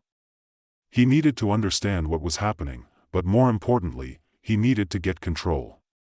There was something deeply unsettling about feeling so much all at once. His mind and body were constantly being pulled in different emotional directions, and it was starting to affect his physical health. That night, as he tried to sleep, he felt the anxiety of the world pressing down on him. His bed, once a safe haven, now felt like a prison of emotional overload. He closed his eyes, but instead of silence, there was a constant roar of emotions. The only relief came in brief, dreamless moments of nothingness, but they were short-lived, and the flood would return with even greater force. The following day, Ethan made his way to his office, dreading the inevitable emotional maelstrom that would greet him. But this time, he tried something new. He tried to block it out, to push the emotions away, to focus on his work and nothing else. He ignored the anxiety in the voices of his co-workers, the ache in the back of his throat from the endless sorrow he had carried since morning. Then, something strange happened. As he was walking to the break room, he passed by Rachel, who was sitting quietly at her desk. She looked up at him, her eyes bloodshot and tired, but her smile was still faintly present, a mask of normalcy. Before he could say anything, he felt it, the pull of her grief, but also something else. For the first time, Ethan didn't just feel her sorrow. He understood it. He felt like he could see inside her, as if the walls of their usual office conversations had crumbled, revealing the raw truth behind them. "Are you okay?" he asked, his voice low, almost unsure of himself. Rachel blinked, surprised by the question. Yeah, I'm fine. Just been a rough week." Ethan could feel the hidden layers beneath her words, the sleepless nights, the nights spent texting a boyfriend who didn't love her back, the hours spent trying to smile through the sadness. He could feel it all, and it left him breathless. "Rachel," he said, his voice suddenly softer, "you don't have to hide it. I can tell you're struggling." Rachel's face shifted from surprise to something more vulnerable, more open. She looked at him, eyes filled with a mixture of gratitude and hesitation. "I'm just tired of pretending," she confessed, barely above a whisper. "I don't know how much longer I can keep this up." Ethan felt the truth of her words resonate deep within him.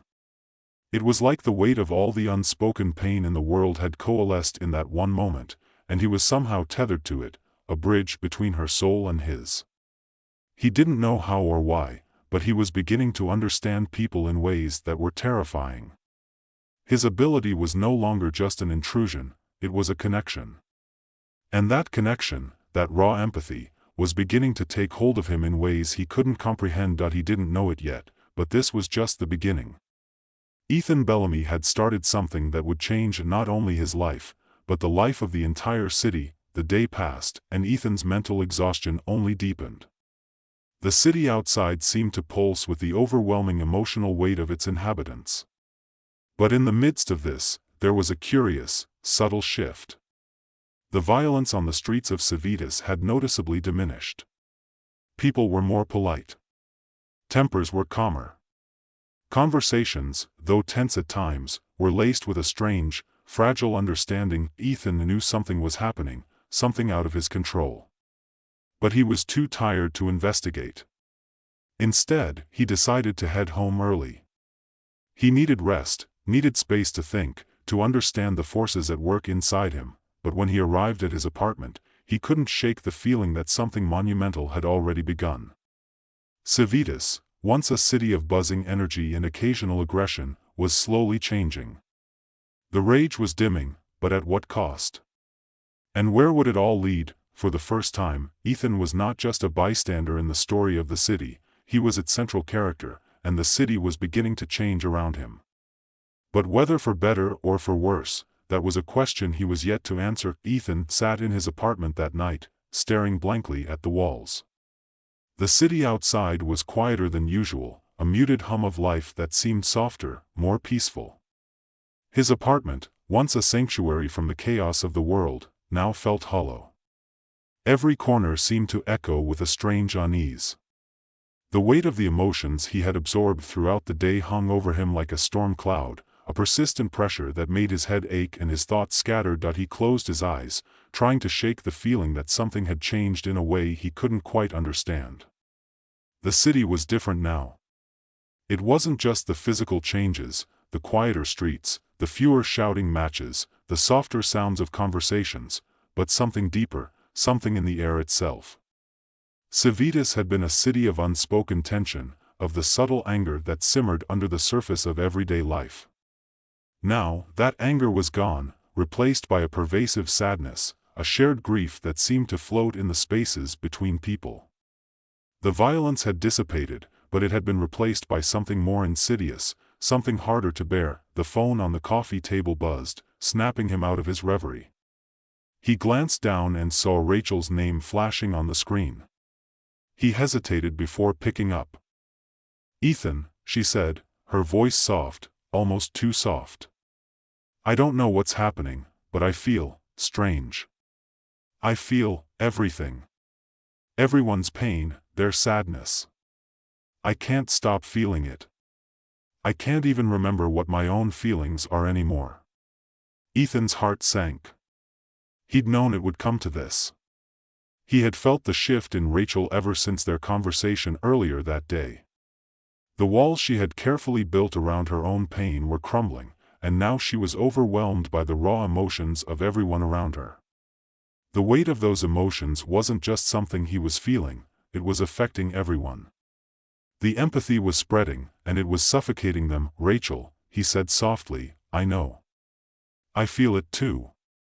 It's like the entire city is one big, open wound. It's too much." There was a long pause on the other end. He could hear her breathing, shallow and uneven, as if she were trying to steady herself, but it wasn't working. "I can't stand it, Ethan," she whispered, her voice breaking. "I can't keep carrying all this. It's too much. I don't even know what's mine anymore. What's real?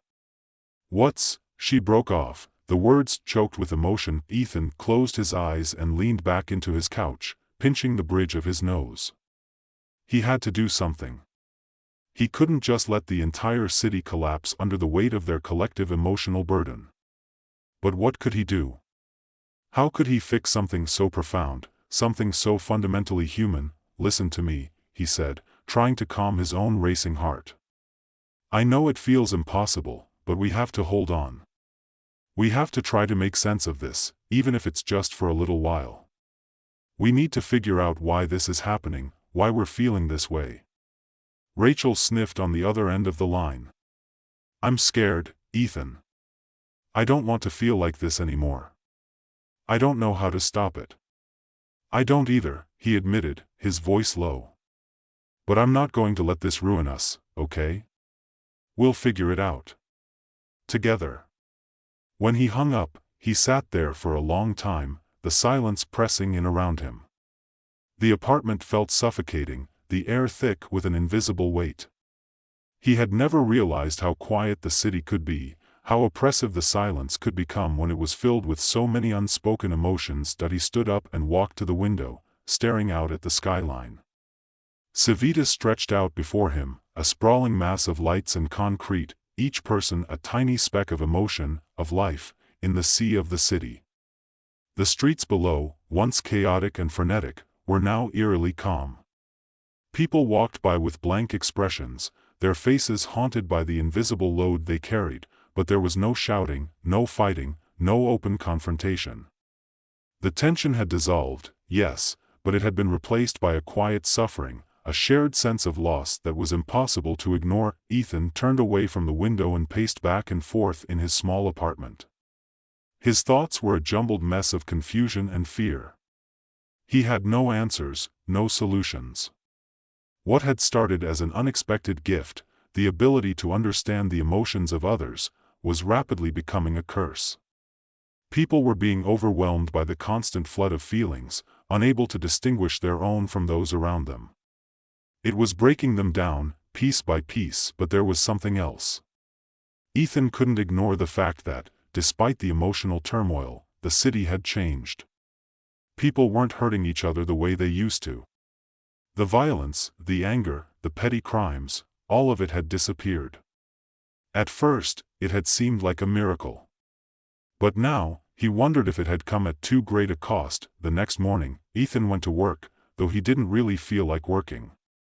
His head was still spinning from the emotional overload of the previous day. But when he walked into the office, he noticed something different. His co-workers, usually distracted by their own personal dramas, were quieter, more subdued. They sat at their desks in almost complete silence, each one lost in their own thoughts. Rachel wasn't there when he arrived. She had called in sick, claiming she wasn't feeling well, though Ethan suspected it was more than just physical illness. He'd left her a message, but she hadn't returned his call. He could only hope she was taking some time for herself, that she wasn't drowning in the emotions that were threatening to consume her. As the day wore on, Ethan tried to focus on work. He had to. He had to keep going, to keep some semblance of normalcy in his life, but the pull of the emotions around him was overwhelming. He could feel the weight of his colleagues' lives pressing on him, the strain of their unspoken struggles, their fears, their doubts. It was like living in a constant state of static, a never-ending buzz of emotional noise. At lunchtime, he took a walk outside, hoping the fresh air would clear his head. But as soon as he stepped onto the street, he felt it, the flood of emotions, of empathy, hitting him all at once. It wasn't just the usual rush of feelings, it was amplified, like the entire city was somehow more attuned to each other's pain. He stopped walking and closed his eyes for a moment, letting the emotions wash over him. Fear. Desperation. Loneliness. Each one hit him like a slap, one after another. It was unbearable, and it felt like his heart was going to explode. But beneath all of it, there was something else, something unfamiliar, something unexpected. It was hope. A fleeting, fragile hope, like a distant light in the fog.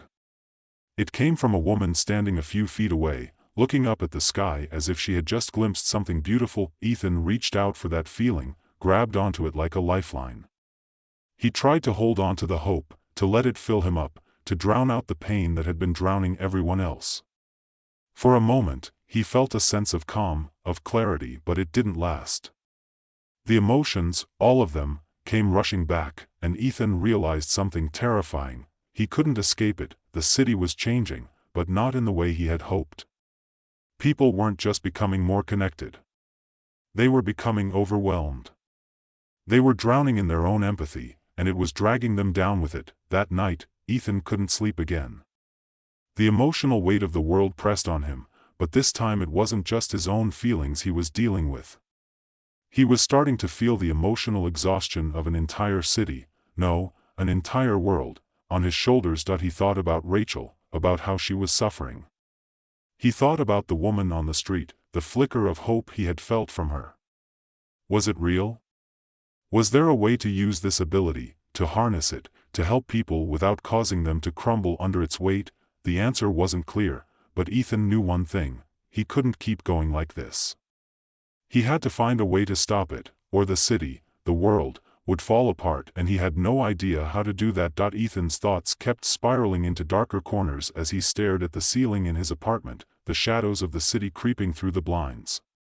The weight of the world was on his chest, suffocating him with each breath he took. He had hoped for something different when he first discovered his ability to connect with others on such a deep, emotional level.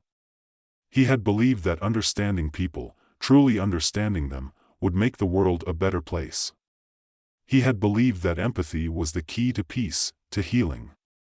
But now, the truth was beginning to dawn on him: empathy wasn't a cure, it was a burden. It wasn't something people were ready for, and it wasn't something the world could handle. For days, the emotional overload had continued, each interaction with another person leaving him more drained, more broken. It wasn't just the pain that people were carrying, it was the collective weight of every single person's sorrow, fear, and confusion. His mind was a tangled mess of other people's emotions, and he had no way to escape. It was like being trapped in a nightmare, unable to wake up. The city, too, had changed. The streets were quieter, but not in a peaceful way. People had become withdrawn, closed off, unable to function in the way they once did. They were too caught up in the emotional storm to go about their day-to-day lives. The connection that had once seemed so promising now felt like a curse, but still, Ethan couldn't ignore the way it had altered the dynamics of the city. The violence had gone away. People no longer screamed at each other on street corners or cut each other off in traffic. There was a strange, pervasive calm in the air, almost unnatural, like the calm before a storm. But that was the thing about storms. They were never as quiet as they seemed before they hit. They were filled with pent-up energy, just waiting to explode. Ethan knew that if he didn't figure out how to stop this, how to contain the emotional flood, the city wouldn't just suffer, it would break. People couldn't go on like this, absorbing and processing the weight of each other's lives with no respite. Eventually, something would give. People would snap. He would snap. He sat up suddenly, the need to do something more urgent now. He grabbed his jacket and left his apartment, stepping out into the cold night air, the streets of Civitas empty and silent. His feet carried him without thinking, as if his body was already leading the way. He didn't know what he was looking for, he just knew he couldn't keep carrying the world's emotions alone. Ethan walked through the city, past empty storefronts and quiet intersections. His mind was a whirlpool of thoughts, of feelings that weren't even his own. He could feel everything. The desperation of someone on the brink of losing everything, the loneliness of a child lost in the crowd, the rage of a young man who had been ignored his entire life. He could taste the bitterness in the air, the collective sorrow that had become a permanent fixture in the streets. But amidst all the pain, there was something else, something flickering in the distance, something he hadn't noticed before. A woman. Ethan slowed as he approached her, feeling the pull of her emotions. She wasn't like the others, not like the people whose pain had overwhelmed him so often in the past. She wasn't drowning in grief or rage, she was standing there, still, with a sense of purpose that seemed to push back against the tide of emotions around her. He could feel a quiet strength radiating from her, something steady, something that didn't crack under the weight of the world. She stood at the edge of the street, looking up at the sky, her face illuminated by the faint glow of a street lamp. She seemed untouched by the turmoil that surrounded her, a contrast to the rest of the city. For the first time in days, Ethan felt a flicker of something other than overwhelm. He felt the calm that emanated from her. It was like a breath of fresh air in a room that had been suffocating. "Are you okay?" he found himself asking, his voice barely above a whisper. The woman turned slowly, her eyes meeting his. There was something in them, a knowing, a depth that reached far beyond the surface. She didn't look surprised to see him, didn't look startled by the sudden intrusion into her space. It was as though she had been expecting him all along. "I'm fine," she said, her voice steady, unwavering. "But you're not." Ethan frowned, taken aback. "What do you mean?" "You're carrying too much," she said simply. "You're not the only one, you know. People like you, who can feel everyone else's pain. You're not the only one struggling." Her words hung in the air between them, heavier than any of the emotions Ethan had been carrying. He had heard people talk about empathy before, in theory, but no one had ever spoken to him like this. As if she understood exactly what he was going through. "Who are you?" he asked, almost afraid to know. The woman smiled, but it wasn't a smile of comfort. It was knowing, as though she had seen this all before. "Someone who's learned to live with it," she said softly. "Someone who's learned how to bear the weight." Ethan's breath caught in his throat. "How? How do you do it? How do you stop it from destroying you?" She took a step closer to him, her presence grounding him in a way that was both foreign and familiar. "You don't stop it, Ethan. You learn how to balance it.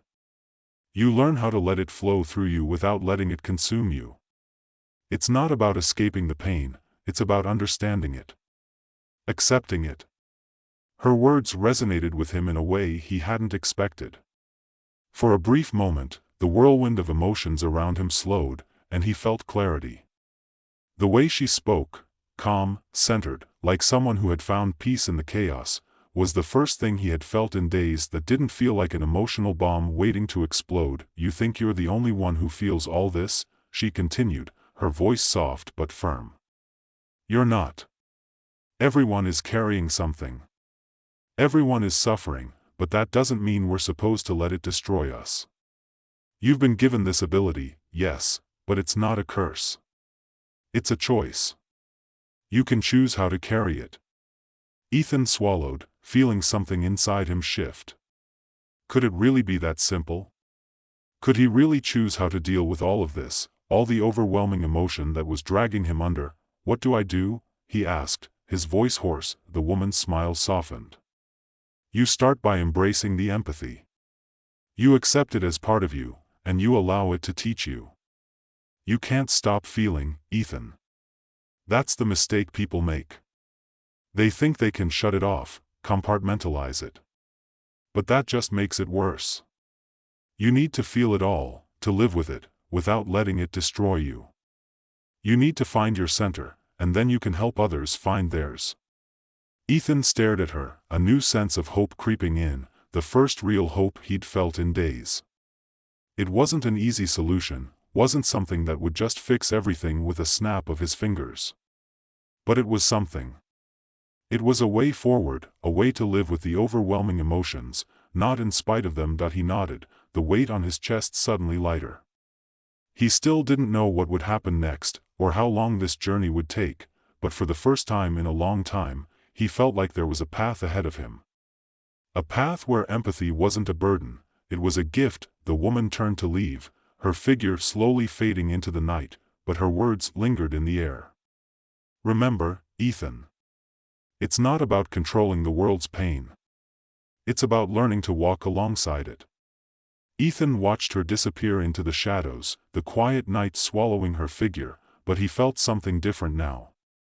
Calm. A fragile peace, and for the first time in days, he let himself believe that maybe, just maybe, he could learn to live with the weight of the world. Max Tan had always considered himself a pretty average guy. A mid-level tech consultant with an absurd obsession with cold brew coffee, he spent most of his days on autopilot, shuffling from one unremarkable task to the next. His small, crammed apartment reflected his life, cluttered, a little dingy, and not a place anyone would want to visit unless they had no other choice.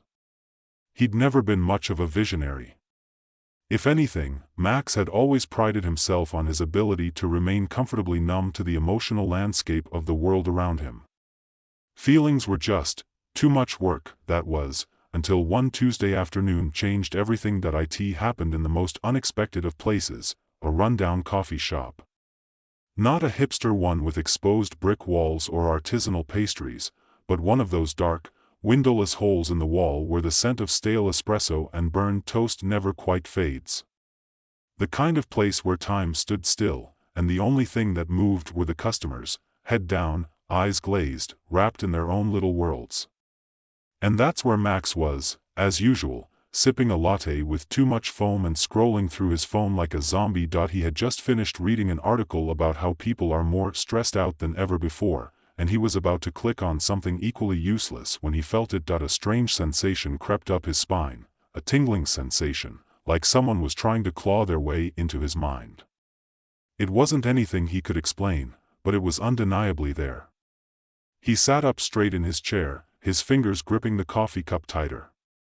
His heartbeat sped up, and suddenly, everything around him became clearer. He could hear the couple at the table near the window talking about their plans for the weekend.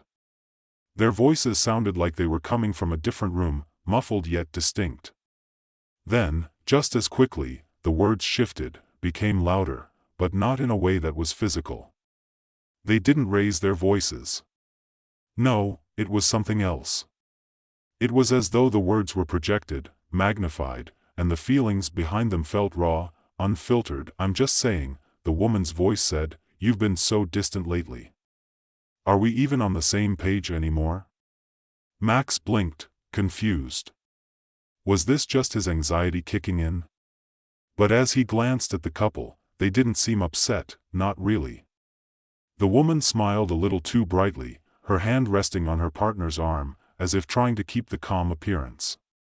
But Max could feel it, an undercurrent of frustration, of disconnectedness. Then, the sensation changed. Suddenly, the woman's frustration turned into something else, something deeper.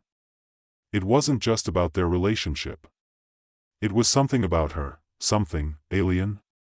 Max couldn't quite place it. His head started to throb as if his mind was trying to process data it wasn't equipped to handle, and that's when it hit him. The wall. Max was no longer just hearing the couple's conversation. He was feeling it. Feeling the very distance between them, between her and him, between everyone in the room.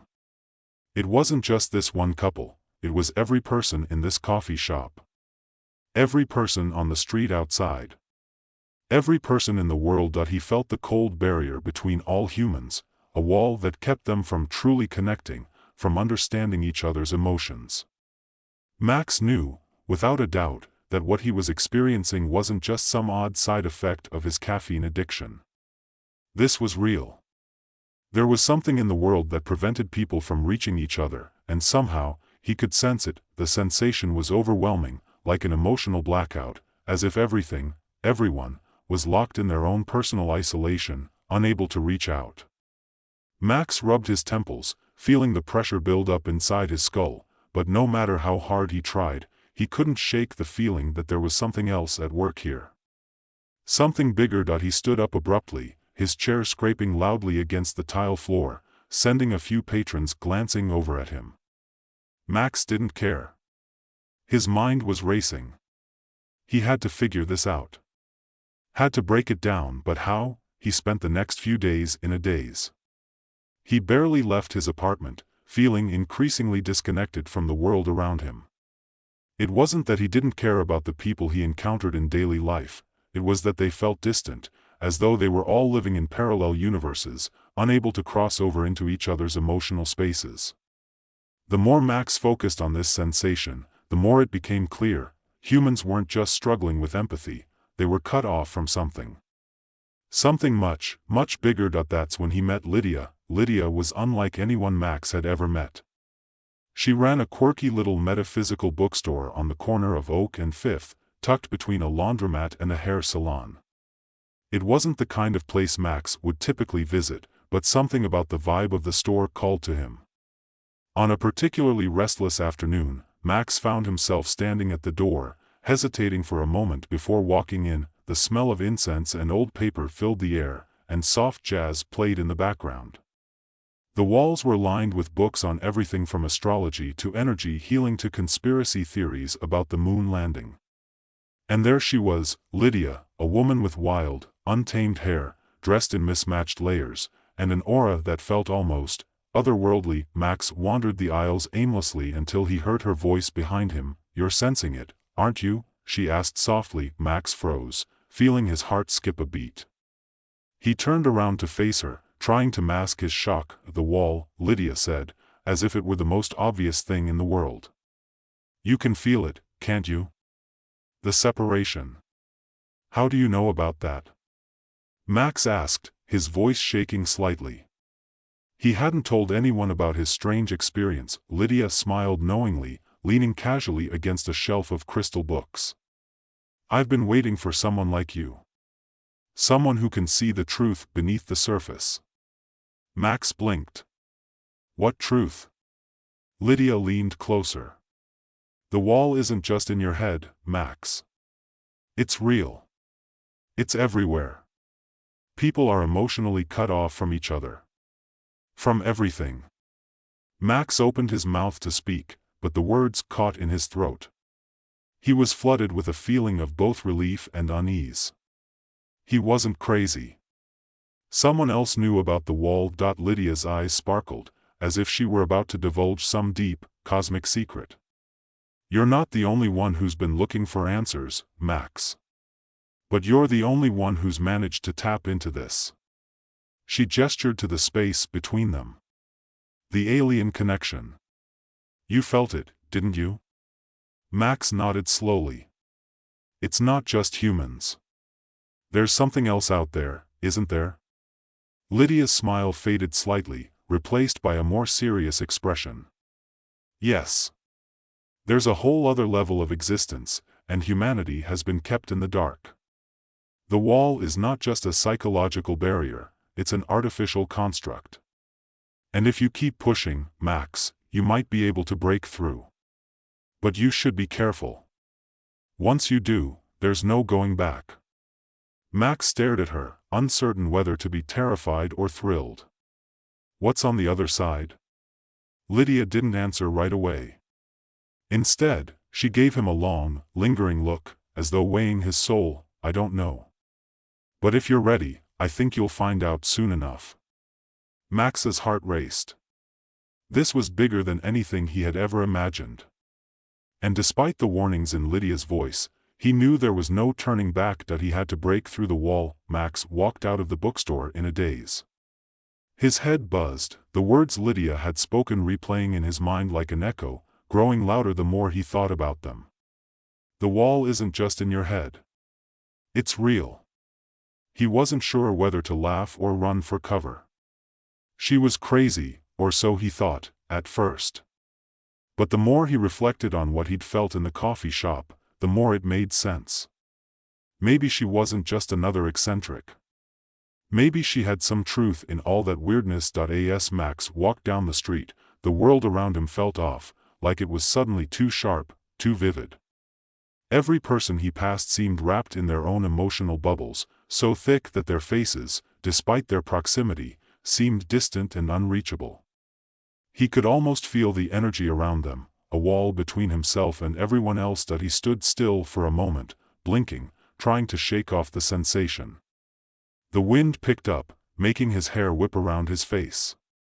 The distant hum of traffic, the chatter of pedestrians, even the rustle of leaves, all of it felt strangely filtered, as if reality had been cranked down to a lower setting.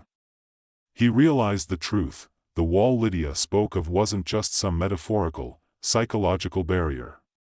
It was real. He had felt it in the coffee shop, and he was feeling it now. Max wasn't sure what to do next. He could go back home, curl up with his thoughts, and pretend this was all some hallucination. Or he could dig deeper. There was something in Lydia's eyes when she spoke about the wall that made him want to know more. He had to know more. He went back to his apartment that evening, pacing around the small, cluttered space. His eyes fell on his phone, sitting innocently on the coffee table.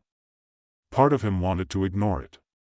But the other part, the part that knew something big was happening, picked it up and started searching.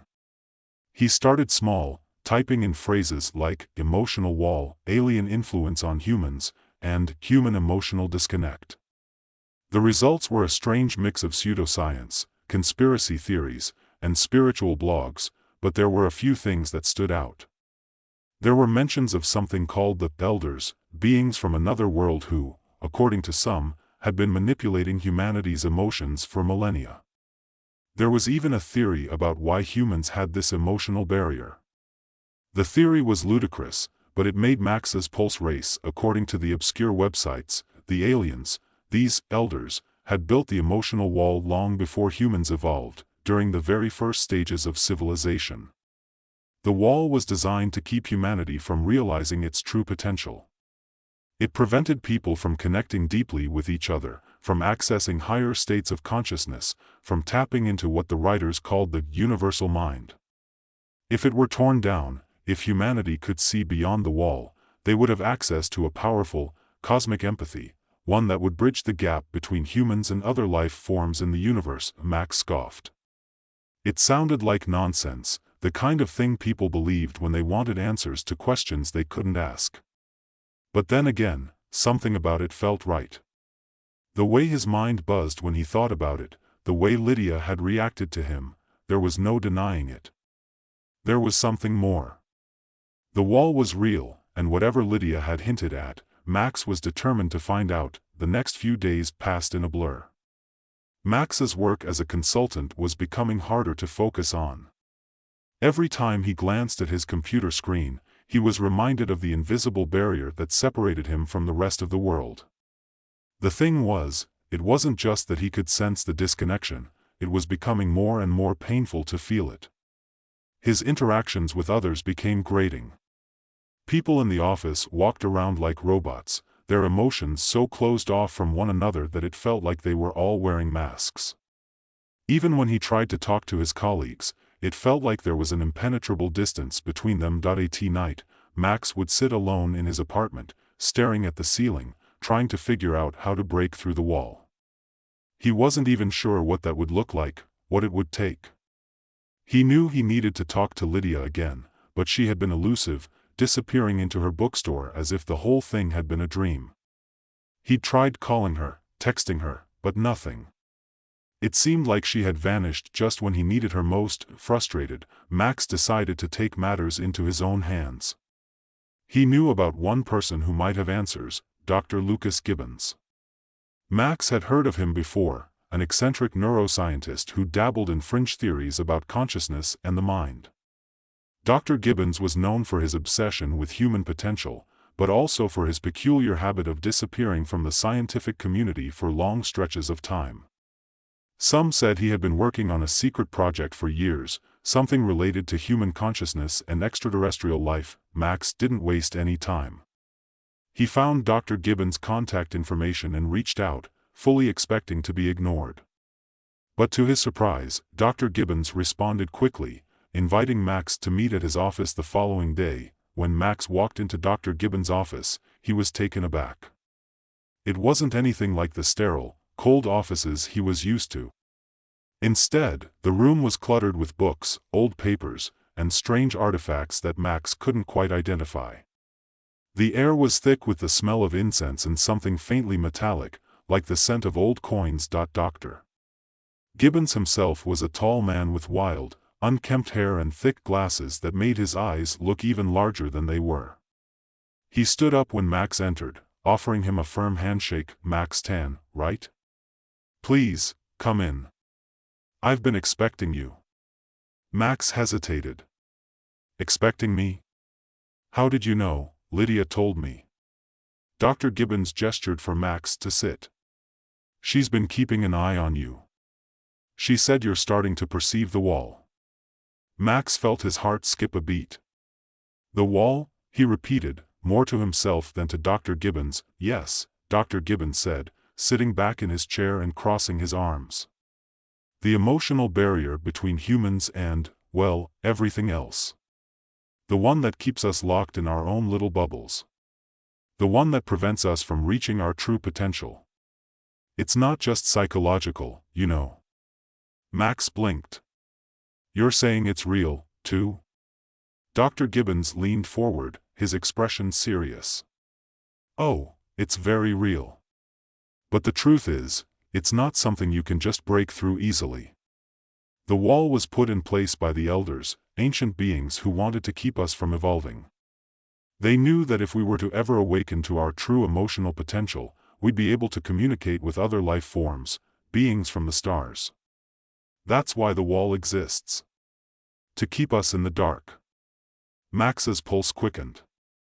It was exactly what Lydia had said, only this time, there was a scientist telling him the same thing. It felt real. So what do I do? Max asked. How do I break through? Dr. Gibbons hesitated. It's not that simple.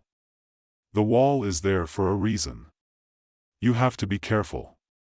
If you push too hard, too fast, you could destroy the very fabric of human society.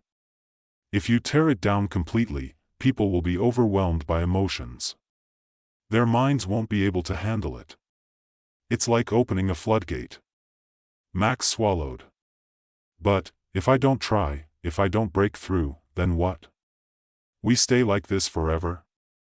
Dr. Gibbons looked at him, his eyes filled with a mixture of empathy and concern. No. The wall won't hold forever. You've already started the process. The question is, how much chaos are you willing to risk to break through? Max stood up. I don't know if I'm ready for this. But I can't go back. I have to know what's on the other side. Dr. Gibbons smiled faintly. Then I suggest you start with this. He handed Max a small device, an odd, metallic thing that looked like it belonged in a science fiction movie. Max stared at it. "What is this?" "It's a neural stimulator," Dr. Gibbons explained. "It will help you focus your mind. But be warned, it's dangerous. It will amplify your connection to the wall. If you're not careful, you could lose yourself." Max's hand trembled slightly as he took the device. He didn't know what to think, but one thing was clear: he was on the brink of something huge. Something that could change everything. And he wasn't sure he was ready, but he also couldn't turn back now. Taking a deep breath, Max turned to Dr. Gibbons. "I'll do it." Max took the small, alien-looking device from Dr. Gibbons, his fingers almost trembling as he felt its weight. It was unlike anything he'd seen before, a mix of polished metal and rougher, almost organic-looking surfaces. The surface hummed faintly in his palm, and Max felt an odd warmth spread through his hand. It seemed alive in a way that made him both excited and apprehensive. He wasn't sure what he expected from a device like this, but he certainly wasn't expecting it to feel alive. "How does it work?" Max asked, eyeing it with a mix of curiosity and unease. Dr. Gibbons leaned back in his chair, his hands steepled in front of him. "It works by stimulating certain neural pathways in your brain. The idea is to enhance your ability to connect with the emotional frequencies, the walls, if you will, that separate you from the rest of the world. It should give you a clearer, more intense sense of the barrier. But you should be cautious. It's a fine line between pushing through and getting lost in it. The wall is vast and complex, and if you're not careful, you could get overwhelmed." Max felt his heart skip a beat. Overwhelmed? What was the point of all this if it only risked making things worse? Still, the urge to understand, to break through the wall, was overpowering. He had already felt it once, in that coffee shop, and there was no going back. "I'm ready," Max said, his voice more steady than he felt. He had no idea what he was really walking into, but something deep inside him urged him to proceed. Dr. Gibbons handed him a pair of sleek black glasses. "These will help, too. You'll need to wear them while using the device. They'll sync up with your visual field and guide you as the stimulator works its magic." Max nodded slowly and slipped the glasses on. They felt strange at first, the lenses darkening slightly to give him a sense of disorientation. When he looked at Dr. Gibbons, his outline was sharper, more defined, but the background seemed strangely out of focus. Everything felt like it had been pulled slightly out of sync, like a photo that was half out of focus, just enough to make it look unnatural. "Sit in that chair," Dr. Gibbons said, gesturing toward a padded chair in the corner of the room. "Once you're ready, we'll begin." Max moved to the chair and sat down, feeling his palms sweat against the cool metal of the device. He closed his eyes briefly, gathering his thoughts. This was it. He was about to open himself to something bigger than anything he could have imagined.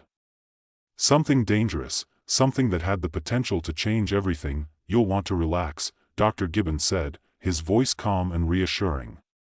"Let the device do the work. But keep your mind focused. It's easy to lose yourself in the sensation." Max nodded, not trusting himself to speak. He took a slow, deep breath, his heart pounding in his chest. The device hummed again, a soft vibration against his temples, and the glasses adjusted slightly, as though preparing him for something. A sudden, sharp pain shot through his head, like a needle piercing his skull. He gasped, gripping the arms of the chair tightly as the world around him seemed to warp. The sensation was both painful and exhilarating, like his mind was stretching out beyond the confines of his skull. He could feel the wall, the barrier, but it wasn't just an abstract concept anymore. He could feel it as if it were a physical thing, a massive, invisible wall pressing down on him from every side, suffocating him. Then the device did something else. A surge of energy shot through his brain, and he felt the wall begin to throb, as if it were alive. A rush of visions flooded his mind. The screen of his glasses flickered, showing him strange, alien landscapes, vast, surreal worlds that felt cold and distant, yet oddly familiar. As the images flooded in, Max felt his emotions begin to unravel. He felt an overwhelming sense of isolation, a loneliness so intense it seemed to physically hurt. It was as if the wall itself was a creature, alive and pulsating, feeding on human disconnect. The world on the other side seemed within his reach, but it was unreachable, locked away behind the barrier. Max gritted his teeth against the pain. It was too much. He was drowning in it. The sensations of alien worlds, of emotions beyond his understanding, flooded him with a suffocating weight. Focus, Max, Dr. Gibbons' voice came through the haze, low but clear. You need to focus. Don't let it overwhelm you. The wall is just a wall. You can see it, but you can also control it. Max's breath came in short, ragged gasps. He wanted to pull away, to stop the experiment, but something in him refused to stop. He had to see it through. He had to understand. With great effort, he forced his mind to concentrate. The pain lessened just slightly, but the emotions, the sense of being trapped, remained. Then, something else happened. The sensations shifted. The visions began to coalesce into something more recognizable, a connection. Not just to the alien worlds he had seen, but to something else. Something familiar. A feeling swirled around him, a sense of understanding, of connection. It was as though the barrier was moving. Slowly, imperceptibly, it began to open, just a crack. Through that crack, he felt the touch of another consciousness, alien, but not cold. Not threatening. It was a feeling of curiosity. An intelligence. A presence. Max's heart raced as the floodgates began to open. The wall was no longer something that trapped him. It was something that could be broken, but as quickly as the sensation had come, it vanished. The images faded, the overwhelming emotions receded, and Max was left in the chair, breathing heavily. The room around him was silent, and the glasses slid off his face, returning the world to its natural focus. Max? Dr. Gibbons' voice pierced the silence. What did you experience? Max sat there, his hands still clenched tightly around the chair. He opened his mouth to speak, but the words wouldn't come. He felt disoriented, like the experience had thrown his entire sense of self out of balance. But one thing was clear, he had touched something. He had touched the wall. And now he knew it wasn't just a mental construct. It was real. And so were the beings on the other side. I felt it, Max said finally, his voice hoarse. I felt them. The aliens. They're out there. They're waiting. Dr. Gibbons' expression was unreadable. Yes, he said quietly. But now you've seen what happens when the wall begins to weaken. The connections are unstable. We're not ready. Humanity is not ready. Max shook his head, his thoughts spinning. What happens if we tear it down completely? Dr. Gibbons stood up slowly, looking out the window with a contemplative expression. The consequences would be catastrophic. The emotions would flood every person on Earth, all at once. There's no way to control it. People would lose themselves. Society would break down. Chaos. Max felt a cold chill run down his spine. He had known it wouldn't be easy, but the weight of those words hit him like a punch to the gut. But deep down, he knew the truth. There was no turning back now. The wall was real, but so was the connection. And whatever the risks, whatever the chaos, he had to find a way to tear it down. I'm not stopping, Max said, his voice steady now, despite the fear gnawing at him. I can't. It's too important. Dr. Gibbons turned back to him, his face serious. Then be careful. If you push too hard, Max, you may destroy the world before you ever get the chance to understand it. Max didn't respond immediately. He was lost in his own thoughts, consumed by the weight of the decision ahead of him. It felt impossible, but it also felt like the only thing that mattered. The wall was just a wall. and walls could always be torn down. Michael Westbrook sat in the corner of the cafe, his usual haunt, huddled over his laptop. He was an unremarkable figure, mid-30s, a perpetually disheveled mess, with a hoodie that was probably older than most of his co-workers, and a look on his face that screamed, "I'd rather be anywhere else." It was a usual Tuesday afternoon, the kind of day where you felt like nothing could break the monotony. Yet, for Michael, today felt different. Unsettlingly different that he clicked the keys slowly, the soft clack of each press echoing louder in his mind than usual. He wasn't simply coding today. No, something far stranger was happening. Each line of code on his screen was no longer just a series of logical operations. It was alive. It was aware. His fingertips hovered over the keys, trembling. "Stop," a voice whispered in his ear, but it wasn't an external voice. It was his own mind, or perhaps something else entirely. Michael froze. His hand hovered over the keyboard, then withdrew as if he'd been burned. He blinked, shaking his head in disbelief. His pulse was racing, the familiar thrum of panic rising in his chest. For months now, he had been experiencing things. Strange, fleeting sensations that would come over him in waves. The first time had been subtle, an overwhelming feeling that the world around him was vibrating. He'd been in a grocery store, and for a split second, the shelves, the lights, the people, they all felt alive. But this was different. This wasn't a passing sensation, a flicker in his mind. This was tangible. Real. He could feel something beyond the code, beyond the confines of his screen. And it was growing stronger by the day. It had started with emotions. At first, it was simple. He'd feel the subtle changes in energy when people walked by him on the street or sat next to him in meetings.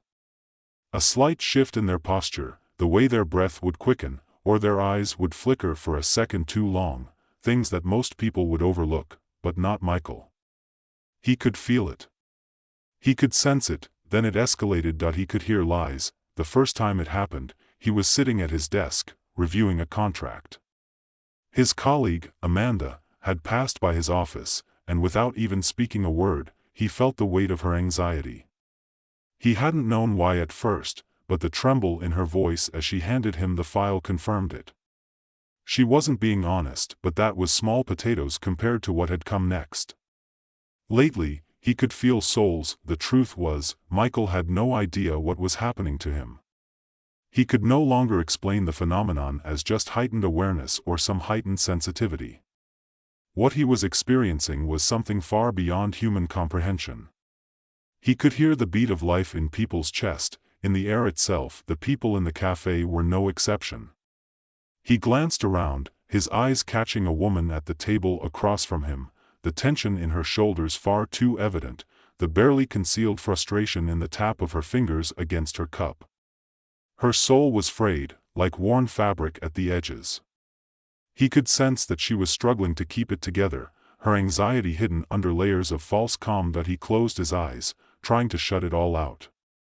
The chatter, the hum of machines, the little quirks and desires and fears that clung to the people around him. It was suffocating. He wanted to scream, to claw his way out of this strange, overwhelming feeling, but he couldn't. It was then that he felt it. A sharp sensation, a piercing awareness that was both foreign and deeply familiar. A presence, like someone standing right behind him, breathing down his neck, but invisible. It wasn't a person. It was something else. His heart raced. He had to get out. He had to. "Excuse me, sir," a voice broke through his panic. He opened his eyes to see a young barista standing before him, a polite smile plastered on her face.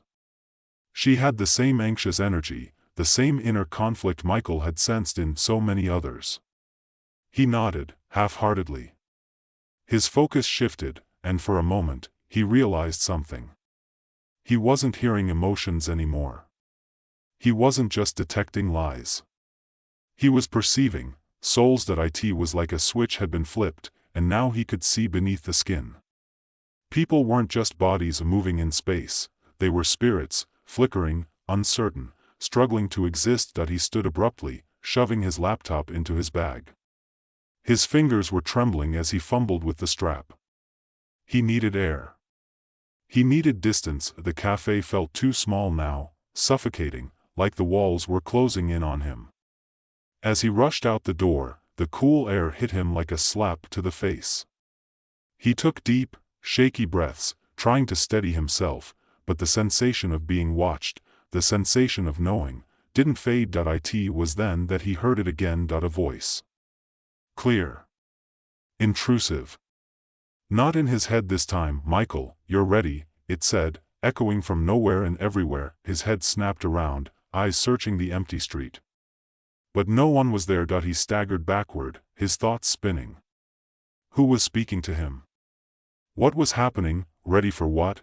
He whispered to the empty AIR. It didn't answer, but something told him that he would find out soon enough. Later that night, Michael sat in his cramped apartment, staring at his reflection in the dark window. He didn't know what to make of the events of the day. His mind was in a whirlpool of confusion, trying to reconcile what he was experiencing with what he knew to be reality. The rational part of him wanted to dismiss it all as some kind of breakdown, some strange anxiety-induced episode that would eventually pass, but deep down, he knew it wasn't that simple. The sensations were becoming too real to ignore. Michael leaned back in his chair, closing his eyes. The air in the room felt thicker now, like something was pressing against him from all sides. His breath was shallow, his pulse thudding in his chest. He knew it was coming again, the sensation, the voice, the presence, and this time, he wouldn't be able to ignore it. The next morning, Michael did something he hadn't done in years. He took a walk outside of his normal routine. The sky was overcast, the kind of weather that invited melancholy, and the streets were bustling with the usual rush-hour crowd.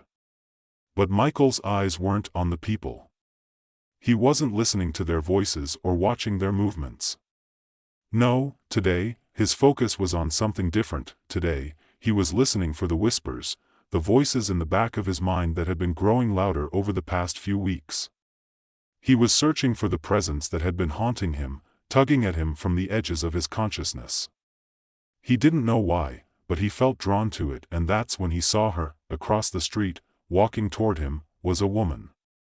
She was calm, serene, almost glowing with an inner peace that stood in stark contrast to the chaos around her. Michael's breath caught in his throat. It was Eleanor. She had appeared, as if summoned by his thoughts, and for some inexplicable reason, Michael knew she had answers. Michael's legs carried him toward Eleanor before his mind even caught up with his thoughts. He knew she was the answer, or at least part of it. She seemed like a strange, unearthly presence, like someone who had stepped out of a dream and into the foggy grayness of his reality.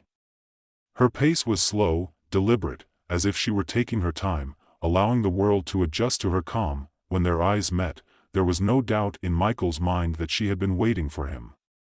Her gaze was piercing, yet serene, like she saw everything about him and still accepted him. It was an unnerving sensation, one that made him feel both exposed and safe at the same time. "You've been feeling it, haven't you?" Eleanor's voice was soft, a whisper among the traffic and bustle of the street. She didn't need to raise it to be heard.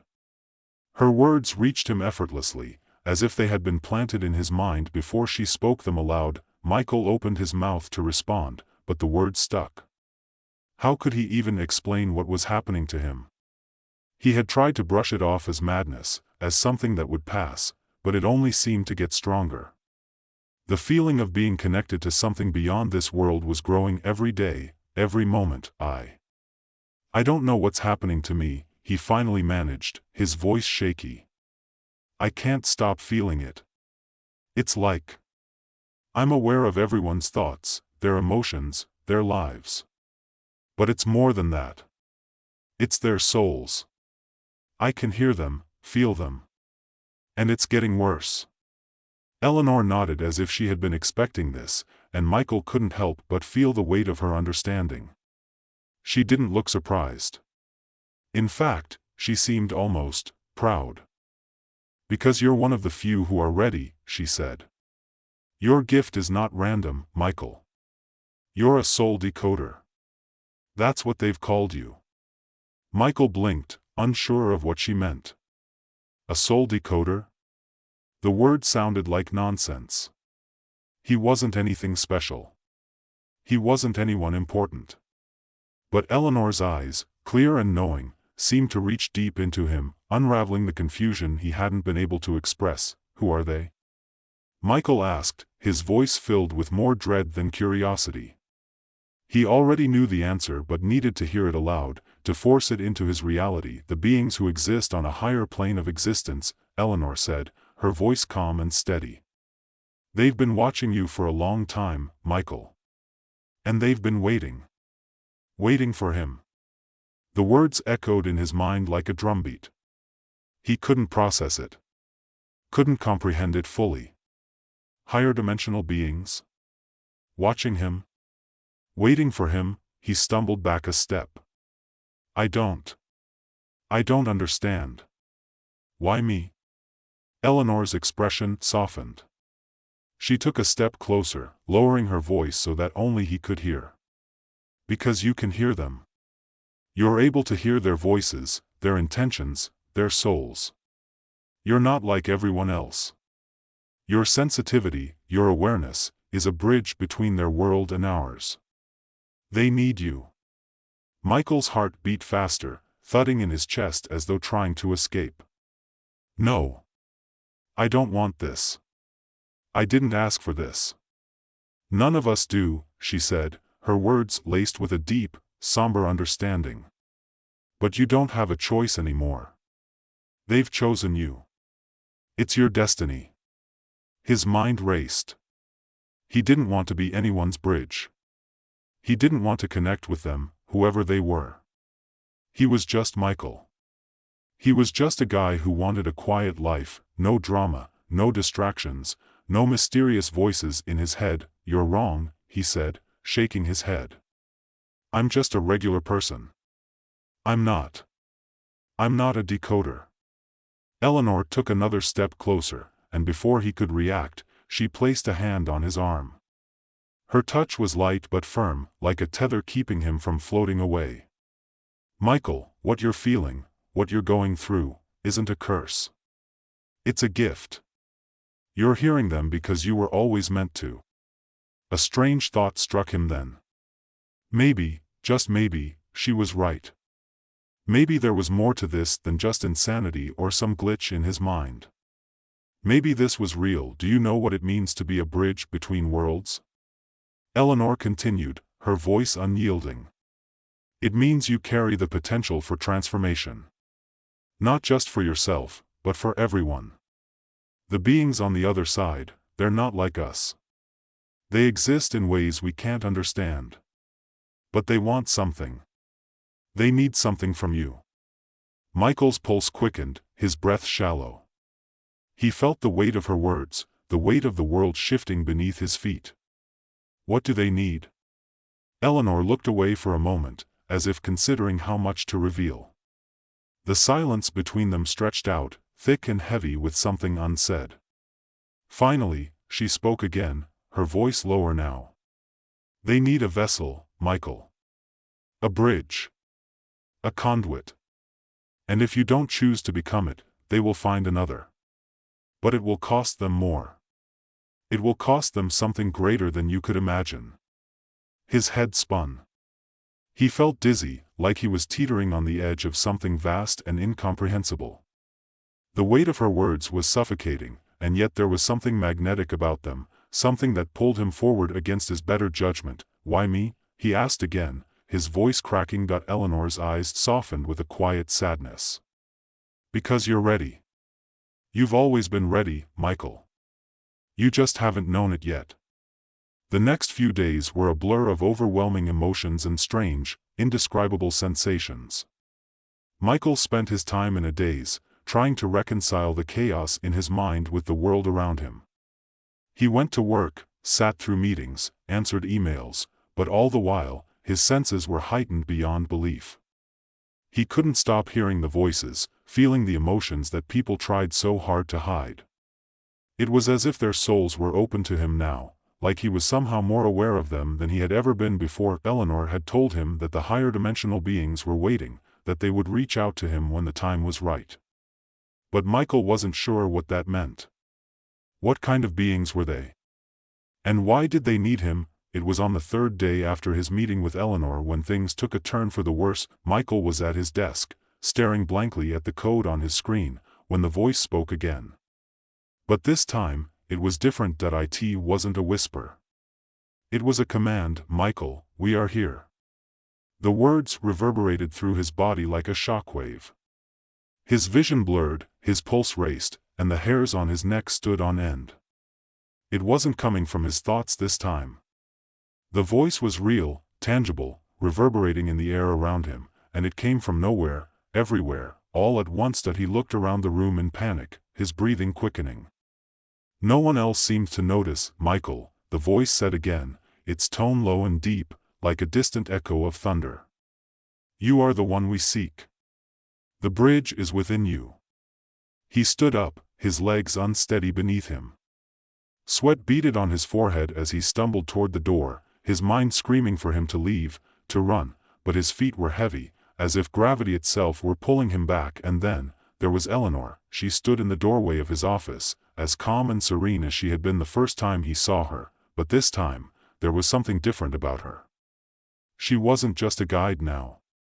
She wasn't merely here to help him, she was part of this. She was part of them. You're ready, Michael, she said softly, almost lovingly.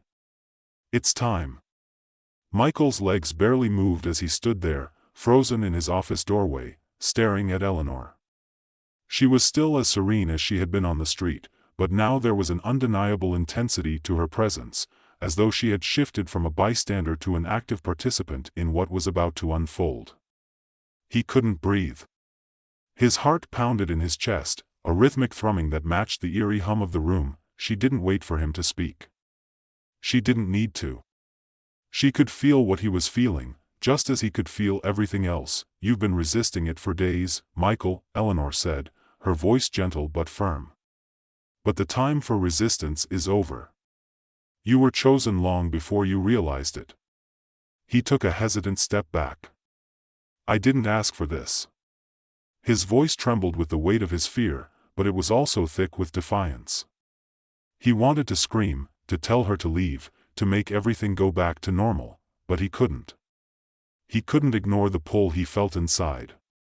He couldn't deny the strange, consuming desire to understand, to see what lay beyond the limits of his own mind. You never have to ask for it, she answered, stepping closer. It just happens. Some are born to it. You didn't choose this, but you can choose what to do with it. You're not alone in this. I'm here with you. Her words were comforting, and yet they only added to the tension in his chest. This wasn't a path he'd chosen, and the weight of it pressed on him like a vice. The room felt smaller now, suffocating in a way it hadn't before. He could hear the hum of the building around him, the subtle vibrations of every soul moving within it. The soul of the building, the soul of his colleagues, every breath, every thought, every flutter of consciousness was suddenly too much. I'm not ready, Michael whispered, his voice hoarse. I don't want this. I don't want to be what you say I am. I'm just me. I'm not some bridge between worlds. Eleanor's expression softened, and for a moment, he saw something akin to sadness in her eyes, something that made his stomach turn. It wasn't pity. It was something deeper, something rooted in understanding. I know it's overwhelming, she said, her voice a steady anchor against the chaos in his mind. But you are a bridge, Michael. And the choice before you isn't whether you want to be it, it's whether you will allow it to change you. The words struck him harder than he expected, as if they were a physical blow. Change. That was the crux of it, wasn't it? The terrifying truth that he wasn't just at the edge of something. He was about to be reshaped, remade into something other. The choice wasn't about accepting the gift, it was about losing himself to it. I don't want to lose myself, he said, the words slipping out before he could stop them. The thought of fading into something unrecognizable terrified him more than anything else. To be swallowed up by something greater, to lose his very essence, that was worse than death. Eleanor reached out and placed a hand on his arm, her touch light but grounding. "You're not going to lose yourself, Michael. But you will change. And that change, if you accept it, will be the key to understanding everything. The world is not what you think it is. There are forces beyond our comprehension, beings that exist in realms far above this one. They're not like us. They're vast, ancient. And they've been watching you because they need someone who can hear them. Someone who can reach them." "I don't know if I'm strong enough," Michael admitted, the raw truth spilling out of him. "What if I can't handle it? What if I disappear? What happens then?" Eleanor's gaze softened even further, and she gave a small nod. "You're stronger than you think. You've always had this power within you, Michael. You've always been able to sense things others can't. The difference is that now, it's not just people's emotions or thoughts you're feeling. Now, it's their souls. And that's what they need." His mind reeled with her words, the weight of what she was saying pressing into him. The souls of others, he could hear them now, feel them like waves crashing against the shore. Some were smooth, calm, nearly still, while others were turbulent, chaotic, restless. He could hear their pain, their joy, their secrets, and he could no longer block it out. They weren't just emotions anymore. They were entities. "I can't," he shook his head, trying to make sense of it all. But it was no use. It didn't make sense. How could it? This wasn't just a new ability, it was a new reality. His own existence was no longer bound to the mundane. He was on the cusp of something so vast, so incomprehensible, that he wasn't sure he could even stand in it. Eleanor's eyes never wavered. She stood there, unwavering, the calm in the eye of a storm that threatened to swallow him whole. "It's not about whether you can handle it. It's about whether you'll allow yourself to become what you were always meant to be. You are the bridge, Michael. And they need you." His breath caught in his throat. The words echoed in his mind, reverberating like the hum of an electric current. They need you. He could feel it now, deep inside, in the marrow of his bones, the pull of something ancient and infinite, beckoning him toward it. The weight of it was both terrifying and exhilarating. And as much as he wanted to turn away, to run and bury himself in the safety of his old life, he knew that it was too late. He had already heard the call. He had already stepped into this world. "What if I don't want to change?"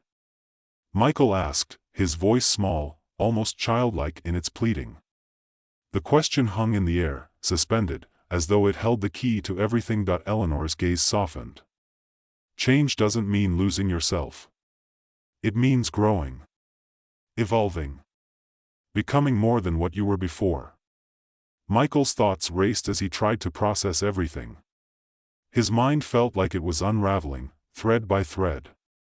He couldn't go back to who he had been before.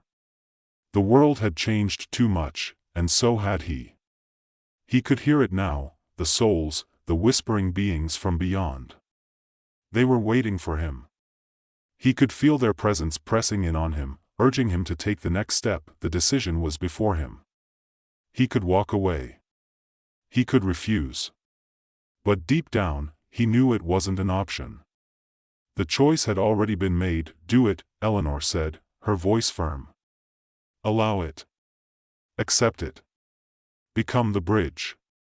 Michael's heart skipped a beat as he nodded, feeling a sense of inevitability wash over him. He closed his eyes, taking a deep breath, and for the first time in what felt like forever, he stopped resisting.